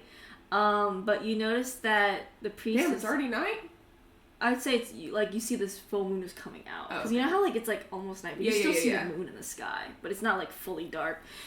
She says Shar is trying to do something. And you see, like, the priest jolt. And she says Shar is trying to grab me. Or tried to grab me just now.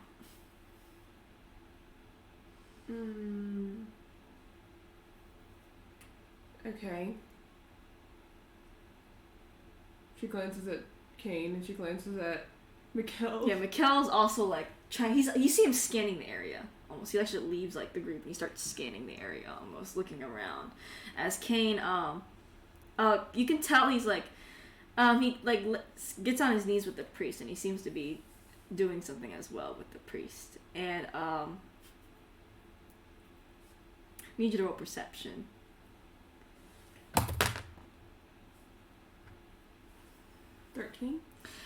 13.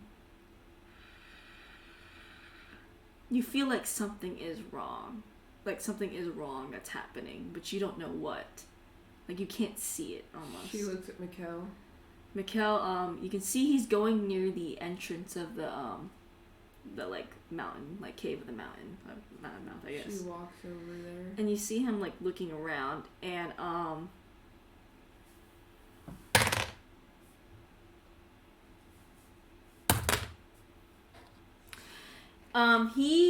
you see him like get on one knee on like the ground. He starts like pushing the sand away. You notice like there's a long like black line that was drawn there. Can she religion? Yes.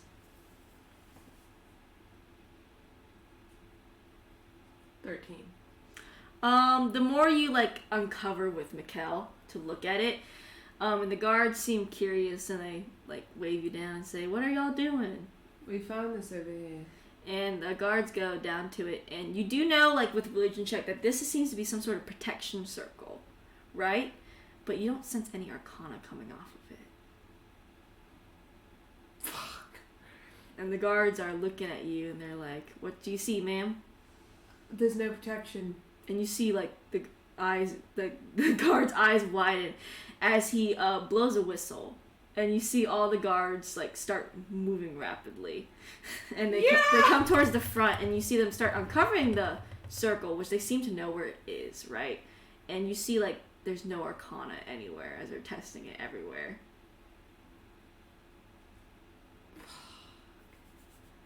And you see it's becoming night more and more.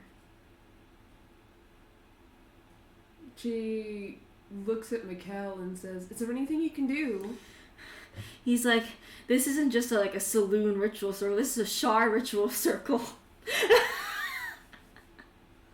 Yeah? And he's like, if I attune it, it's just gonna erase the purpose of whatever this circle does.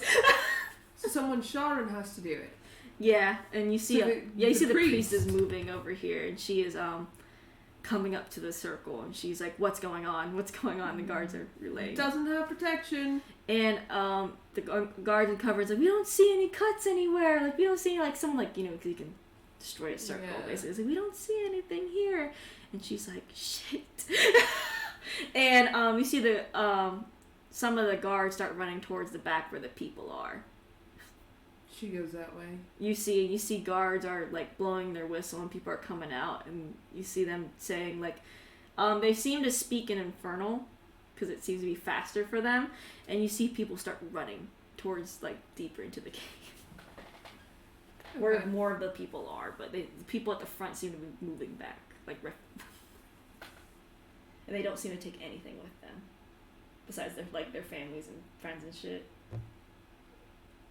Electra's shook. It's like you see, like, everyone seems to be, like, acting like this is like, familiar to them. Like, people are not panicking, but they're just, like, going. Yeah, but the protection thing is different. Yeah. They don't know about that part. She is watching the priest. Yeah. You see the priest start, like, doing, like, almost, like, ritualistic things as she tries to put magic into the circle, and you see it, like, light up for a second, then go dim immediately. Why isn't it lighting? And one of the guards, as the priest is very focused, Cain says that this is supposed to be indefinite, this circle, and if it goes out, it takes a lot of tries to even get back starting again.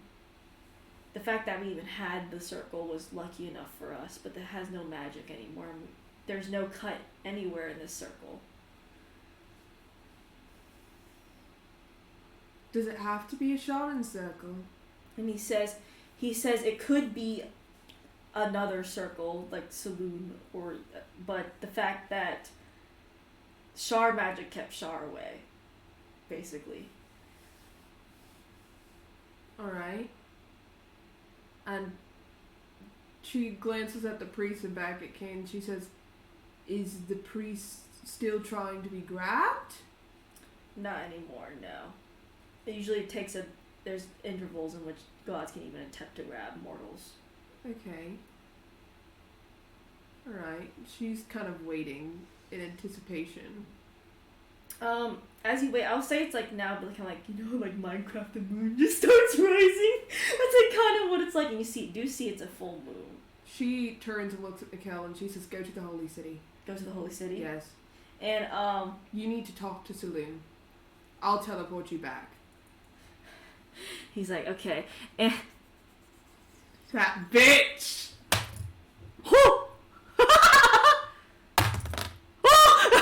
God! Fuck.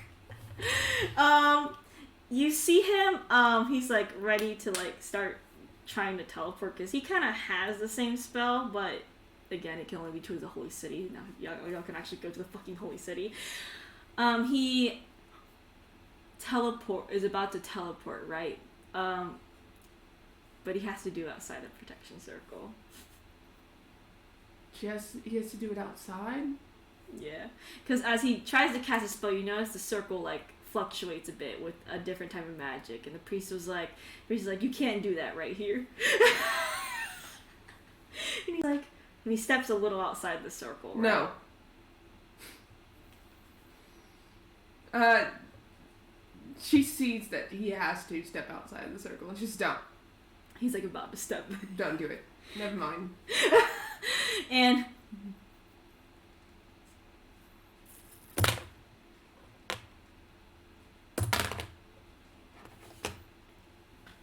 I was rolling. As you are, because you can see the moon right ahead, appearing over slowly, like the mountains, and you see it's an eclipse.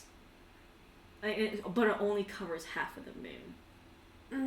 And you see the priest looks concerned as fuck as she starts to try to speed up the process. Oh, fuck. And you see across the desert, as you're looking, you see a fog rolling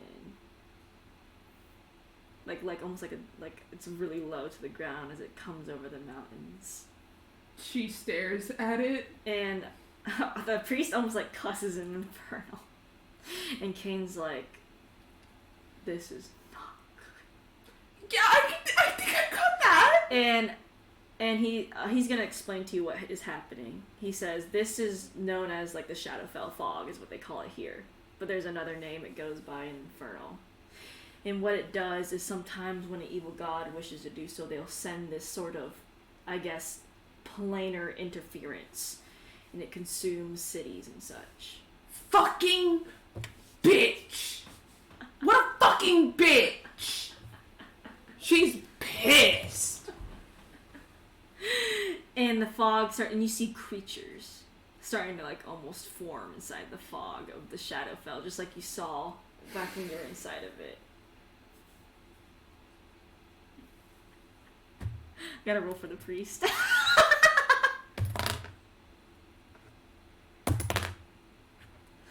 And you see she's like, I can't get the circle to start. What would help? And she thinks for a moment, and she asks Kane to get her chalk, basically, and he brings out a black chalk, and you see her like cast away some of the symbols around the circle, and she starts to write new ones. Roll a religion check. 11. You'll know. It wasn't a hard roll. These are Selûnite runes that she's writing around here. And she hands you and Mikkel a chalk, and she's like, if you know Selûnite runes, write them all over around the circle. She starts writing them. You start writing the runes. It's like almost like hand memory, because you probably had to write it 1,000 damn times. She stayed at the fucking tree. Yeah, so dude. Ferdinand was like, repeat them. Yeah. If you're doubting yourself, repeat them. And she's sitting here in her head, repeat them. Exactly. And you fill up the circle, and she says, I do not have Selûne's power. And she looks towards Mikkel and says, do you possibly know how to do Selûne's runes? Like, use Selûne's runes? You do, personally. I do. Yeah, Mikkel nods, and he's like... and he's like, I need you to put that power into this. And we have to hope that Selûne answers us. Okay. We'll try. God. Hasn't answered before. This is a true fight between Selûne and Char right now. You don't gotta roll. Shit. Was that Selûne or Char? Char. Stop! Jacqueline! No. I'm gonna go with the scene. I'm gonna tell you what I rolled for both of them, because that was way too fucking funny. I can't believe this. The dice really wants this to happen. Okay, so what do you do? What do you do as you're putting your, I don't know, whatever into these runes?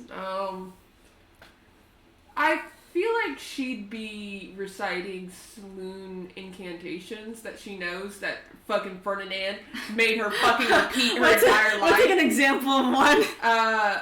It's just a cheap-ass example. May light shine in the dark for the moon goddess's hair. And you just keep repeating that, or it's similar stuff. And you see Mikkel's also kind of repeating almost similar stuff. You see almost the darkness around the circle almost try to consume it, but you see the circle start to turn blue as it consumes, and you can feel Selûne almost touching you on your shoulder, almost. I'm gonna tell you the rolls, because the reason you can feel that, there's a reason. Those rolls are so damn funny, man. I'm not ready to cry about it. I will tell you. And then you see as the creatures of the night start approaching, almost like a flash comes from the circle, kind of blinding you and everyone around there. And you see the fog stays miles away from Alamigo. And you see the priest give off a sigh.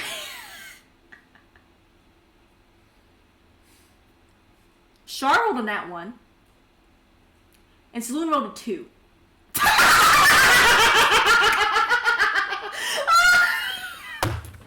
I was like, Char really wants to win, but I get a nat 1. Selûne wanted to one-up her just a little bit. Only a little bit. What is the fact that Char got a nat 1? A nat 1. That's so funny. I'm crying. That's so funny. Imagine failing that bad. She gets them not to communicate with Selûne, but Selûne helps him out for once. For once. For once. Yeah. And you see as an hour goes by as you're watching the circle to make sure it stays lit. And it's now but I mean, I'm sorry, my brain is rotting because I'm laughing at the damn nat 1. Oh my god, Char, what the fuck was How that? are you that bad? I mean, she got y'all away from, because I will say you will not be able to communicate with Selûne, because you notice the night starts to pass and you do not think the moon will change, but the moon stays half and half basically. It seems, but you see the fog does not approach you any closer at all, and the creatures stay very far away. as you sense not Char's magic here, but Saloon's magic. She fucking glares at the fog. She's pissed. Yeah, no, Kane's like... She's mad because she knows it was because of her. She knows it was because of her. Char got a damn that one, Saloon. That fucking bitch. How does Char get that one and Saloon get it too? Could someone like tell that to me? You know what would have been worse if Char got nat 1 and Saloon got nat 20? That's what I thought happened. It was even funnier. It was even funnier. If Saloon got nat 20, I'm just gonna have to say that you fucking get it, okay? Like, how could you not contact Saloon after a nat 20? Yeah, really. But now you won't be able to contact her. But you see the moon slowly like go over the mountain pass, and it still stays half as it leaves. She fucking stares at it. At the moon? Yeah.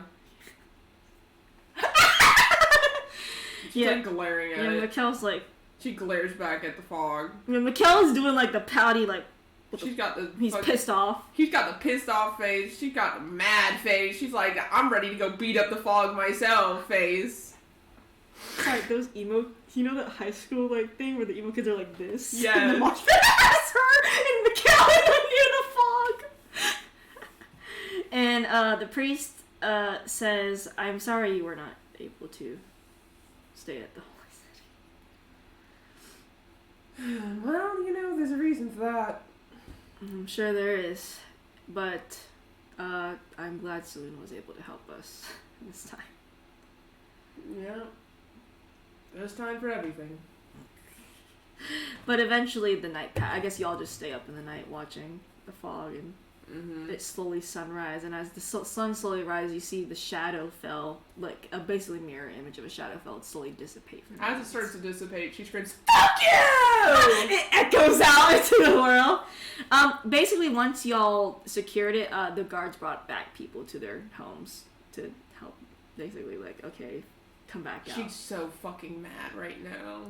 She's like, I fucking waited for the full fucking moon. And you have to wait basically like another, what? Like month. A month for another full moon. She's like... Kane's like, ugh. He's more frustrated at the fact that Char is pulling this stupid ass shit. She approaches the priest and says, will this stand up? Will this work?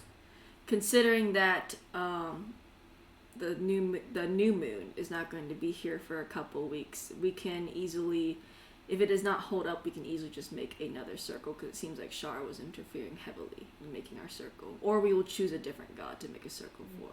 Yeah, fuck Char. Humbly. Because she's like, usually we use the god's powers against them. She's like, that is how us and the East Priests work. Yeah. We use the god's powers against them. Yeah. But it seems like that is not working so far. She was pretty adamant this time. Very adamant. And she says, we shall keep the Saloonite circle active.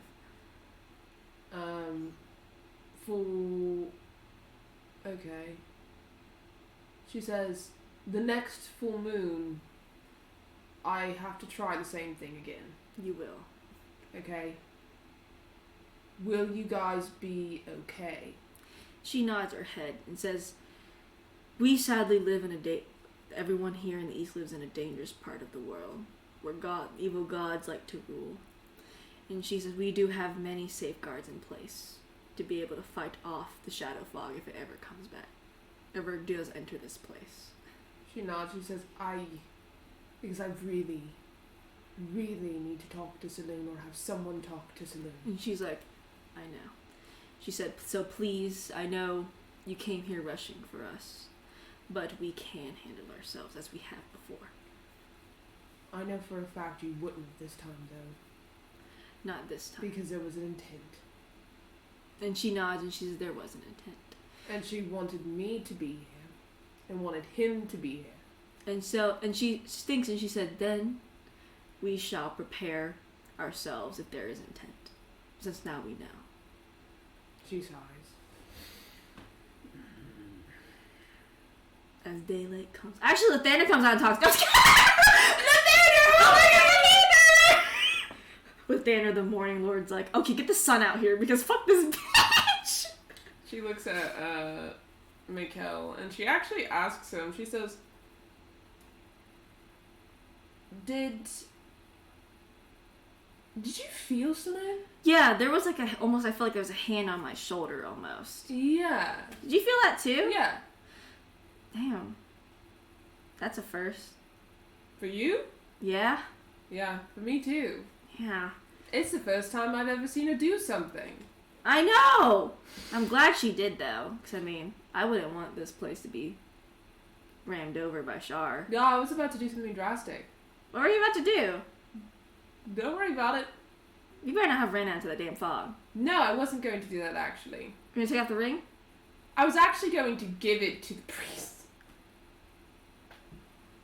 He sits there like...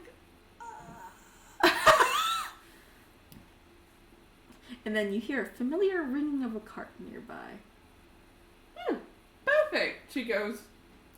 Yeah, Kate and Mikkel follow, and y'all just say like, "Hey, bye." She's like, "Bye." they again, the tieflings thank you for your help, but you go up to the cart. Hello. And he's like, "Tough stuff out here." Relatively. He's like, "The people aren't the tough thing about this place. Yeah, the gods are. The guards are definitely are." I gotta do his voice. The guards definitely are. And you see some new trinkets on his cart. So new magic items, obviously. She looks at him. You look at them, got a bag of holding. And a bag of devour right next to each other. You also got like the card deck of many things. You also got a necklace of fireballs. And all other things. Is there anything that I could kill a god with? He laughs and is like, "Unless you want to talk to the immortal himself, make a bargain." No. Yeah, bargains feel like a lot. But without a bargain, could I make a request? Possibly. I mean, look, compared to some other villains, you know, the mortals like Miss Mercy, he's willing to at least give you an ear. Not a request, not a meetup, but that if he's planning on, killing some gods, maybe go for Shah first. Well, he doesn't discriminate against gods, so you're kind of perfect. fine with I'm that. golden. I think Sorry, it'd be imagine good. if fucking like George the Immortal to kill Shar. We'll just have Shar did another campaign. We just fuck her so bad. We didn't like her in the last one. We don't like her in this one either. Boom. And he's like, "Well, I'll tell him that when I see him again. Right now, I'm traveling all over the east, and then I'll make my rounds in the west, and I'll see him again." Oh, he's in the west. Well, he decides wherever he wants to be. Oh. Interesting. Yeah, I don't know until I meet my last stop, and then he tells me to meet me there, so I won't know where he is until my last stop. Did you hear about Professor White? I did. Dead as hell. Dead as hell. He's a good thing that person's dead. Mm-hmm. And he says, "Ain't no use to the world except for her potions. Though that shit's still lying about, though. Apparently the rumor is she sold all her dangerous potions all around, so." Oh, lovely. But nothing as bad as, her making them. I can only fix so many problems. He's like, "You're fixing problems? You were the one that did that?" Oh, killed Professor White? Yeah. He's like, he laughs, and he's like, I had a grudge. He's like, "You're doing crazy things, you know that?" Really? I mean, look at that. Killing villains left and right. He's like, killing them fast, too. I have a few more that I'm thinking about. Really? May I know these targets? No. The Immortal's not one yet. You can know that. Oh, I mean, I don't care if you target him or not. That's not my business. See, but I can't tell you because you might tell other people. Oh. And I don't want them to try and kill us because I want to target them. Oh, I can keep it secret for a pretty penny. Okay, then I'm not going to tell you.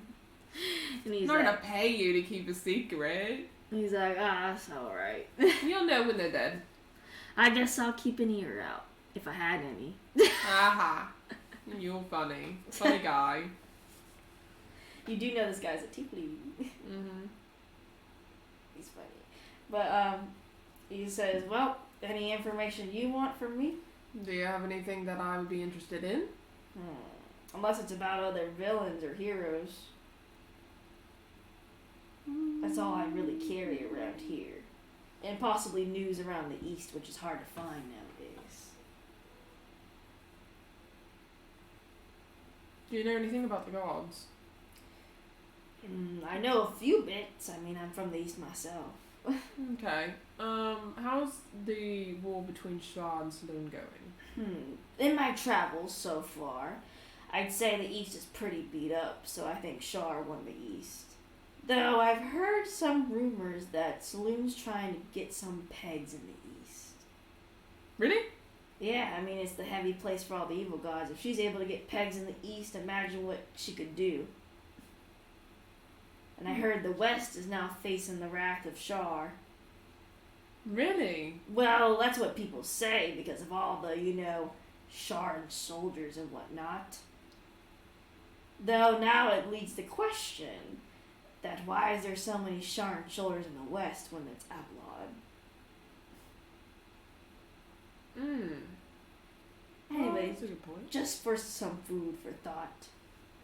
She gives him some gold.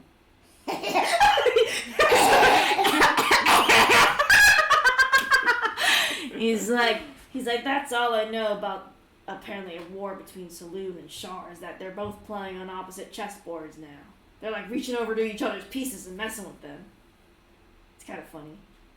What about the Bloody Baroness? Bloody Baroness, huh? Mm-hmm. I've heard she's getting a little crazier by the day. Truly? More bloody, more stuff. I mean, some heroes can track her kills pretty easily, but now they can't seem to track him at all. Pretty crazy. I heard that they have a special ingredient of sorts. Human meat? Yeah. Do you know much about that? And Or the intent behind it, at least? he says, he's like, eating human meat's a pretty ritualistic thing. Something that you'd only find in the East. At least a bit of it. I'm sure there's stuff in the West about it. I mean, you see Shar and shit in the West, right? Mm-hmm. But usually eating human meat is very ritualistic. Usually done for a ritual intent or something else. Mm-hmm. Instead of enjoyment.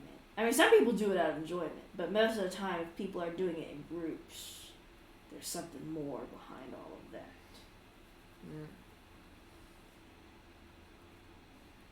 Interesting. That's what I think of anyway. That's what I see in all my travels.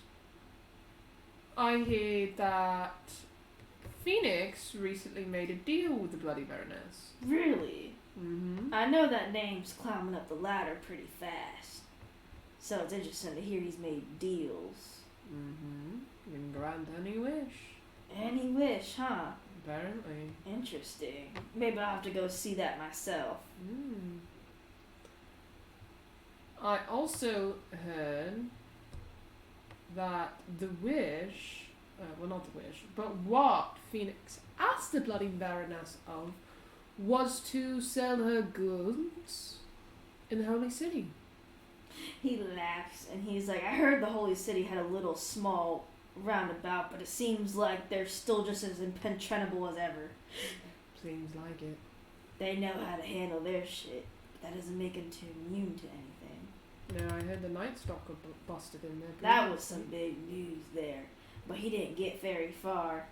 Clearly. I've heard he got shot pretty bad with a lightning bolt. Dang. Well, he doesn't like light. Even what he is now, he does not like light. Mm-hmm. She nods. She gives him some more gold. He's like, I should be giving you gold instead at this point. Why? You're giving me all the juicy gossip. And he says, well, here, I'll do you a service. If there's anything you want me to look out for and give you information on, I can find it for you. Keep an eye on the wall between Shah and Saloon, if you could. Sounds good to me. Anything else you want an eye on? The Bloody Baroness. And Night Stalker. And Night Stalker. That's one I've been keeping my eye on pretty well. Yeah, he's trying to bring the Shadowfell to the mortal world. Oh, I know he is. That's always been his plan. Yeah, Though the fact it's succeeding, because honestly I thought it was just crazy talk. Because, villains are sometimes just have crazy talk. Mm-hmm. But the fact that he's actually doing it, now that's something that's not good. Yeah, that's also kind of inconveniencing me a lot, given Shah. Yeah, I mean, she's part of the Shadowfell gang. Shadowfell gang. So, did you know that all evil gods are on the Shadowfell? Truly. No, just like all light gods are not in the light realm. Interesting. But Shah is in the Shadowfell. Oh, for sure. She's like one of the top heads. Okay. So you would, in your humble opinion, believe that the more the Shadowfell is on the mortal plane, the more easy it would be for Shah to reach, per se, even in the West. Oh, absolutely. Even other evil gods will have a chance, too. She glances at Mikkel. Kills like, fuck. He's like, shit. And he's like, but there is one thing that I've heard about in the East a lot that may sound whack to people in the West. What? Villains never work together that well. True villains, So, Shar is the head of the whole Shadowfell gang, but what if each villain is God turned against her? How so? He's like, look here, let me just tell you, in all my years, 1,000 years of just existing and seeing villains rise and fall, villains just can't work together. They work together and then something happens and it's like, boom, it's all over. Well, they get what they want and then they no longer have to work together. Oh, and they start stabbing each other's back really fast. Yeah. So, my theory, and some things I've heard in the East as a theory, which, West never talks about. Oh dear, why would they ever talk about their light gods like this? Because they never had to deal with the damn evil god for 1,000 years. Yeah. They say, what if they made Cyric turn against another god? Or this god turn against this god? Then where does the power scales tip? But that also can go for the light gods too, I guess. Interesting. So, put another god against another god. I mean, it could be a good idea, but just remember, when you're pitting evil gods against evil gods, you are paying a high price. Yeah, seems like it. You pay a very high price. Yeah. I'm sure the Immortal would know. He knows fully well. Maybe if you ever encounter him or get a visit from him, you can talk about all this god schnatz with him. Yeah? Yeah. I'm sure he'd be intrigued. Oh, he'd be heavily intrigued. I think about gods and he's immediately turning his head. Yeah, well, maybe I ought to talk to him, if he didn't try and, potentially kill us immediately. Well, of course he wouldn't. Why would he? You're not after him, are you? No, not presently. Then, you got nothing to worry about. Plus, I can put in a good word. Thanks. I don't even know your name. Yeah, you don't need to. Just call me, like, Grunt number 1 or something. No, that's mean. I'll What? call you Sebastian.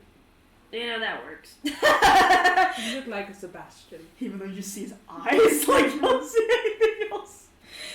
And he says, well, if you wish to speak to the immortal, I can put in a word. Sure.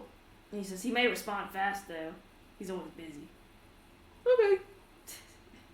And he says, well, and he kind of looks around and he's like, I know these people are pretty suspicious of a cart, so I gotta move on to the next area. And he closes the thing and just kind of, the cart just sits there silently. She's like, okay.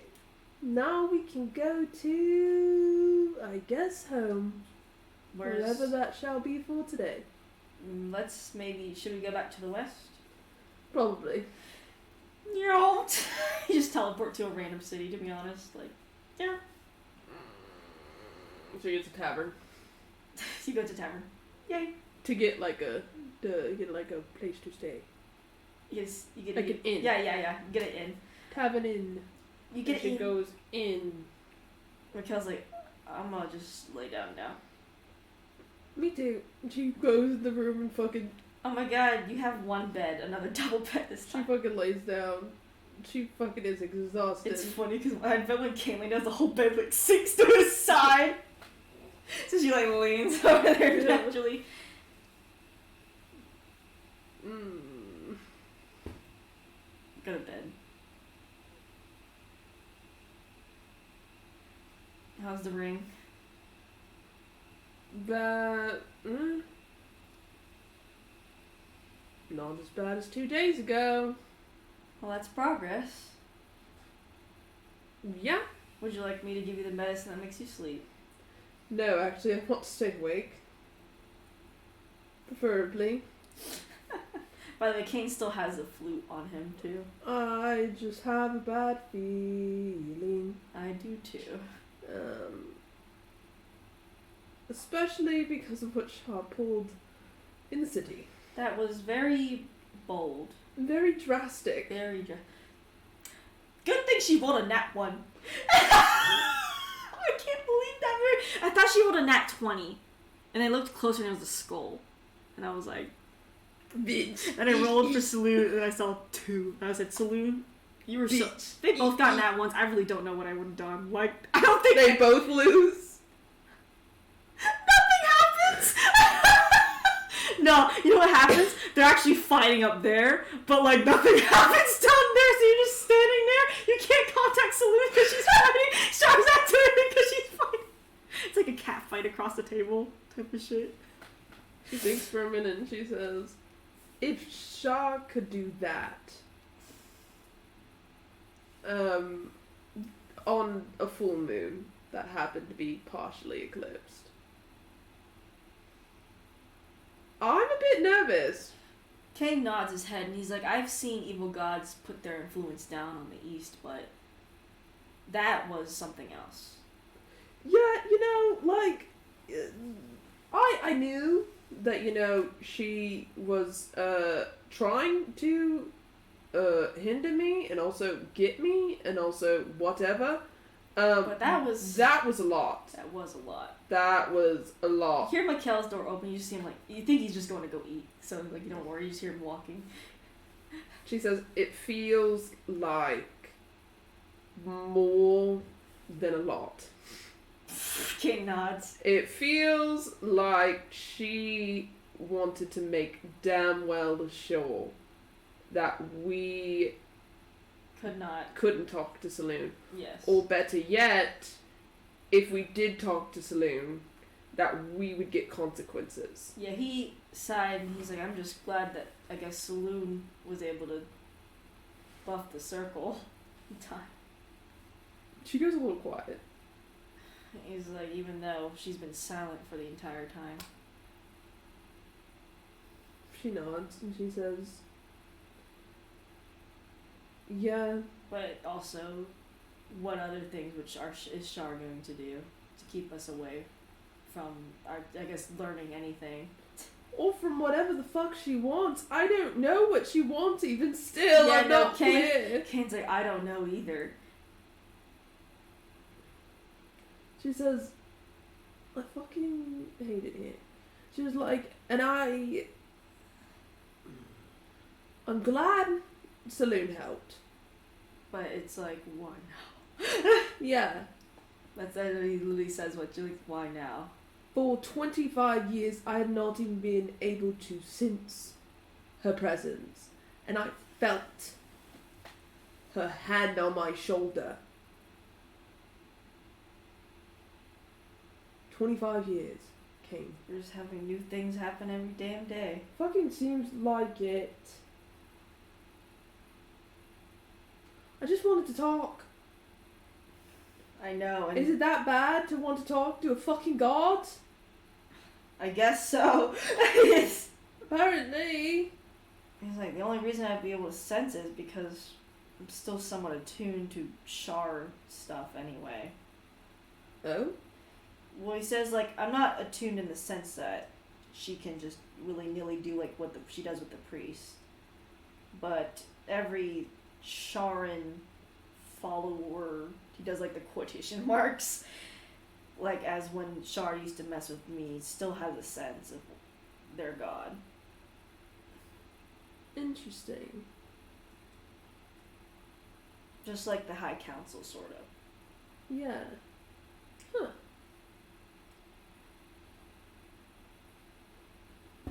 Duly noted. I I can't sense it all the time, but I guess the only time I could sense it now is because it was so drastic. But I can't sense it any other time. I'm putting it canon that people in the East just have an instinct for the evil gods. I mean, it's just fucking crazy. She looks at the necklace. You look at it. It's still as it is always. She narrows her eyes at the obsidian. You narrow your eyes at the obsidian. It's just obsidian. She flicks it. Flick it. Makes a little ding sound. She puts it down. And you see, you hear like footsteps and go, knock, knock, knock. What's up? And, Mikhail walks in, he opens it, he's like, Tisha's here. Oh. Okay. If you want to see her downstairs. Yeah. Well, I suppose she's here for a reason if she's here. I gotta pee. Go pee. Go pee. I'm still crying on the damn nat 1, fucking 2. You wanna hear something crazy? What? I also have to pee. Wow, you're gonna go pee pee? I go pee pee. I'm gonna keep the recording on in case we catch any ghosts. Oh my gosh, maybe we'll catch something. It's like a fart. Like they're both gone. It's just a fucking straight up fart.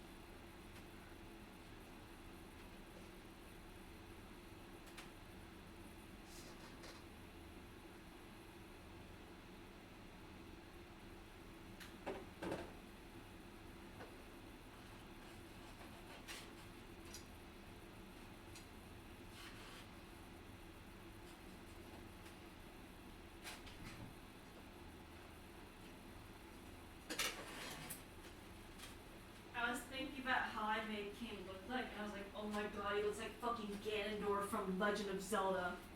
Who's that? He's the evil protagonist of every Legend of Zelda game, and he basically, his whole shtick was that he's from a race that only has females in it, and every time a male is birthed, it's actually like a bad omen.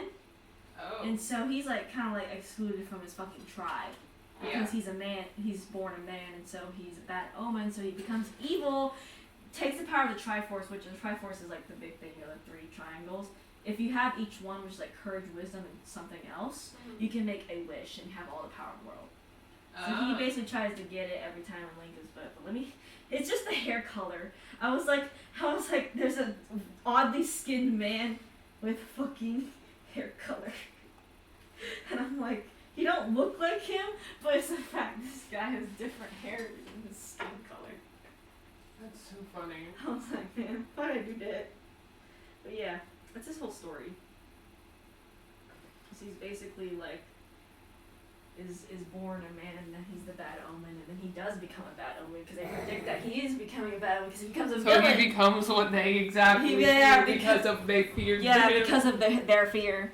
Which is kind of sad, but also like, dude, calm down. Dude, calm down. Dude, calm down. He's the protagonist in every antagonist in every damn game, or some reference of him. Because the reason Zelda's always kidnapped because he just has to kill the people with the Triforce. Link has one, he has, and then Ganondorf actually has his own too. So he wants the two of them. Anyway, that was like some lore for Mary about Legend of Zelda. I don't know where we left off. Tisha. Oh yeah, Tisha's downstairs as you see her at the bar. She drinks a whole damn fucking beer thing. She seems damn fine. She's like, hello? Nice to see you again. Lots has happened, I suppose. Yeah? A lot. And she's like, I know. I have seen, and it must have passed, considering your face and the ring on your hand. Yeah. She shows it off. Mm-hmm. She's like, I suppose you might want some answers, or would you like to do idle talk? I do not mind. Do you have anything? And she says, on the war, it seems to be the scales are now tipping rapidly. Which way? And she says, right now it's tipping towards Saloon, but always worry for Shar has something else in its play. Okay. What else?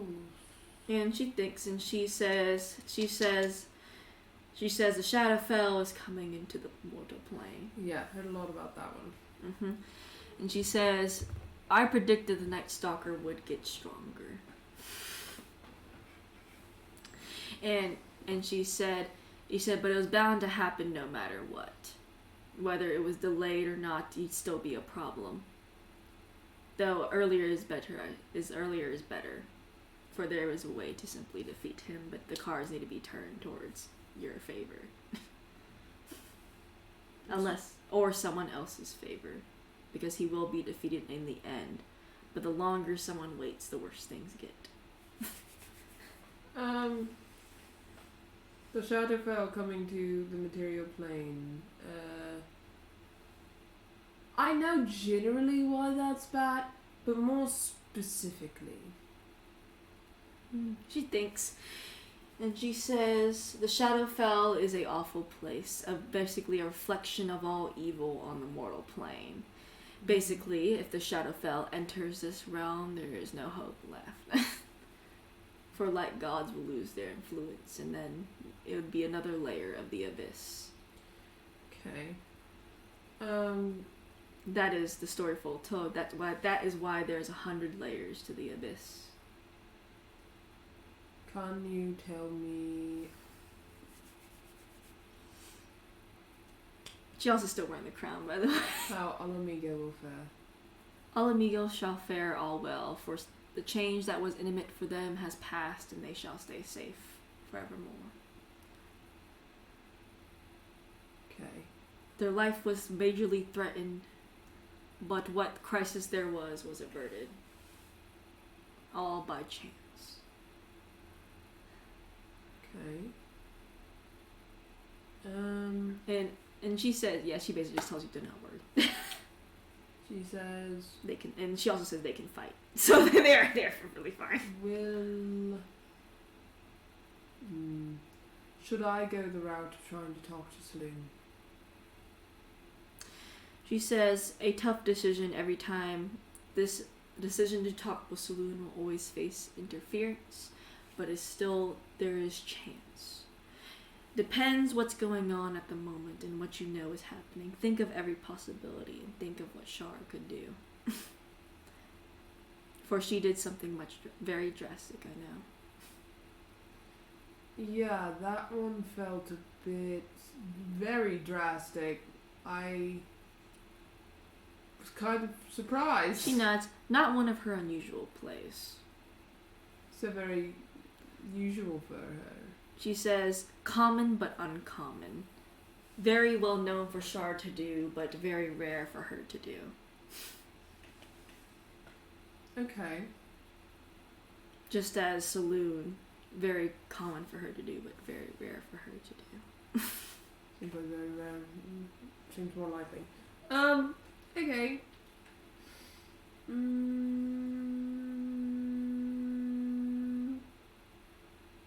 I don't know. Do I have more questions? They can be very simple and silly too. That's what she also says. She says, Oh, is Professor White truly dead? Professor White has passed. Fuck yeah! That's good. One off the list, though watch out for others will get stronger. Yeah. Like Phoenix. It is just a part of the price of change. Yeah. Some shall fall, some shall rise.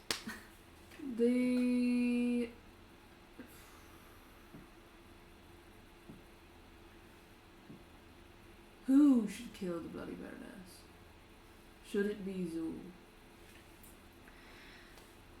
She says, this is more opinion than anything, so I shall give my opinion, since I now have reign over my own thoughts. For one, he should be there no matter what, for it may hurt him, but it's better for him to see or do it himself, whether it's by his hand or not, but he cannot be oblivious to it, for he will learn nothing. And he must learn. He cannot be kept in the dark. Okay. She says, being kept in the dark does nothing good for anyone. All it creates is more problems. And then you'll get the worst of it. She blinks a couple times and felt targeted. Yeah, but she says people can be caught soon. Okay. It was kind of targeted. Yeah, she was targeted. She was like, glanced at her ring and glanced back. Like, okay. Thanks for that one. But you know Tish is honest. What's Mikkel's fate? She looks at the kid and says... The kid? The kid. She thinks he's a kid. I mean, she's... How old is Mikkel? I'd say he's like... Because how old is your character? 25. I want him to be younger, but it makes sense on the timeline. I'd say he'd be pretty close, so maybe he's like 26, just a year older. He's really close. He's really close, because I want him to be pretty close in age. She looks at him, and she says, still learning, still young. Still lots of time to go. Figured out something big only a few months ago, but you're getting the hang of it pretty well, and so far your path seems bright, but there are still many things on this difficult path that you will need to face. And he says, but for right now you will see them coming. She gives Mikkel a thumbs up. Mikkel's like, you're not gonna die yet! Sounds like it! Are any of us gonna die yet? She says, always in danger, will always face chance, but so far you will see what's coming ahead. But things can change, so always be ready. Okay. Why does Shaw want me? And she thinks, and she says, some things still elude me, for I cannot see all. I am a prophet, but some things are more hazy than others. She says, there is a big board game, and it must be you are a part of it. Okay. As that is always Shar's thing, as I know you learned in the East. Yeah. She targets things she thinks could help her. Okay. Whether they are big or not. Well, that makes me feel a little better, I suppose. Okay. What about Kane? What's his future? And she sits there and she says, just like I said with all, you will see what's coming, but change is still imminent. And he will either be lost or he will still be on the path. But it is all up to the decision of one. Interesting. What's your fate? She smiles and she says, at first it was death. And then I said no. That's what she actually says. And then I declined. Yeah, she basically says that's basically her. And she says, now my prophecy is unknown. For I changed my own fate that the god had given me and twisted their strings to my liking.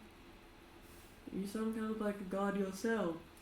She says, not really, for the consequences now are unknown, and who knows how great of a consequence I will face.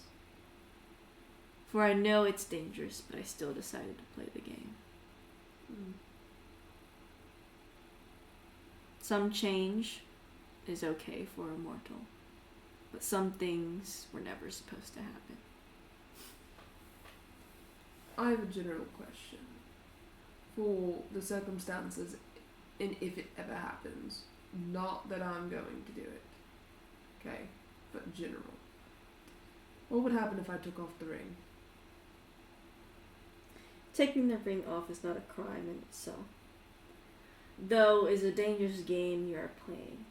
You could possibly use it to your advantage, but just know that you are risking many things if you do.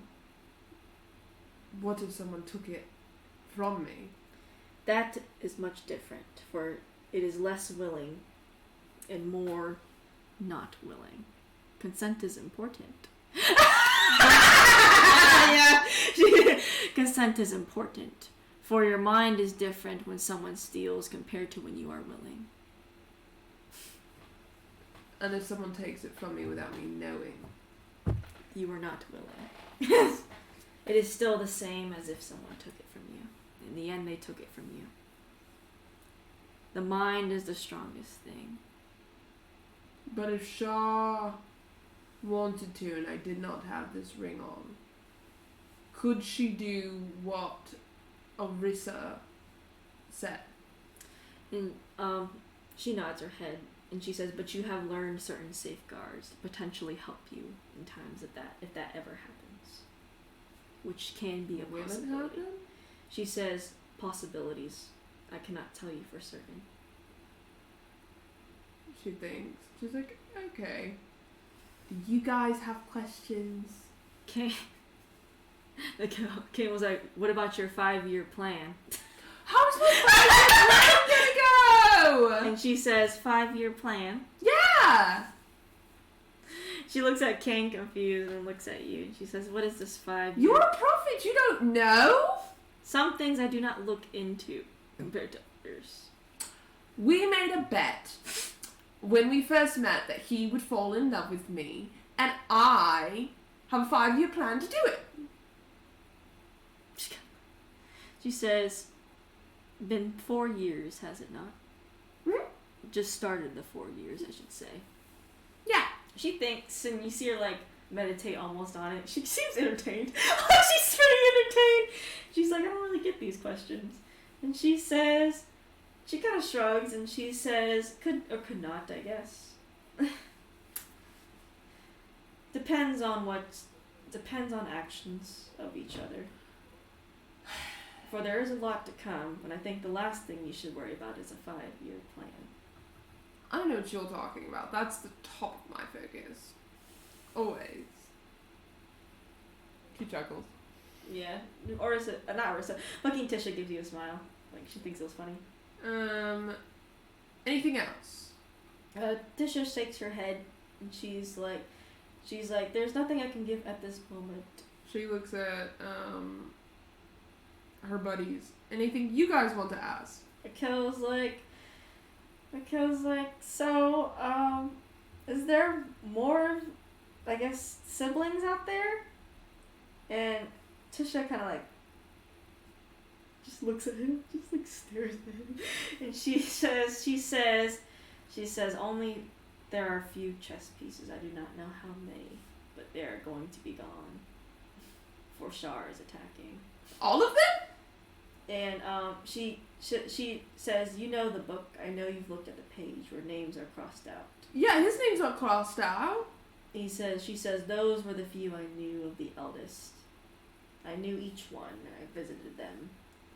Now they are long past, and within the year, or within last year. Okay. There are more out there, but I've never caught their name, and I don't know exactly what their names, who their names are, what their names are. All I know is that each one has been wiped out, and I'm sure a lot has similar has happened. So I'm sorry to say." She looks at Mikhail and says, "Wait. I don't remember Saloon having a child in the books named Mikhail." Yeah, and you see Tisha say, it is very recent. Really? And she says, "Recent but not recent. Planned but planned, I'm not too sure. It's recent but recent. Rebirth exists and rebirth applies." So he has the same name that he did when he was born in the heavens. Tisha nods. Interesting. She says that is how the god's children are born unless a god comes down into the mortal plane, which has happened only a few times in history. Interesting. Okay. Could you give us an approximate number of how many of his siblings are alive? You can tell she tries to read, and she says, sadly, I cannot tell. Not even Broad? Not even Broad. All I know is that most are dead. Sorry, dude. Mikhail's like, it's okay. You like gives a sad little face. It's a little sad. Kane doesn't have much to ask, but he says, what have you been doing, Tisha? She says, traveling around, seeing what I can find. I've crossed the immortal's cart once. How do you feel about him? She says, the immortal, in a way, if it was basing off opinion and not prophecy, he had a right idea that the gods needed a wake-up call, but his purpose and reason was not pure. Yeah. So in a way, I feel he benefited many, but also he could be the demise of many as well. Yeah. Overall, my travels have revealed much of how the world has changed. It seems that I'm sadly correct, which I wish I would not have been. Of? And she points towards the boat. And you did see like a lot of like bad prophecies. You saw some good ones too, but she says it is good actually that everything is uncertain. Yeah, I hope. She says lots of things were solid before I died. These necklaces. Hmm. She holds it up. What are these related to? Oh, she says necrotic energy emits only few necromancers strong that I know. The lich that once held these, the immortal is a strong necromancer himself, as you could see by the cart. How many are there? She says an unknown amount. Cannot tell, cannot see, but there are many. What happens when you collect them all? She says inactive. She says, have you seen more? Sadly, yeah, 4. Did they react together? They seem to get stronger.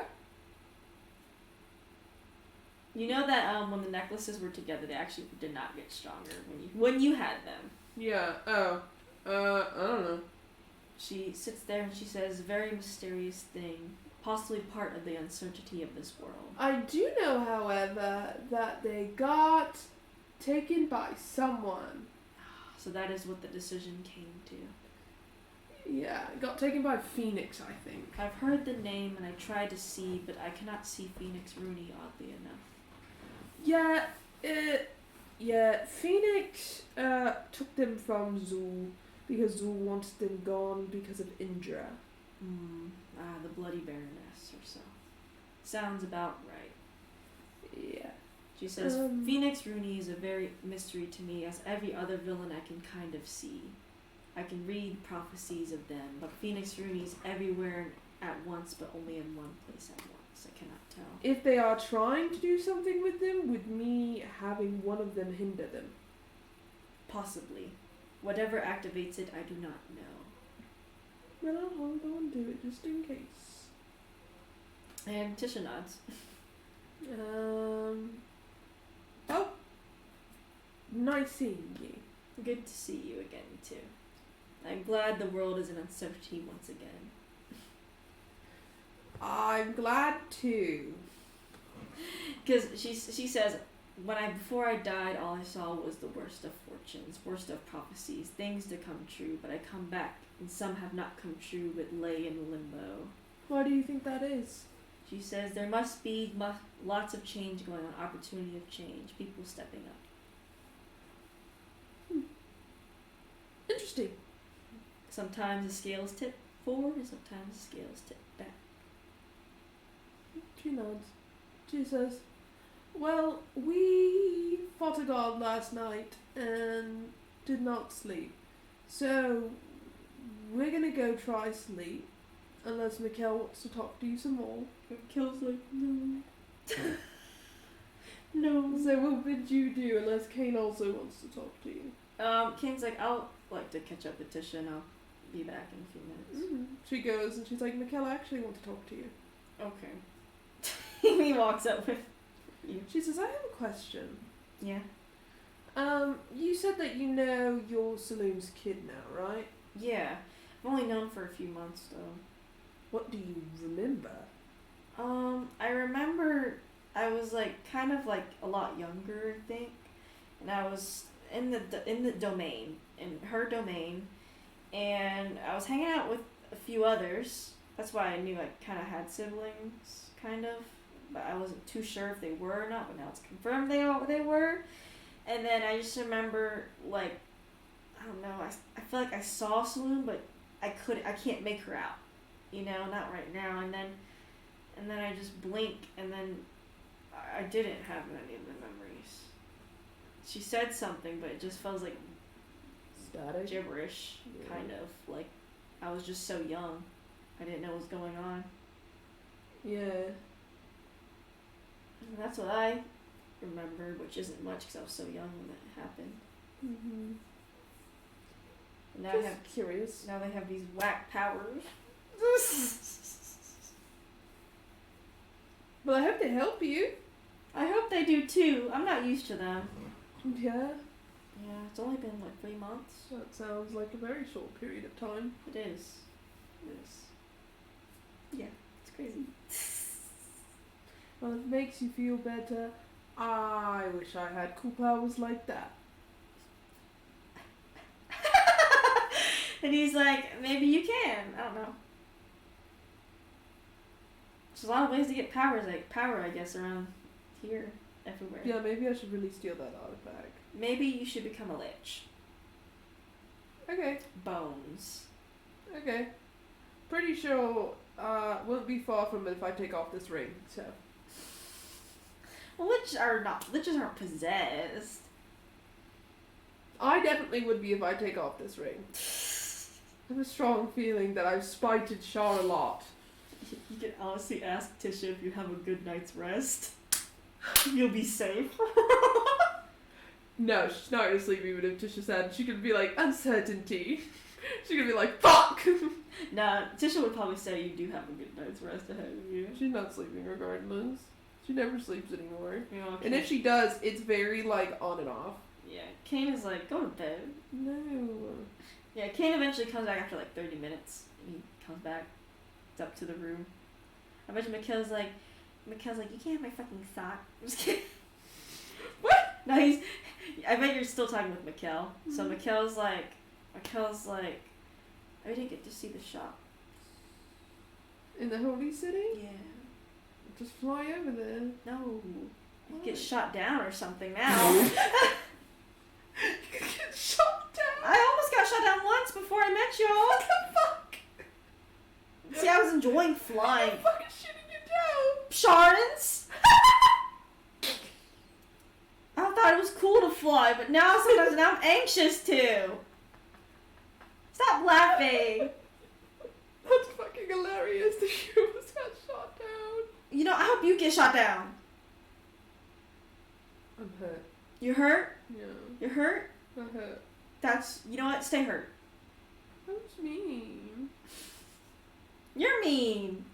You said you hope I get shot down. You think I mean you that? hope I die? You think I mean that? You know, I'm Your pouty face. tired of your little pouting face. You make the same one! No, I don't. He does the same. He literally doesn't write that in there. You both do the exact same shit. I can't with you. Go to your room. No. I'm gonna be near you. You gonna be near me? You're stinky. You're gonna be near Kane? Yeah. Actually, I'm gonna talk to Kane. Why? I don't know. Yeah, exactly. Goodbye. You know what? I'm gonna make him follow up with me. Yeah, good luck. You're clearly not as charming as I am. Excuse me? I We literally stand have the by my same statement. hair. Yeah, what conditioner do you use? Yours looks a little fried. I'm sorry, but yours looks a little fried. Yours looks a little rough around the edges. When did you get your last haircut? When did you get your last haircut? Because I see the split ends happening. Okay, little do you know, I do my hair every single day. Imagine like you both are having a hair contest, and then you just see Kane open the door, and he just sees you both like showing off your hair, and Kane's like, "Did I interrupt something?" A hair contest. A hair contest. Mm-hmm. In his head, Kane wants to say, "Well, I have the best hair." He's not gonna say it. But I'm also trying to get him to leave. Mikhail's like, "Nah, I'll leave now." What asshole?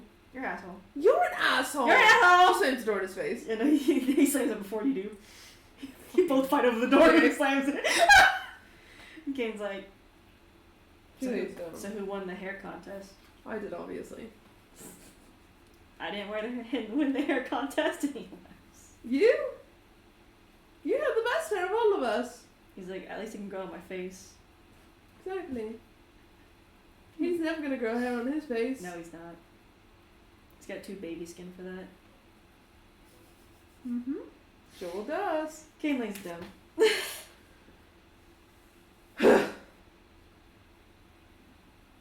Not gonna go to sleep, are you? Nope. I'm gonna give you the medicine. Nope. You know, I'm gonna stay up too. Nope. Also, he has like 2 points of exhaustion. You need to go to sleep. You have 2 points of exhaustion too! You need to go to sleep. You need to go to sleep. He like has his back to you as he's laying on the bed. And what if Shaw does something? Why would she do something? No. Mikhail's here. So? Tisha's here. So? Go to sleep. You You can't fight off Shar exhausted. What if Shaw possesses one of you? Why would she possess one of us? I don't know. I bet she can't possess Mikhail. Okay. What? What if she possesses you? Then I'll do the rituals. I've always prepared for that. And what if it doesn't work? He says, I'll be okay. You need to sleep because you have exhaustion. You can't fight off Shar with exhaustion.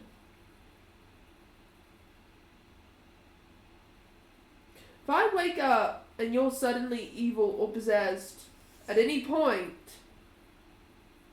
I'm going to be very upset. You're gonna lock me in a cage or something? Probably. Until I figure it out. The zombie. I have my best friend tied up as a zombie as I.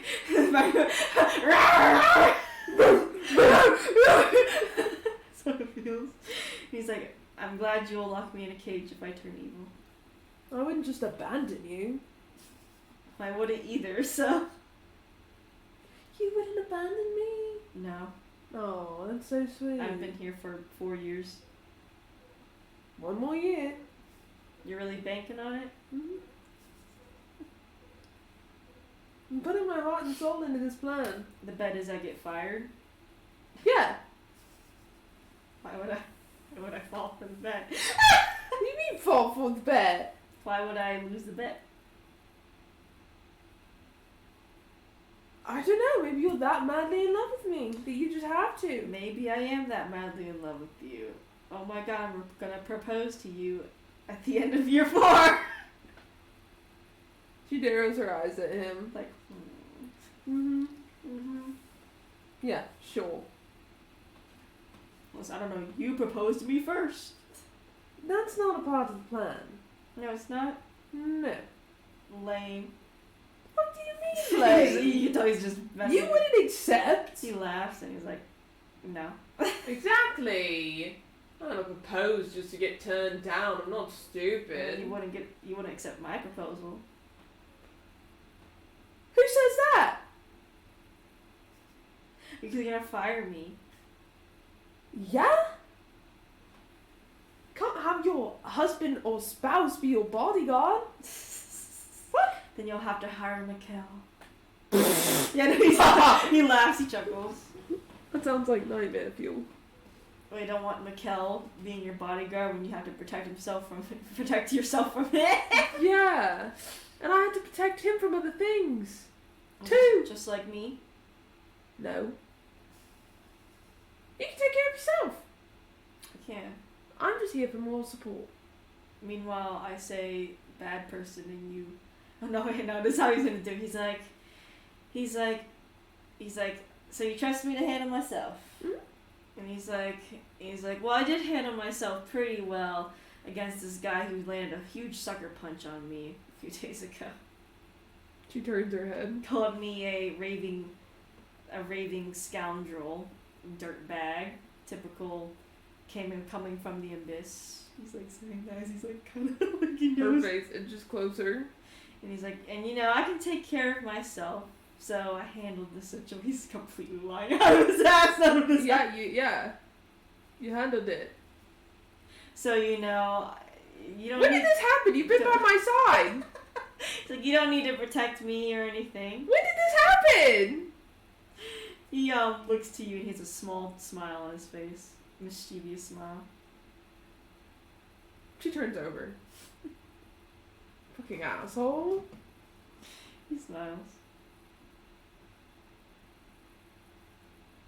What? Now you're staring at my back of my head. No. I turned the other way. She was turned towards him. She turned away. Yeah, he hears her. Like, turn around. And you hear a little chuckle from him. I can feel you pouting. You look, as you turn around, you notice, like, because your bags are together on one side, you notice the flute that Kane brought. Just sitting on the side of his bag. Why don't you have a flute anymore? He said, well, in one of the fights with one of the villains before leading up to Professor White, villain burned us and my flute was burned in the aftermath. And so it was made of bamboo. Yeah. So, and during that time, we just didn't have time to stop somewhere, as that was around the time we had to rush to Professor White. And then after that, why didn't you play anymore? I felt a bit sad every time I played it. She nods. Just curious. Yeah, but now it doesn't seem so bad to play it. That's good. Yeah. Is that you? She says, I like to hear you play. I do. And it's like, I like to hear you play too. She smiles. They're both facing away from each other. Yeah, back to back, basically. Yeah, they are basically back to back. Even though his side of the bed is heavier than hers, she can be side of sinks. It's like fucking straight up back to back. Yeah, because she kind She can't help it. Yeah, no. She's too light. And it's the fact he knows too that she can't help it because he's so. She doesn't bother anyway. Yeah, it doesn't even bother him to.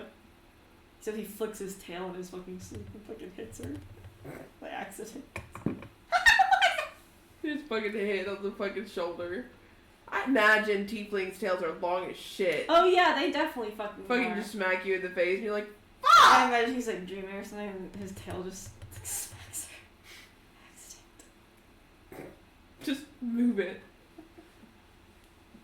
Just use Not that she sleeps well anyway. I'm sorry, the bed's sinking. It's making me fucking laugh. She thinks about sleeping. Kane's not sleeping until he knows she's in this. Like, are you? Why do you have to stay awake when I'm awake? Make sure you're all right. The fuck? What happened? I'm not gonna get up. But you're awake, exhausted. So? That doesn't mean you have to be exhausted. Gotta share it. Share the wealth? Share the wealth. Fine. I'll go to sleep. I'll know if you're asleep or not. He does not know. Tell you why he knows you're asleep or not. Why? How? Just go to sleep. How do you know? He doesn't say anything. You would chuckle though. She closes her eyes. She's like, fuck it, I'll try. Does she sleep? It's up to you. She does. She does. It's because she snores. I love that. It's like the lightest snore though. I feel like it's the... Yeah, like that kind of like quiet, and he just knows. just like, yeah, he's snoring. She's like, not gonna say it. I feel like she sleeps, but she sleeps for the bare minimum of hours. Oh, absolutely. Like, fucking 4 to 5, basically, I think is minimum. Which I sometimes do a lot. Me too. Because I play game, and I wake up for work. So I'm like, 4 hours? I think that's okay. Webtoons just reach out to me sometimes. I know they do. She'd be a fucking Electra would be a webtoon reader. Fuck her. Kane will have to hear like, Kane, like this happened. What happened in the book? Oh my god, but she does sleep. But that's like 5 hours, I'd say. But After 5 hours, she wakes up like looking around. Kane's asleep. Oh. Kane's tail flicks around. Okay. She dodges it. You know the patterns. You dodge it. She just fucking lays there and looks at the room. She's like, fucking God. She can do whatever she wants. It's pretty. It's like, I'd say it's like 4, 5 a.m. Like, it's not like dead at night. Yeah, she glances out the window. That's out the window. You can tell the morning is slowly arising. Like, because the curtains are closed. Like, or the shutters, basically. Like, peek out. It's just, like, morning is starting to rise.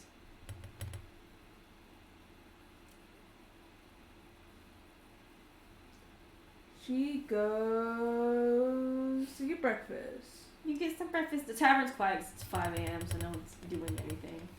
So, the woman at the counter's like, what you want, sweetheart? Can I cook in your kitchen? And she says, sure, why not? It's 5 a.m. Go ahead. Thank you. Really hard. She tries to emulate what they made in the East. Want her to roll like 2 rolls for me. I need her to roll first a history check. Just to remember if she can remember the food. I love her so much for even trying, bro. I know, I do too. It's the effort that counts for real. She'll try it first. She's not gonna make them try it first. Okay. History? Yep, history first to see if you can remember exactly. I'm not doing that shit. Let me do this one.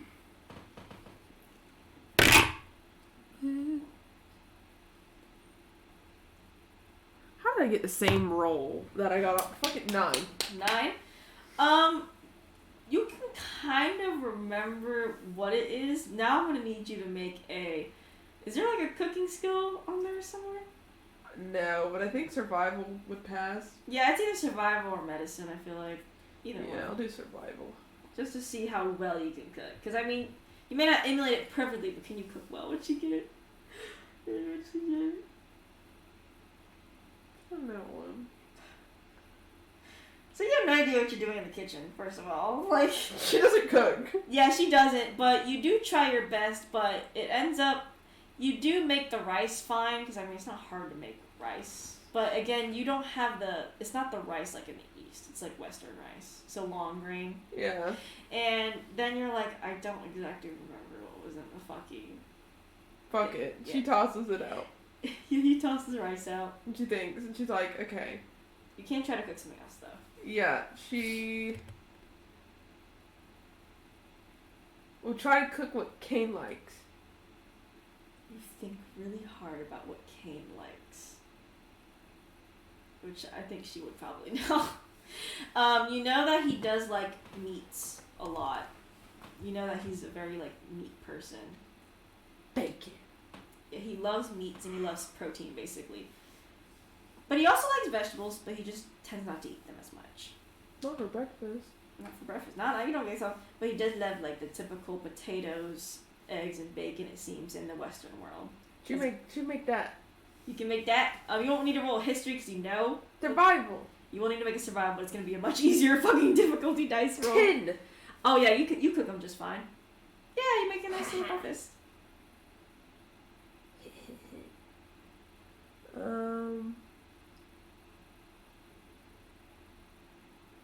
Could she use prestidigitation to add spices? Yes, you can. Honestly, I'll let it pass. Yeah, little spices like salt and pepper and little things. She pays the lady for letting her use the kitchen. thank you, man. We just got extra ingredients, so I also didn't want them to go to waste either. So she's like, hope you enjoy your food, sweetheart. Thank you. She goes upstairs. She leaves one plate. She knocks on. Well, she sees Mikhail's door is unlocked. It's locked because safety. She puts a note under his door and then sits the food outside of it. Okay, yeah, you can do that. And then she goes back to her room. You go back to your room with both your plates. And she tries it first. Yeah, it's pretty good. It's pretty good. She sits down his plate nearby him. He sleeps like a damn log. He never snores. He's just so silent motherfucker. When he almost sleeps like he's dead. Bruh. You see him sleeping on his back now. She chuckles. She eats her breakfast. Sweet, your breakfast is pretty good. Yay. And she glances through the book. You glance through the book. I will say you kind of completed Shars and Saloon's pages. You can look at other gods' pages as well, though. Oh.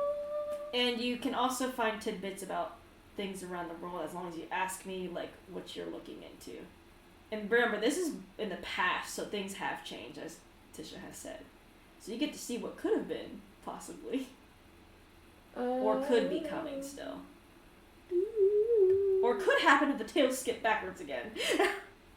She just kind of glances through. She's not really looking for anything right now, but just reading.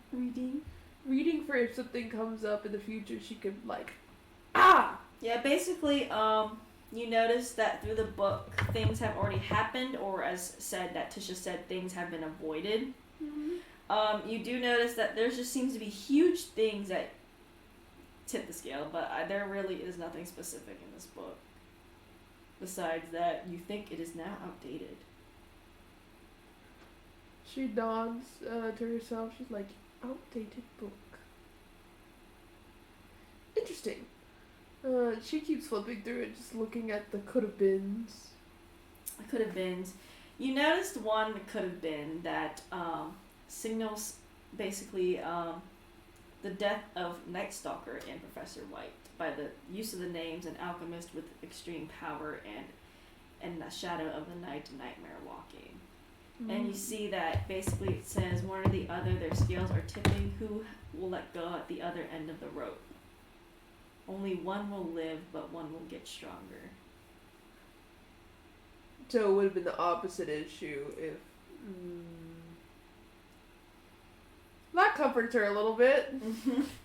Because it seems like what the fortune is saying is basically like they're both holding on to the ends of the rope no matter what, whether it's their decision or another's, one will get stronger and one will fall. Yeah. Whether it because they were enemies or not. She nods to herself. Mm-hmm. And so it seems like it was just never gonna be not be avoided whatever happened. And it does mention a death of a hero. Either way, no matter what.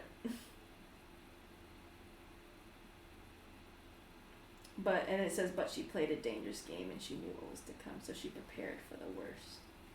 She looks a little sad. Yeah. But she keeps looking.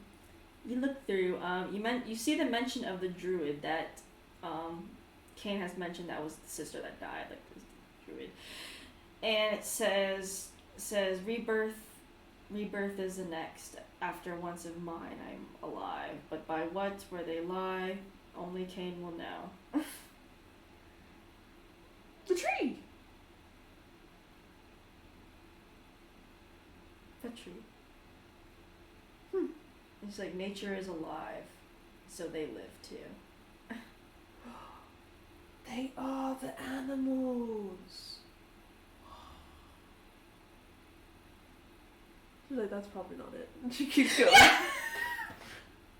You keep going through. Nothing seems to be of note that you can connect dots to at all. Okay. It seems to be idle reading at that point. Yeah, she kind of idly reads until Cain wakes up. You see Cain start to stir. He opens his eyes. She glances at him. You sleep? Did I sleep? Yes. I thought you said you knew. I knew when you fell asleep. I slept. Good. And he looks over and he sees breakfast and he's like, "You got breakfast?" Hmm? And he eats it and he's like, "You cooked this, did you not?" Yeah. You know, he cooks stuff. Well, you did very good. I know, I tried it first. I failed the first one. What was the first one? I tried to do what you do. He smiles. And It didn't go well. So I made a something small on veteran. He says, "Well, thank you." You're welcome. And he says, "You can try. I can help teach you the way to cook. Yeah, maybe not in a tavern. Not in the tavern, but maybe when we have camp again. That'd be fun. Then Mikkel can just watch us, or He can learn too. he can learn too. He's a bad student though, so maybe not. Well, he likes to fight you a lot. I know. That's how I And know you like he's to a bad fight him a student. lot. Okay, I don't know about that. It feels like he stops everything, but you know, hey, to each their own, I guess. He chuckles. And we could play songs together. We can. Maybe we should go out camping again so we aren't caught in taverns and such. Yeah. Plus, it keeps us on the move too. That's where we'll go next. Another town outside of it. Yeah. Plus, it's good for us to keep moving considering what's happening. Even if right now it seems alright. By the way, we can revive your druid friend. Really? Yeah, the book says so. The book says at the tree place. Makes sense, I guess, but I I don't don't know how we go about that, but I don't know either. They were a very powerful druid. that's crazy. That's why. Maybe that's why all the animals are so like happy.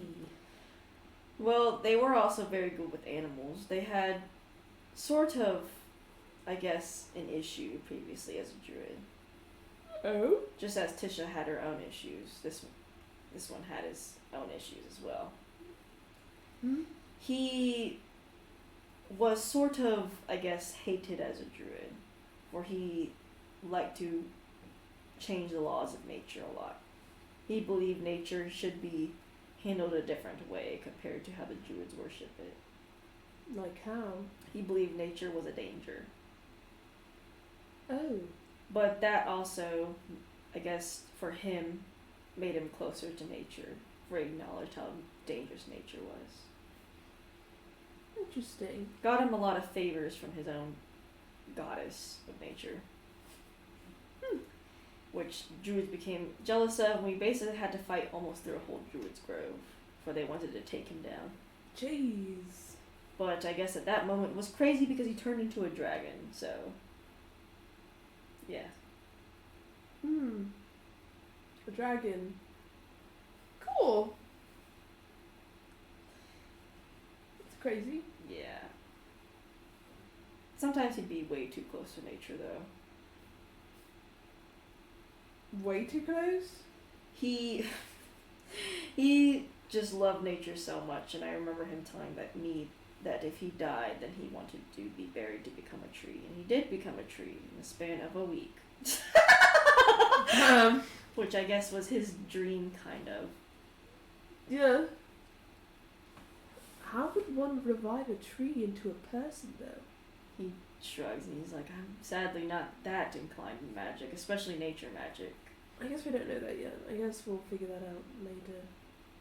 Because Tisha wrote it. Yeah, he needed to sort out that he should not be as close to nature because he was still a person. Yeah. It says you would know, though. About... That you would know about... I don't know if it's about how to help him. I mean... But I know it's where he is. I know where he is, as Yeah. you've seen. But you don't know how to help him. Not really, sadly.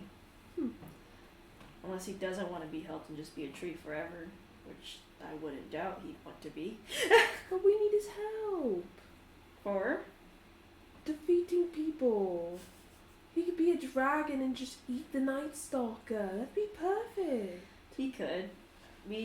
Each of us had our own little special powers in our own right. yours?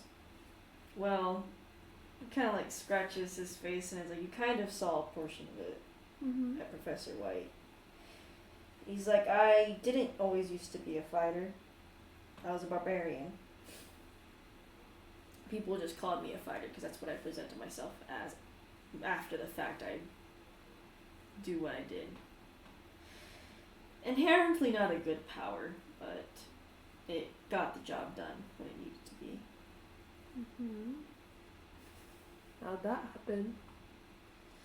And he kind of like rubs his arm. He's like, I wasn't so smart when I was young and decided that I wanted to go to the Underdark. Oh. Because some people have been, and I thought myself brave enough and strong enough to go through the Underdark by myself. Yeah. I ended up into a lot of trouble down there. Yeah. And the place, I found an altar, found a weapon, Yikes. and he said he actually points to the axe that it was, and decided to grab it from the altar. For I thought it was a better weapon than what I had. And then I was basically cursed a bit. What was the altar? And he shrugs and says it wasn't really to any god, but it seemed more like a witch thing going on. But the curse was not as bad as I thought for. It was pretty bad when I first got it. But slowly over time I learned how to channel it. But it's been so long since I've done it. Interesting. And what happens when you're like that? In that state? He says, back when I used it more often and practiced more with it, which I guess the person who cursed me was not expecting. Again, never saw them again. After I was cursed, it must have just been a one-time thing. Mm-hmm. I had trouble controlling myself, and so I'd go into rampages easily when I first got the curse. Started just killing randomly. And then would come back and just see blood after body after body. Learned how to channel it with the help of some of my group members. Tisha was a big help. A big, big help for me. And I eventually learned to channel it where I could control it. Where I could actually focus. But when I lose control of it is when I can't focus at all. Has that ever happened? He says it happened when I was younger and a bit with Professor White. But I wasn't completely lost. But it almost felt like it. But then I heard your voice in my head, because I assumed sending. Yeah. And then I kind of focused a bit. That's good. It's just been a long time. And I don't really like to use it often anymore. I don't blame you. Doesn't sound fun. No, but the axe is sticking with me forever now. I would assume so. Even if you wanted to get rid of it, I don't think that'd be a good idea. I tried and it boomeranged back to me and almost sliced my leg off. Jeez. Out of anger, I think. It was angry at you. I felt like it was. Damn. Does it have feelings? I don't know. Does it talk to you? No.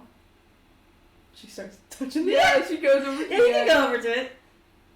It seems like almost just generic great axe. You touch it. You touch the great axe. Yeah, you're touching it. Oh my god, you're touching it. She picks it up. It's heavy. Like She's like, oh my god, it's heavy. it's very heavy. Watch out. You pick it up. Kind of. Your hands are She's from like her. holding it on the ground. Yeah, like an inch. She's like, huh? It feels like a normal axe. And it looks like one too, and that was the craziest part. Huh. She sits it down. He set it down. Exhausted. King's like, it is sort of heavier than a regular great axe. Yeah, I see that. It's very heavy. How the fuck do you carry that around? He like gets up off the bed and he walks over to it. You see him just easily like swing it over his shoulder. And he like does a little trick where he swings it both ways. Okay, show off. Okay. Well, I can't show off either. No, go for it. Not too late, I'm stopping. No. He puts the axe down and puts it on the side. Fine. I was just was just saying, you just hopped up and I barely picked this shit up and you just... It's funny because not many people can pick it up besides, again, the half-orc in my party. He was a paladin. Pretty big enough to hold it. Really? Maybe I'm secretly strong. She's got no fucking muscles. I bet she's like, like the slim muscles where it's like, that she moves a lot and it's like fit, but it's not like fucking cane. It's not like weightlifting muscles. muscles. Not weightlifting muscles, but it's like the I move around a lot muscles. So strong. I'm gonna pick it up again. Try again. Let's see what happens. He holds it to you, like, he holds his hilt to you. Could you grab onto it? She holds it up. Yeah, you're like holding it while Kane's helping you. Just like holding it gently. I did it! You did do it as he's holding the tip. Let it go. Are you sure? Yeah. He lets it go. It's like a weight starts tipping. She started going over. He holds on to you and he holds the axe in your hand and he's like, you good? Yep. Yep. I'm good. Yeah, but a cursed axe, but it really has only one downside, but I haven't really found it to be as bad, I guess. Yeah, you figured it out. Yeah, as it used to be. That sounds smart. Just takes time. That's all. Yeah. Makes sense. Don't know why it never leaves me though. It likes you. Don't make a face like that. It thinks you're swell. Swell. Not the swell. It thinks you're swell. He's like, it will always come back to me no matter what, whether I summon it or not. I don't even summon it; it just comes back to me. It wants to be your friend. I also find it to be unbreakable. Well, yeah, with how heavy it is, I wouldn't fucking doubt it. Well, unbreakable in the sense that this is literally a wood hilt, and and he actually like does this, and it doesn't like even bend. And there's no single, there's no single scratch on like the blades themselves. That's crazy. It is crazy. And it lights up very star-like. Yes, that's why I got my name. The blade that can, the axe that can, he said, the fighter / barbarian that can kill a god is what people called me. Can you? I've never killed a god. Yet. There's always time. I don't know if I like that. What do you mean? You don't want to kill a god? It'd be interesting, but it'd be a lot. I think Shaw has it coming. Mary, if we really kill off Shaw in this game, they really just fucking hate her. Like, That's just hates her, bro. We just hate her. Like, fucking get rid of her. I hear Shaw and I'm like, she had it coming. She had it coming. She only had herself to blame. Honest, that's her song, to be honest. But Mikkel, you're knocking on the door because you know it's Mikkel. Didn't say anything. Come in. Mikkel opens like, there is a note in breakfast. Yeah, I left it for you. That's pretty good. You liked it? I did. I made it. Really? Yeah. I mean, not that bad. Oh my god, she complimented me. Yeah. That's new. Not that mean. Okay, well I never know with you. Damn, alright. What are you doing holding his great axe? I'm trying to see if I can hold it, and I did. Kind of. What's so hard about holding a great axe? Pick it up. He's like, it's not that.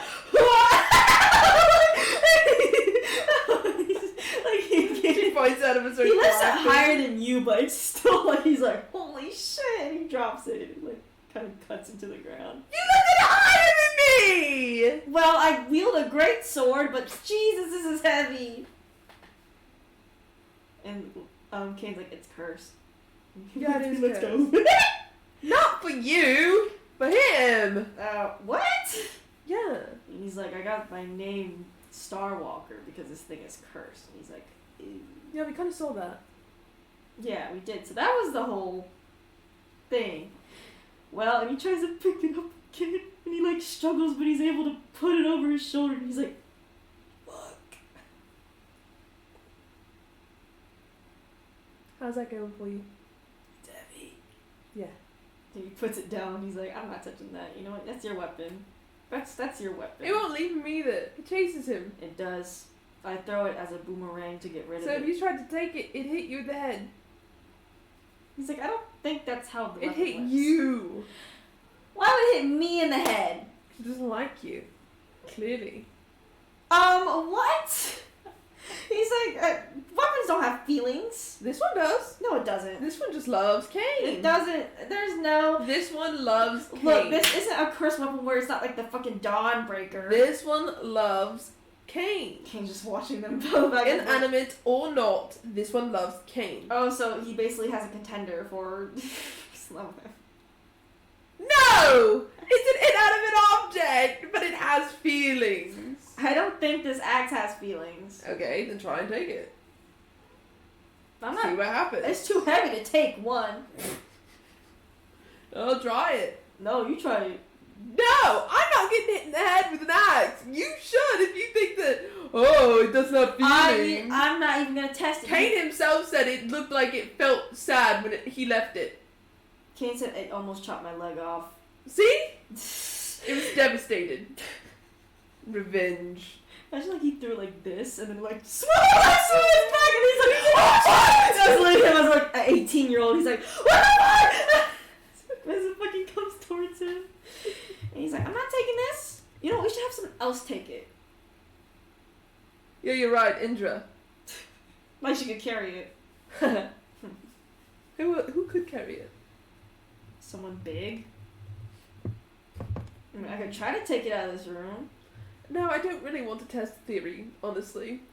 Just That give it it to a actually villain. cuts your head Maybe off. they'll. Maybe it'll cut their head off Maybe it'll cut their head off and we'll be fine. Okay, we'll give it to Night Stalker. No, we'll give it to Blood Knuckles. And fucking yow! That'd be so funny though. You know what? Be perfect. And Kane's like, I'm not giving my axe to nobody. And they both like become the same fucking face, like. Would have been fun to try it. And he's like, no, No fun. I'm no fun. Woohoo. That's it, Kane. She crosses her arms.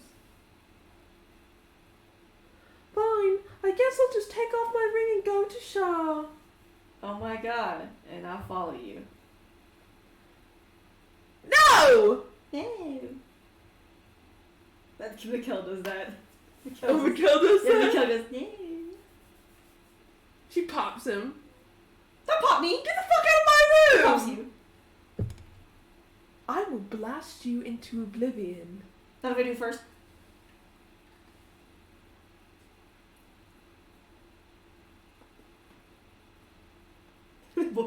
I bet no. They just both prepare the light spell. No, she does necrotic shroud. Just a necrotic shroud. It's gonna counter with his shit.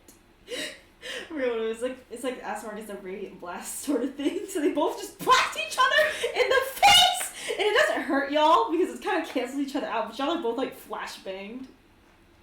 Kane's like, you just hear Kane say, "Ow." You okay? You notice he got hit by both. You good? He's like, I mean, that's not the worst hit I've taken. But that definitely was She a... glares at Mikkel. Feels like, you cast a necrotic shroud.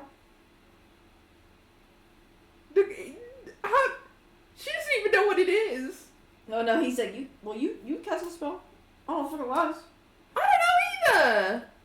Maybe we should figure that What'd out. you cast? He's like, it's a Asimar thing. I can cast a, like, radiant blast for myself. Well, also, it's kind of a demigod thing. So... I did the other day, and I was like, I could do it again, and so I did it. I wanted to see what you do.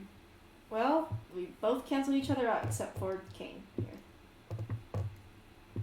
How did you feel, Kane? A little burnt. That's his fault. A little cold at the same time.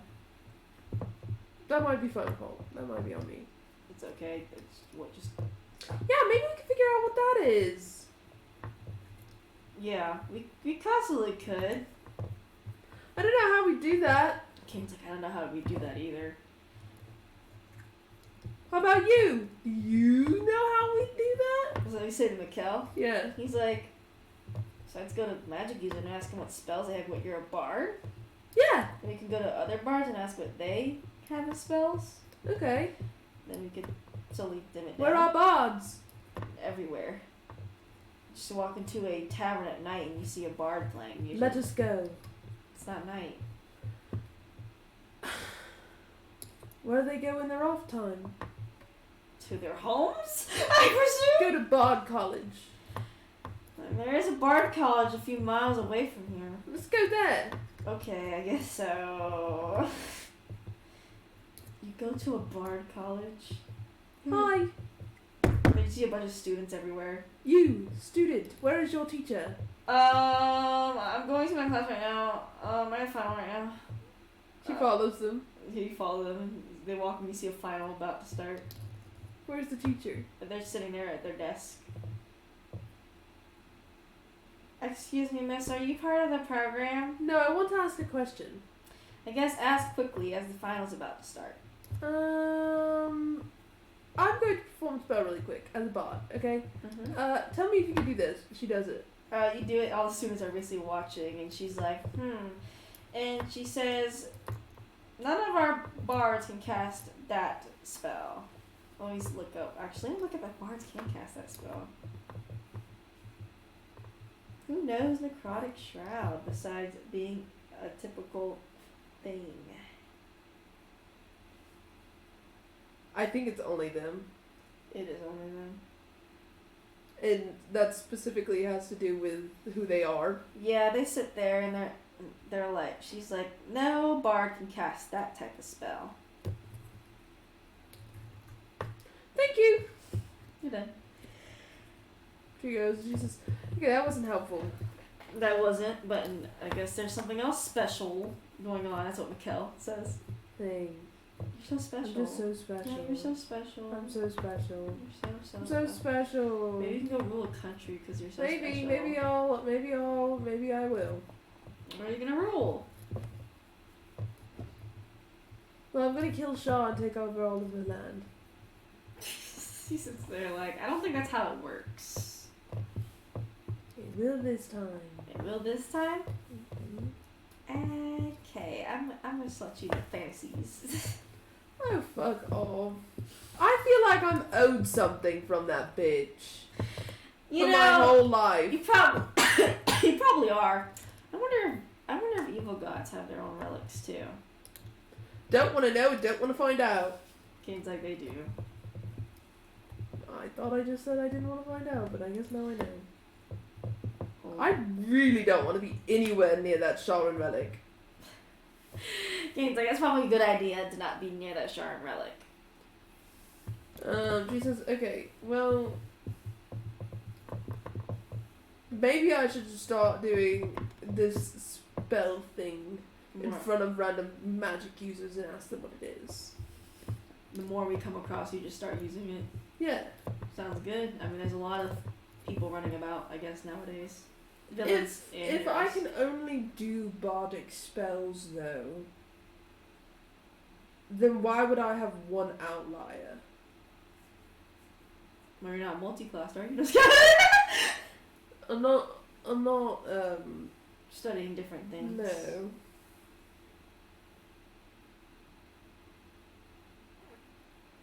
She stares at him. At Kane? Both of them. She's like, well? I was like, I mean, sometimes people get special things for being a different race. Like, I mean, he's a tiefling, so he gets a resistance to fire. And you see him, like, do, like, a small burning hands on Kane, which Kane is obviously not affected at all by it. Okay. What do you get? As an SMR, Yeah. I get wings I can summon and not summon. I get certain spells and abilities that no one else can get. I don't have any of that. He's like, now half And I don't have any fire things. no fire things. Yeah. So I don't think it has to do with that. And I'm pretty sure that I was born to a human and a half elf. I mean, I was born to two high elves. You look elfish. He kind of does, but you notice that it's very like died down, despite him being both, his parents both being high elf. What do its ears look like? A little more rounded, but more half elfish, which is odd for high elves to become really long ears. Are you sure both of your parents were elves? Yeah. Weird. Well, if you are elf, or were born to two elves, I suppose anything's possible. Maybe I'm a demon. Kane's like, oh my god, cast a spell on you. She says, what if I'm a vampire? Or an orc? Kane is sitting here just trying not to laugh, and Mikkel's like looking at him with the most dumbfounded expression. Oh, what if I'm... She started naming a bunch of races. Kane says, I'm actually a changeling. What if I'm a changeling? Kane's like, I think you would know if you were a changeling. What race wouldn't I know if I was? Shrugs. She's like, Mikkel, you're an Asmar demigod son of Saloon, okay? So, what do you know? About? I don't know. Me! I just met you. That's what you gotta do. You gotta use your special powers. I don't figure it out. I don't know what you mean by that. Figure it out! Oh, I cast special powers on you. I'll know everything about you. Yeah. No, that's not how it works. I cannot literally scan you. I can cast light in your face though. That's not nice. Mm-hmm. I'm trying to find out why I cast this crazy necrotic spell. See, I really can't tell That you. feels like bad juju, that I can cast a necrotic spell. I mean, clerics can do necrotic spells, even though being cleric of light. But it feels like bad juju. Everything is bad. It feels very Shaw. Everything is. Shaw-coded. Look, bad juju exists when anyone casts a necrotic spell. But it feels pretty bad. You both are just like y'all are standing outside on like a trail or something as y'all are talking. Kane's leading the way as y'all walk upon like a trail. She's like, fine. I'll let it go for now. For now. You know nothing. Well, of course I don't. I just met you still. It's been like, what, a week now? Yeah, so what? Well, I'm supposed to like analyze you and A know. week's a long time. I don't know, compared to 4 years over here. Mr. 4 years. She glares at him. Kane's like, I know you pretty well. like, what do you know, huh? Your name's Mikkel. You're the son of Saloon. Wow. That's You have hair that glitters. just like yours. And you have eyes. You're like, that's such good conversation. Oh, you have ears. You know what? Actually, I know a lot about you then. And you're an asthma. Wow. You pout a lot. You pout a lot too. Mm. You pout too. Shaw wants you dead. Char wants you. Dead or alive, I don't know. And she wants you dead. Well, of course she wants me dead. Okay. You... She thinks... She says, you lived in that one city that got fucking destroyed. Partially. oh, and you live in fucking Isla 7, Haven. Yeah, I lived in Island. Then you jumped from city to city, Mm-hmm. doing bar hopping, but getting targets. Mm-hmm. Yeah, you saw as much of that. And you got stabbed in the heart a couple months ago. Yeah, and you just found out that someone's in your head, Char. Who stabbed you? What? Who stabbed you? I honestly don't remember. There was a lot of adrenaline going around there. I was being attacked, and then the next thing I knew, there was a knife in my chest. How'd you get revived? I don't remember. Something was casted on me. I don't know if it was someone nearby or something. But I woke up and I was in a bed, so I can assume somebody, cleric or such, did so. But there was no one there when you woke up? Besides like typical like lower level clerics.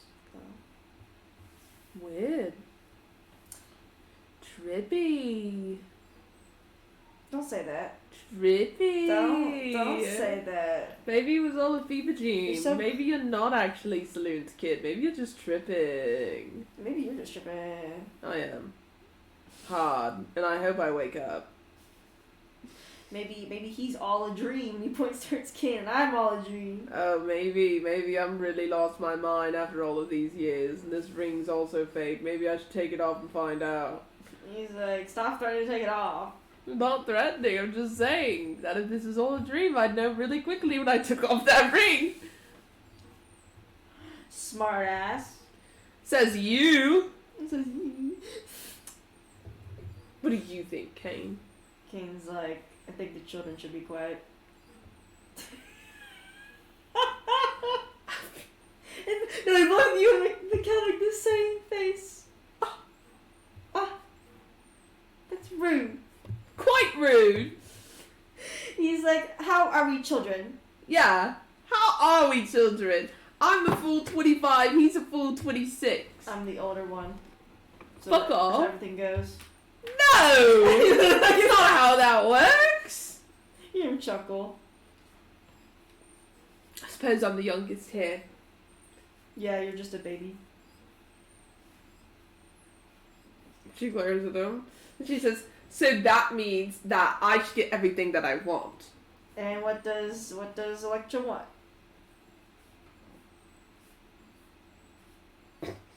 Sean, not in my head, preferably. I guess I'll go to Shar and beat her up for you. That's what King says.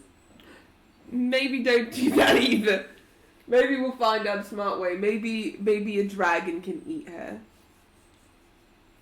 I'm banking on that one. You're banking on that one? Yeah, I'm banking on a dragon eating her.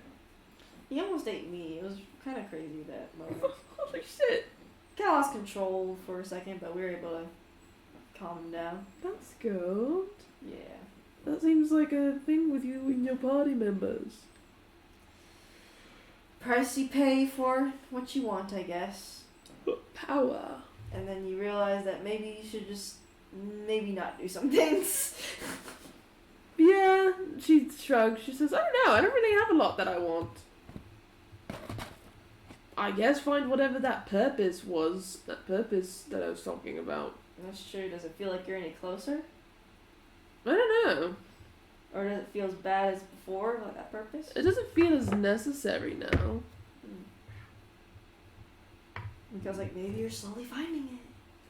Oh, don't like that. You're slowly getting close to the answer. Oh, thanks, Mikkel. You're so helpful, like always. Wow, you're any helpful to me. You haven't asked for help! What else to ask help for besides what we're kind of working together on because we both have the same enemy? There you go. So it's better to have two heads together than two heads apart. Unless you want to wander off and see if you can fare Shah yourself. You know, I'd rather not. Okay, exactly. Maybe I'll go join the Lasting Flame or something if I do. Yeah, I'm sure they'd welcome you open arms easily. Oh, I know they Saloon's would. kid? Oh, Yeah. they would. But you'd have to go alone, because they sure as hell wouldn't welcome me. She cackles. And that's he's like, Kane's like, that's why we're not going to Lasting Flame. Very true. I don't know. Maybe they would just put me in prison and not kill me. What if I just turn myself in? Kane's like, I really don't know what kind of moral compass the Lasting Flame is on, so... Yeah, that's a good point. It's either they're very, very, very good, or they're like my party used to be. Yeah, I'm definitely not turning myself into anyone. My money is my money! I gotta pay you. Yeah, you missed a few payments because a lot has been going on, so I just kind of wait. You give him money. She give him 1,000 gold pieces. Give him 1,000 gold pieces. He takes it. He just kind of puts it in his bag. She smiles. She says, you could ask. Well, there was a lot going on. Okay, it's not. It takes 2 seconds. Just because you're my boss doesn't mean I want to bother you with such trivial things when we have bigger things to worry about. You could ask. I could have. But there was a lot going on. So? Money is important to survival and livelihood. You gotta pay for everything anyway, too. Okay. Still, it's the whole fucking dynamic. You're trying to change the dynamic? No, I'm not. I'm just saying it's okay if you're late on the payments. I shouldn't be late. I have a bunch of money. And also 100 things did just happen. Okay, so Times it shouldn't be late on a payment. Then I forgot too, okay? So, because I was also preoccupied with the 100 things happening. She insight checks him.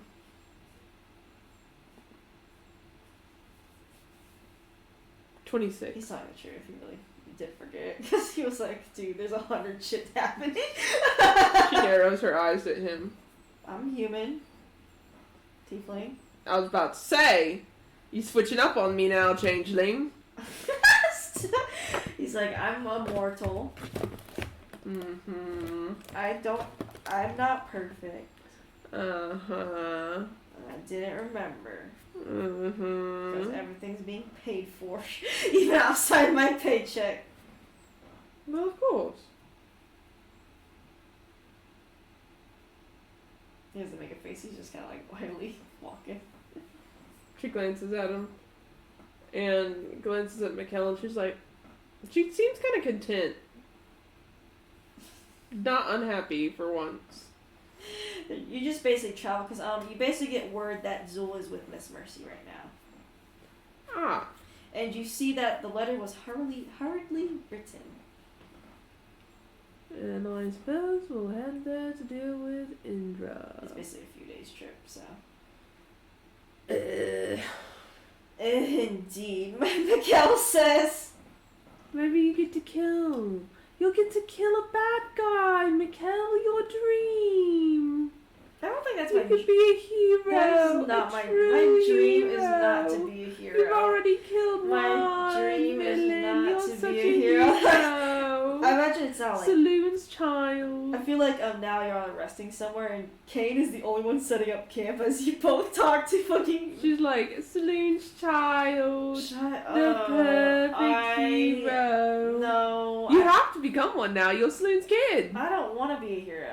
I'm sorry. I'm alright. Doesn't sound like you have an I'm option. alright being a good guy, but a hero, that's just too much. Is it too much? Because you're one of the ones that busted out of that city and tried to start saving it.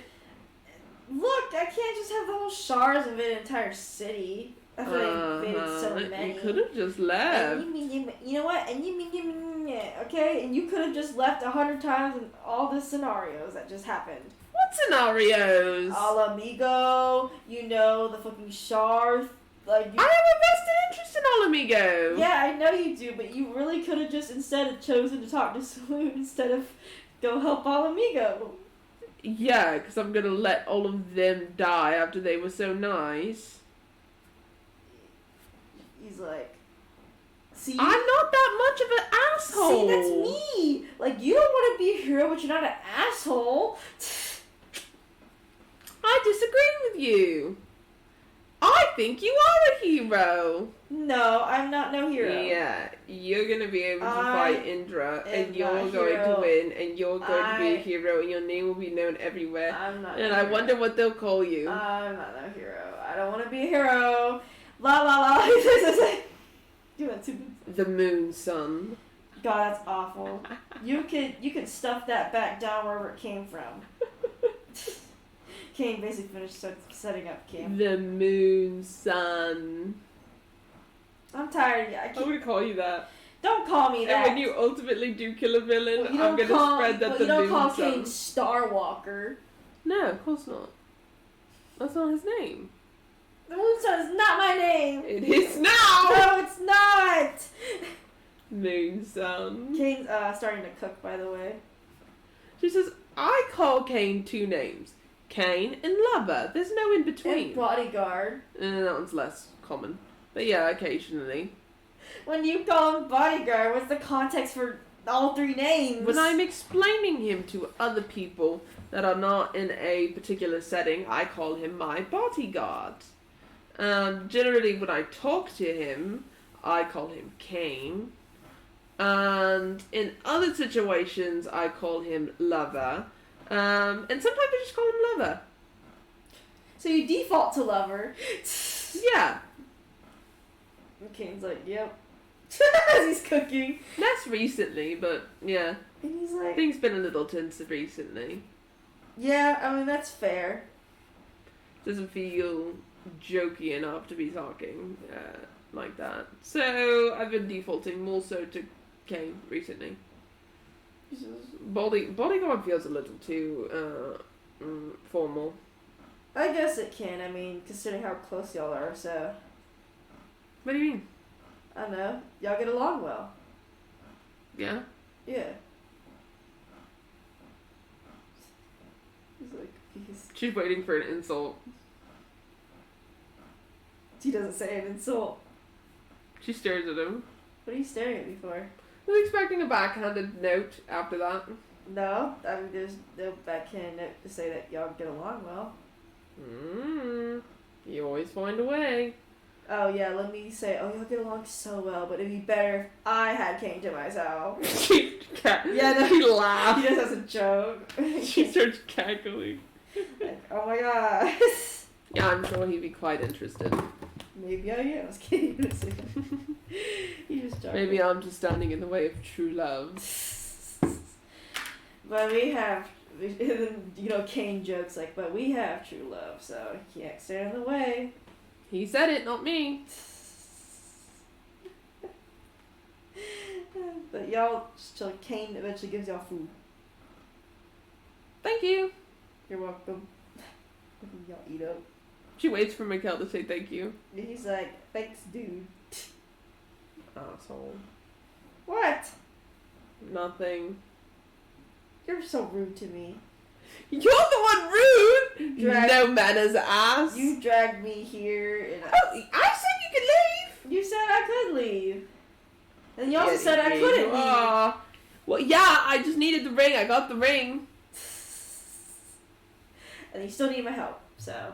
Where? Where do I need your help? You requested me to do this, asked me to do that, asked me to do this, She glares. and asked me to do that. You're so helpful.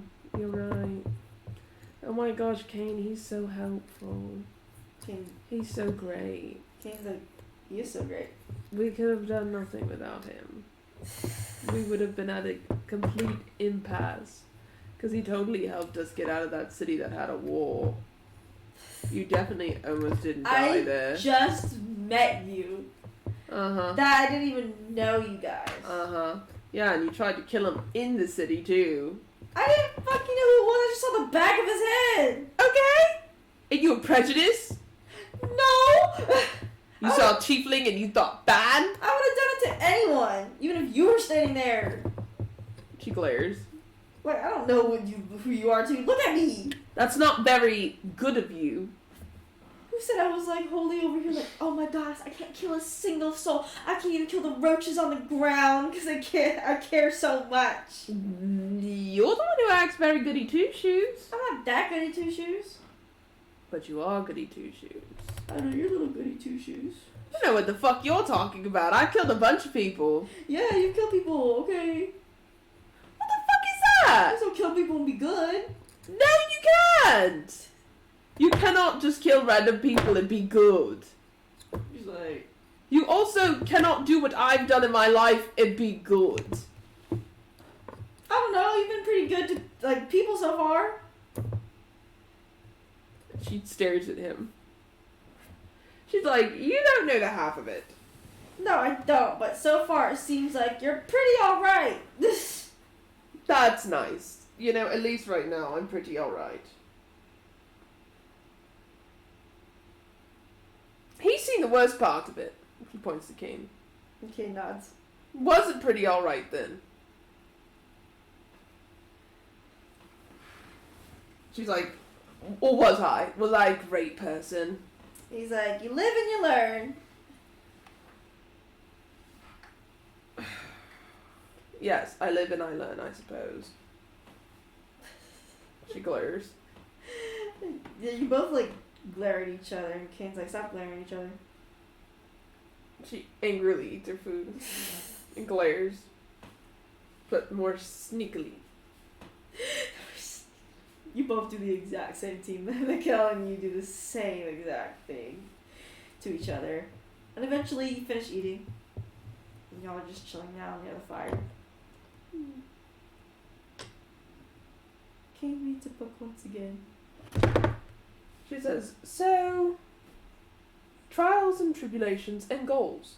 First off, goals. Next moon, we are going to foolproof plan a way for us to talk to Saloon. Yes. Yes. Next new moon, we are going to safeguard ourselves somewhere. Yeah, the moon is basically in 2 weeks because I think it's like half.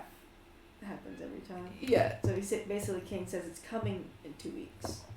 Yeah, we're going to safeguard ourselves pretty well. Nods. Because if this is what she did on a full moon, I really would hate to see what she does on a new moon. But it seems like Alamiga could take care of themselves. Maybe we could camp out in Alamigo when a new moon comes because they know how to handle new moons very well. I don't want to be there. Maybe the Holy City? Yeah, that might work. Yeah. Maybe we that. could hide around there because even if something does get through, the Holy City's still a very tough barricade. We could do that. I just don't want to put another target on Alamigo. That's true. Because even though Tisha said they'll be fine, She means relatively they will be fine as they know how to handle themselves. So maybe not, but I wonder what Shah will do the next time we go try to talk to Saloon if she went this drastic this time. Anything to stop it, I suppose. You know what I find interesting? What? And what I'm kind of curious about? When we used the teleportation circle to go to Alamigo, I felt something. Must have been Shar. Yeah, which begs the question on if she didn't want us to go, or if she was trying to teleport us elsewhere. It could have been the elsewhere, because why would she not make us go so we could be stuck there? That's near someone. Why would she have sent us elsewhere? Put us in danger? Like, isolate us? Possibly. Maybe. So, we'll gather the zoo. We'll make sure that if we revive anybody else, they're also near, and make sure everyone is in the holy city. And just remember to never step out. Exactly. For anything. It's like, I'm gonna use the bathroom. She was like, because I really wanted to talk to Saloon. I know. Or at least have Mikhail talk to Saloon. Someone reached Saloon successfully. Anyone. Which is great. And then other goals. trials, tribulations. Kill Indra. Yes. She dies. Whether Zul likes it or not, but he has to be a witness. Or be the one doing it. Yeah, so if we have to, one of us can hold him while the other one of us kills Indra. That sounds fun. Sounds like a perfect torture. Very good thing of us to do. And then... I was like, should Zul figure out what his wife is doing before we kill his wife? I don't really care. I think it'd be better for Zul. Zul let his wife almost kill Cain. Yeah? I have no empathy for Zul. Well, I'm just saying it may just go better overall. Even if it is for Zul, it also could be better for us if that's the case. Then maybe Zul shouldn't have let his wife try and feed Cain human meat. Just a thought, though. I'm just saying it might be better for Zul and us, so Yes. cause less problems for the future. Yes, we'll have to just see. We can't kill them in Miss Mercy's. No. Oh, hit her, not them. Her. Miss Mercy. What? He's like, why is Miss Mercy always like somehow involved? I don't know, she's pretty easy to come to for things. It makes sense considering she's a demon. Yeah. Also, I were another favor. That doesn't come. I don't know. Hopefully that doesn't come on a wrong time. Well, I don't think she would help Shah in that regard. Not as a demon, no. Demons have their own place. I doubt it would come up at a bad time. If it does, maybe we could postpone it in some manner. Hopefully. I don't think she's going to be that strict about it. I mean, imagine it was on a new moon, That'd be fun. and there was no way to move the date. Guess we're going out. Guess we're going out. With a bang! He's like, because you know we're gonna go out too, I guess. No, y'all would stay in the Holy City. He's like, nope. But she can't contact me! Yeah, but that doesn't mean she can do outside things like she did at Alamigo. Okay, but if you, Mikkel, are not there, then it wouldn't matter. I'd be fine. You're just a hoe. What? Who said that? Take Mikkel. Kim would never say that. What do you mean? I'm gonna go out by myself on the moon. For a favor that I asked for. Baby, what I asked for. From a demon. Okay, boo fucking who? We wouldn't have been able to do half the things that we did today without her. I mean, like, I'm not gonna say you're not wrong. I feel like that favor's gonna bite us in the ass, possibly. I don't think it will. What's the worst that it could be? I don't know. She's a demon. Okay. She doesn't kill people, so at the very least, they'll just be paralyzed forever. Boo-hoo. Oh no. I don't know. I think I'd rather, like, somebody, like, kill me than be paralyzed forever. There's a chance that they could get out of it, though, if they're paralyzed forever. No, you know what? Just end me. Okay? If I ever get paralyzed... You wouldn't even hold out hope? No! How are you Saloon's kid? That's what the whole book's about. Well, I don't know. There's a difference between a demon paralyzing me forever and if I just, I don't know, got Basilisk Stone, dude. We have a cure for Basilisk, like, being, like, turned into stone, but I don't know about demon paralysis. A very strong dispel magic. The only way you could do it is probably kill the demon that did it. Exactly. So if someone ends up killing her one day, there you go. It's like, that's a miserable life. I mean, also, you'd probably die from starvation and shit. Yeah! At some point. So there's a limit. Kane's like, if I get paralyzed, I don't. I think I'm done. No, I think I'd kill the demon. Because like, wow, you wouldn't do it for me? No, that makes sense though. No. Yeah, no, you wouldn't. I would. You would? Yeah. Kane would probably convince me to. She laughed. Kane's like, I would. See? He's like, well, that's so touchy, I guess. Yeah, Kane cares much very much. No. Clearly. Yeah. Yeah. You're not half bad. Well. Kane, what do you think of Mikhail? He's alright. See, I told you. I was right. He's like, yes, you were right, because, you know, you're so in sync with him, so. Mm-hmm. And I'm always right. Kane's like, except for that one math problem. Okay, we don't need to talk about math. He's like, I asked you what 100,000 No. times 2 was. No. Don't do this again. Don't do this again. And you told me. Don't do this again. Would it be 120? Don't do this again. Okay, Don't do this again, Kane. that's why I do the math. That is why you do the math. I don't bother with the math. I have. She bigger said, I things. got money. Could you count it, Kane? I'm bad at math. And that's why I count the money. You're the accountant. He's like, I'm not even that good at counting. You manage the books.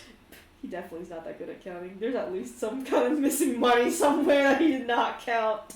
Like, where did it go? Even though she has it on her, y'all just never have the right amount of money. I don't give a fuck. Because, like, I'm gonna sleep. Yeah, put your damn white hair in front of your face, huh? Huh? Yeah, hide yourself.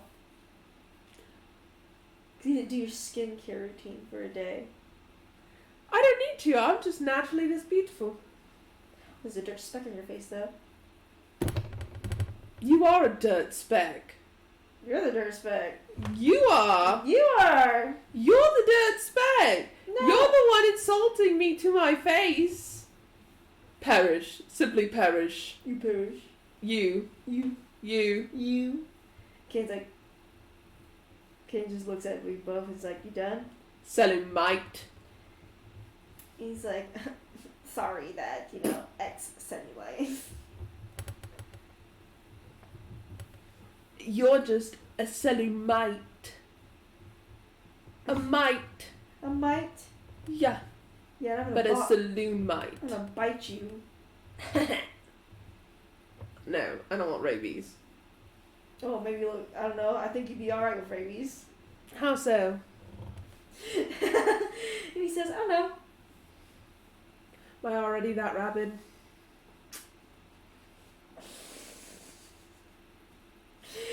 You both are just talking back to each other, and Kane's like, I'm going to bed. Bye, Mikhail. He's like, what? Have fun by fire. Don't get taken by Shaw. I'll try. Not to? Yeah. Or you will try. I will not try to get captured by sharks. Probably a good choice. Knowing her. Kane just goes lays in his tent. There's also her tent now. Unless she wants to go her own tent. She pushes her tent closer to his tent. Push your tent literally right next to his. And she lays down. You lay down. This tent's open, by the way. He just keeps it open all the time. Her tent's open too. Just looks over as he hears the shuffling of the tent. She peeks out her tent. What you doing? Just looking around.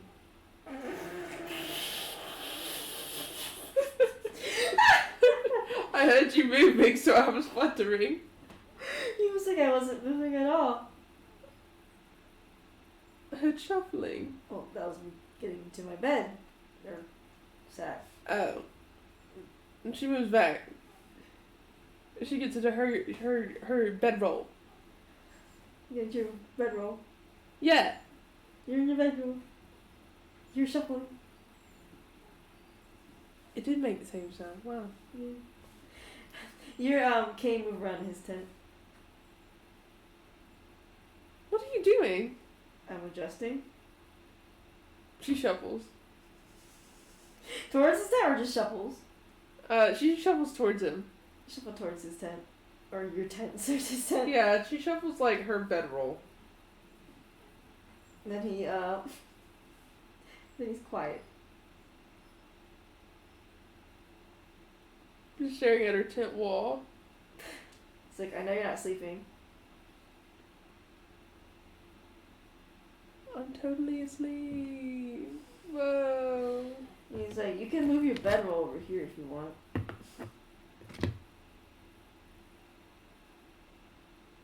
She grabs her bedroll. So you can. He basically says you can come over here if you want. She moves. He moves. She goes over there. He has a pretty big tent, so you can honestly fit under it too. She puts her tent, her Yeah, you can move it. bedroll. Just merge your tent to his tent. She moves her bedroll over. She sits it down. You set it down. He's Yeah, already laying on his back. She turned towards him. Something interesting. He has his eyes closed and he's like, something interesting. Mm-hmm. What? You're not dead. Of course. That's not. always an interesting fact. Is it interesting I'm not dead yet? No, more so that I just tend to anticipate the worst. Well, I'm definitely not going to die. I'll fight my way out of death. I hope so. Maybe I'll do what Tisha did or something. That sounds like hell. I guess it is a bit for them. She says, I don't know. Glad you're not taken by shot, I suppose. I wouldn't let her take me. Sometimes I don't know if you'd have a choice. Well, I try not to let her take me. She nods and smiles a bit. She's like, yeah, I hope. You hope. Yeah. I need to go get some new books. We'll stop by a library. It's I also better to, see you here, in iShot. and earshot. Yeah. It helps. Well, I guess you can merge your tent with mine, so. Perfect. If it gets you to sleep. You better She sleep. does look tired. Yeah, she sleep. I can't just sleep on command. His eyes are still closed. He's not looking at you. She turns over. You turn around. And she thinks really hard and really tries not to worry about Shar. Yeah, and he's like, go to bed. I know you're not asleep. She flips back towards him. You flip back towards him. And she holds her covers. Like, really trying to, go to sleep. Yeah, what he does, he actually takes a bit of his covers and just throws it on top of you. So you're completely covered. She's just like a ball of covers. Yeah, just tons of covers. And she tries really hard. And at some point, she does fall asleep. Just fucking snore through the damn blankets. She just hears... Yes! Like the slightest sound, dude! It's the slightest sound. Fucking... Me, me, me, me, me, me, me. I love that damn video so much. The fucking Amatukuda. Me, me, me, me. That'd be funny as fuck. It's like they do with Bob. That is what they do in SpongeBob and other cartoons. But morning comes. She actually wakes up at like fucking 6 a.m. You're still under a bunch of cover suits. Honestly, just dark. She pulls the covers off and looks around. You can cover. Kane is still laying next to you. I feel like every morning she wakes up, she lets out a sigh of relief. Yeah, he's laying next to you. You notice he doesn't have many covers on him though. She takes her cover off.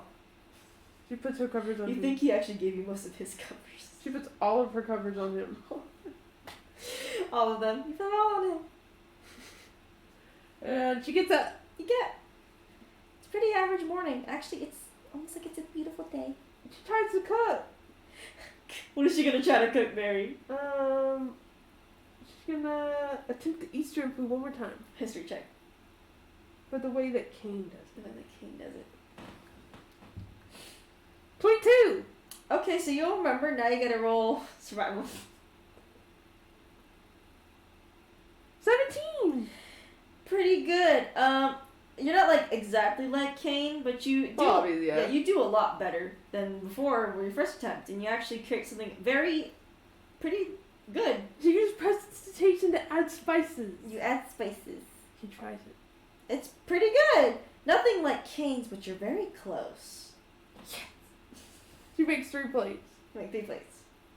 And she puts one, she peeks in Mikhail's pit. He's fucking sprawled out, covers off of him. He is just fucking. I don't know how he's laying on his bed while he's running sideways.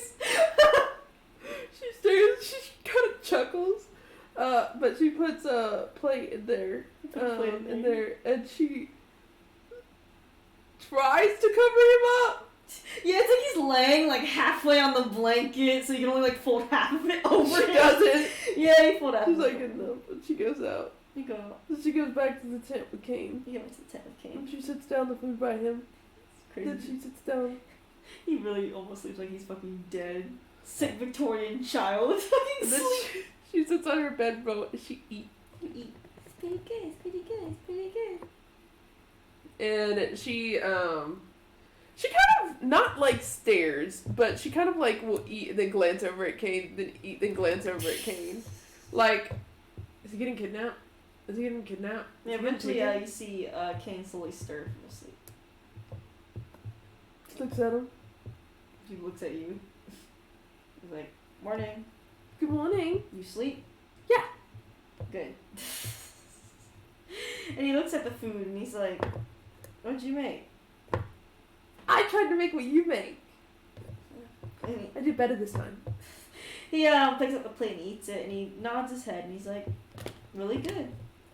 I know. And he's like, thank you. You're welcome. She's really excited. Yeah, he's like, the fact that he was like, this is really good. Yeah. She's like, you mean it? Yeah. Oh, he's a very honest man, so he definitely means what he says. So, no lies here for him. In fact, she insight checks him less and less. Oh yeah, for sure. She got really excited. She's like, It's a calm morning. You do hear some like footsteps, like not like footsteps like crawling towards your tent, but it's like, you know, someone's passing by almost near your camp. she looks out. You look out, you see like a regular carriage, and you see Tisha on it this time as she's passing by. Tisha's on a carriage. Sounds about right. She doesn't like to walk. She's passing by. Yeah. And Hi, Tisha. And Tisha looks out the carriage window and she waves at y'all. She says, "Going to Miss Mercy's," or like to y'all. She's like, "You're going to Miss Mercy's," and she nods her head. It's like, "I'm going to head eastward." Have fun. Don't get kidnapped. She says, "No one can kidnap me." That's what I'm hoping. I'm just saying, I'm trying to kidnap her. Who's gonna have a hell of a damn time trying to kidnap her ass. I mean, well, she got the goddess of pain and peace on her side. As much as they fight over her, they are not letting any other god fucking take that bitch. Mm-hmm. No, because imagine, like, goddess of pain and peace are always fighting, but like, someone's like, I'm gonna take her, and they both just like, You motherfucker. they both, that's the one time they work together. Not want that. Nah, I'd be afraid to take Tisha. She's scary. Cleric, she's like, I'm a cleric. What type of cleric?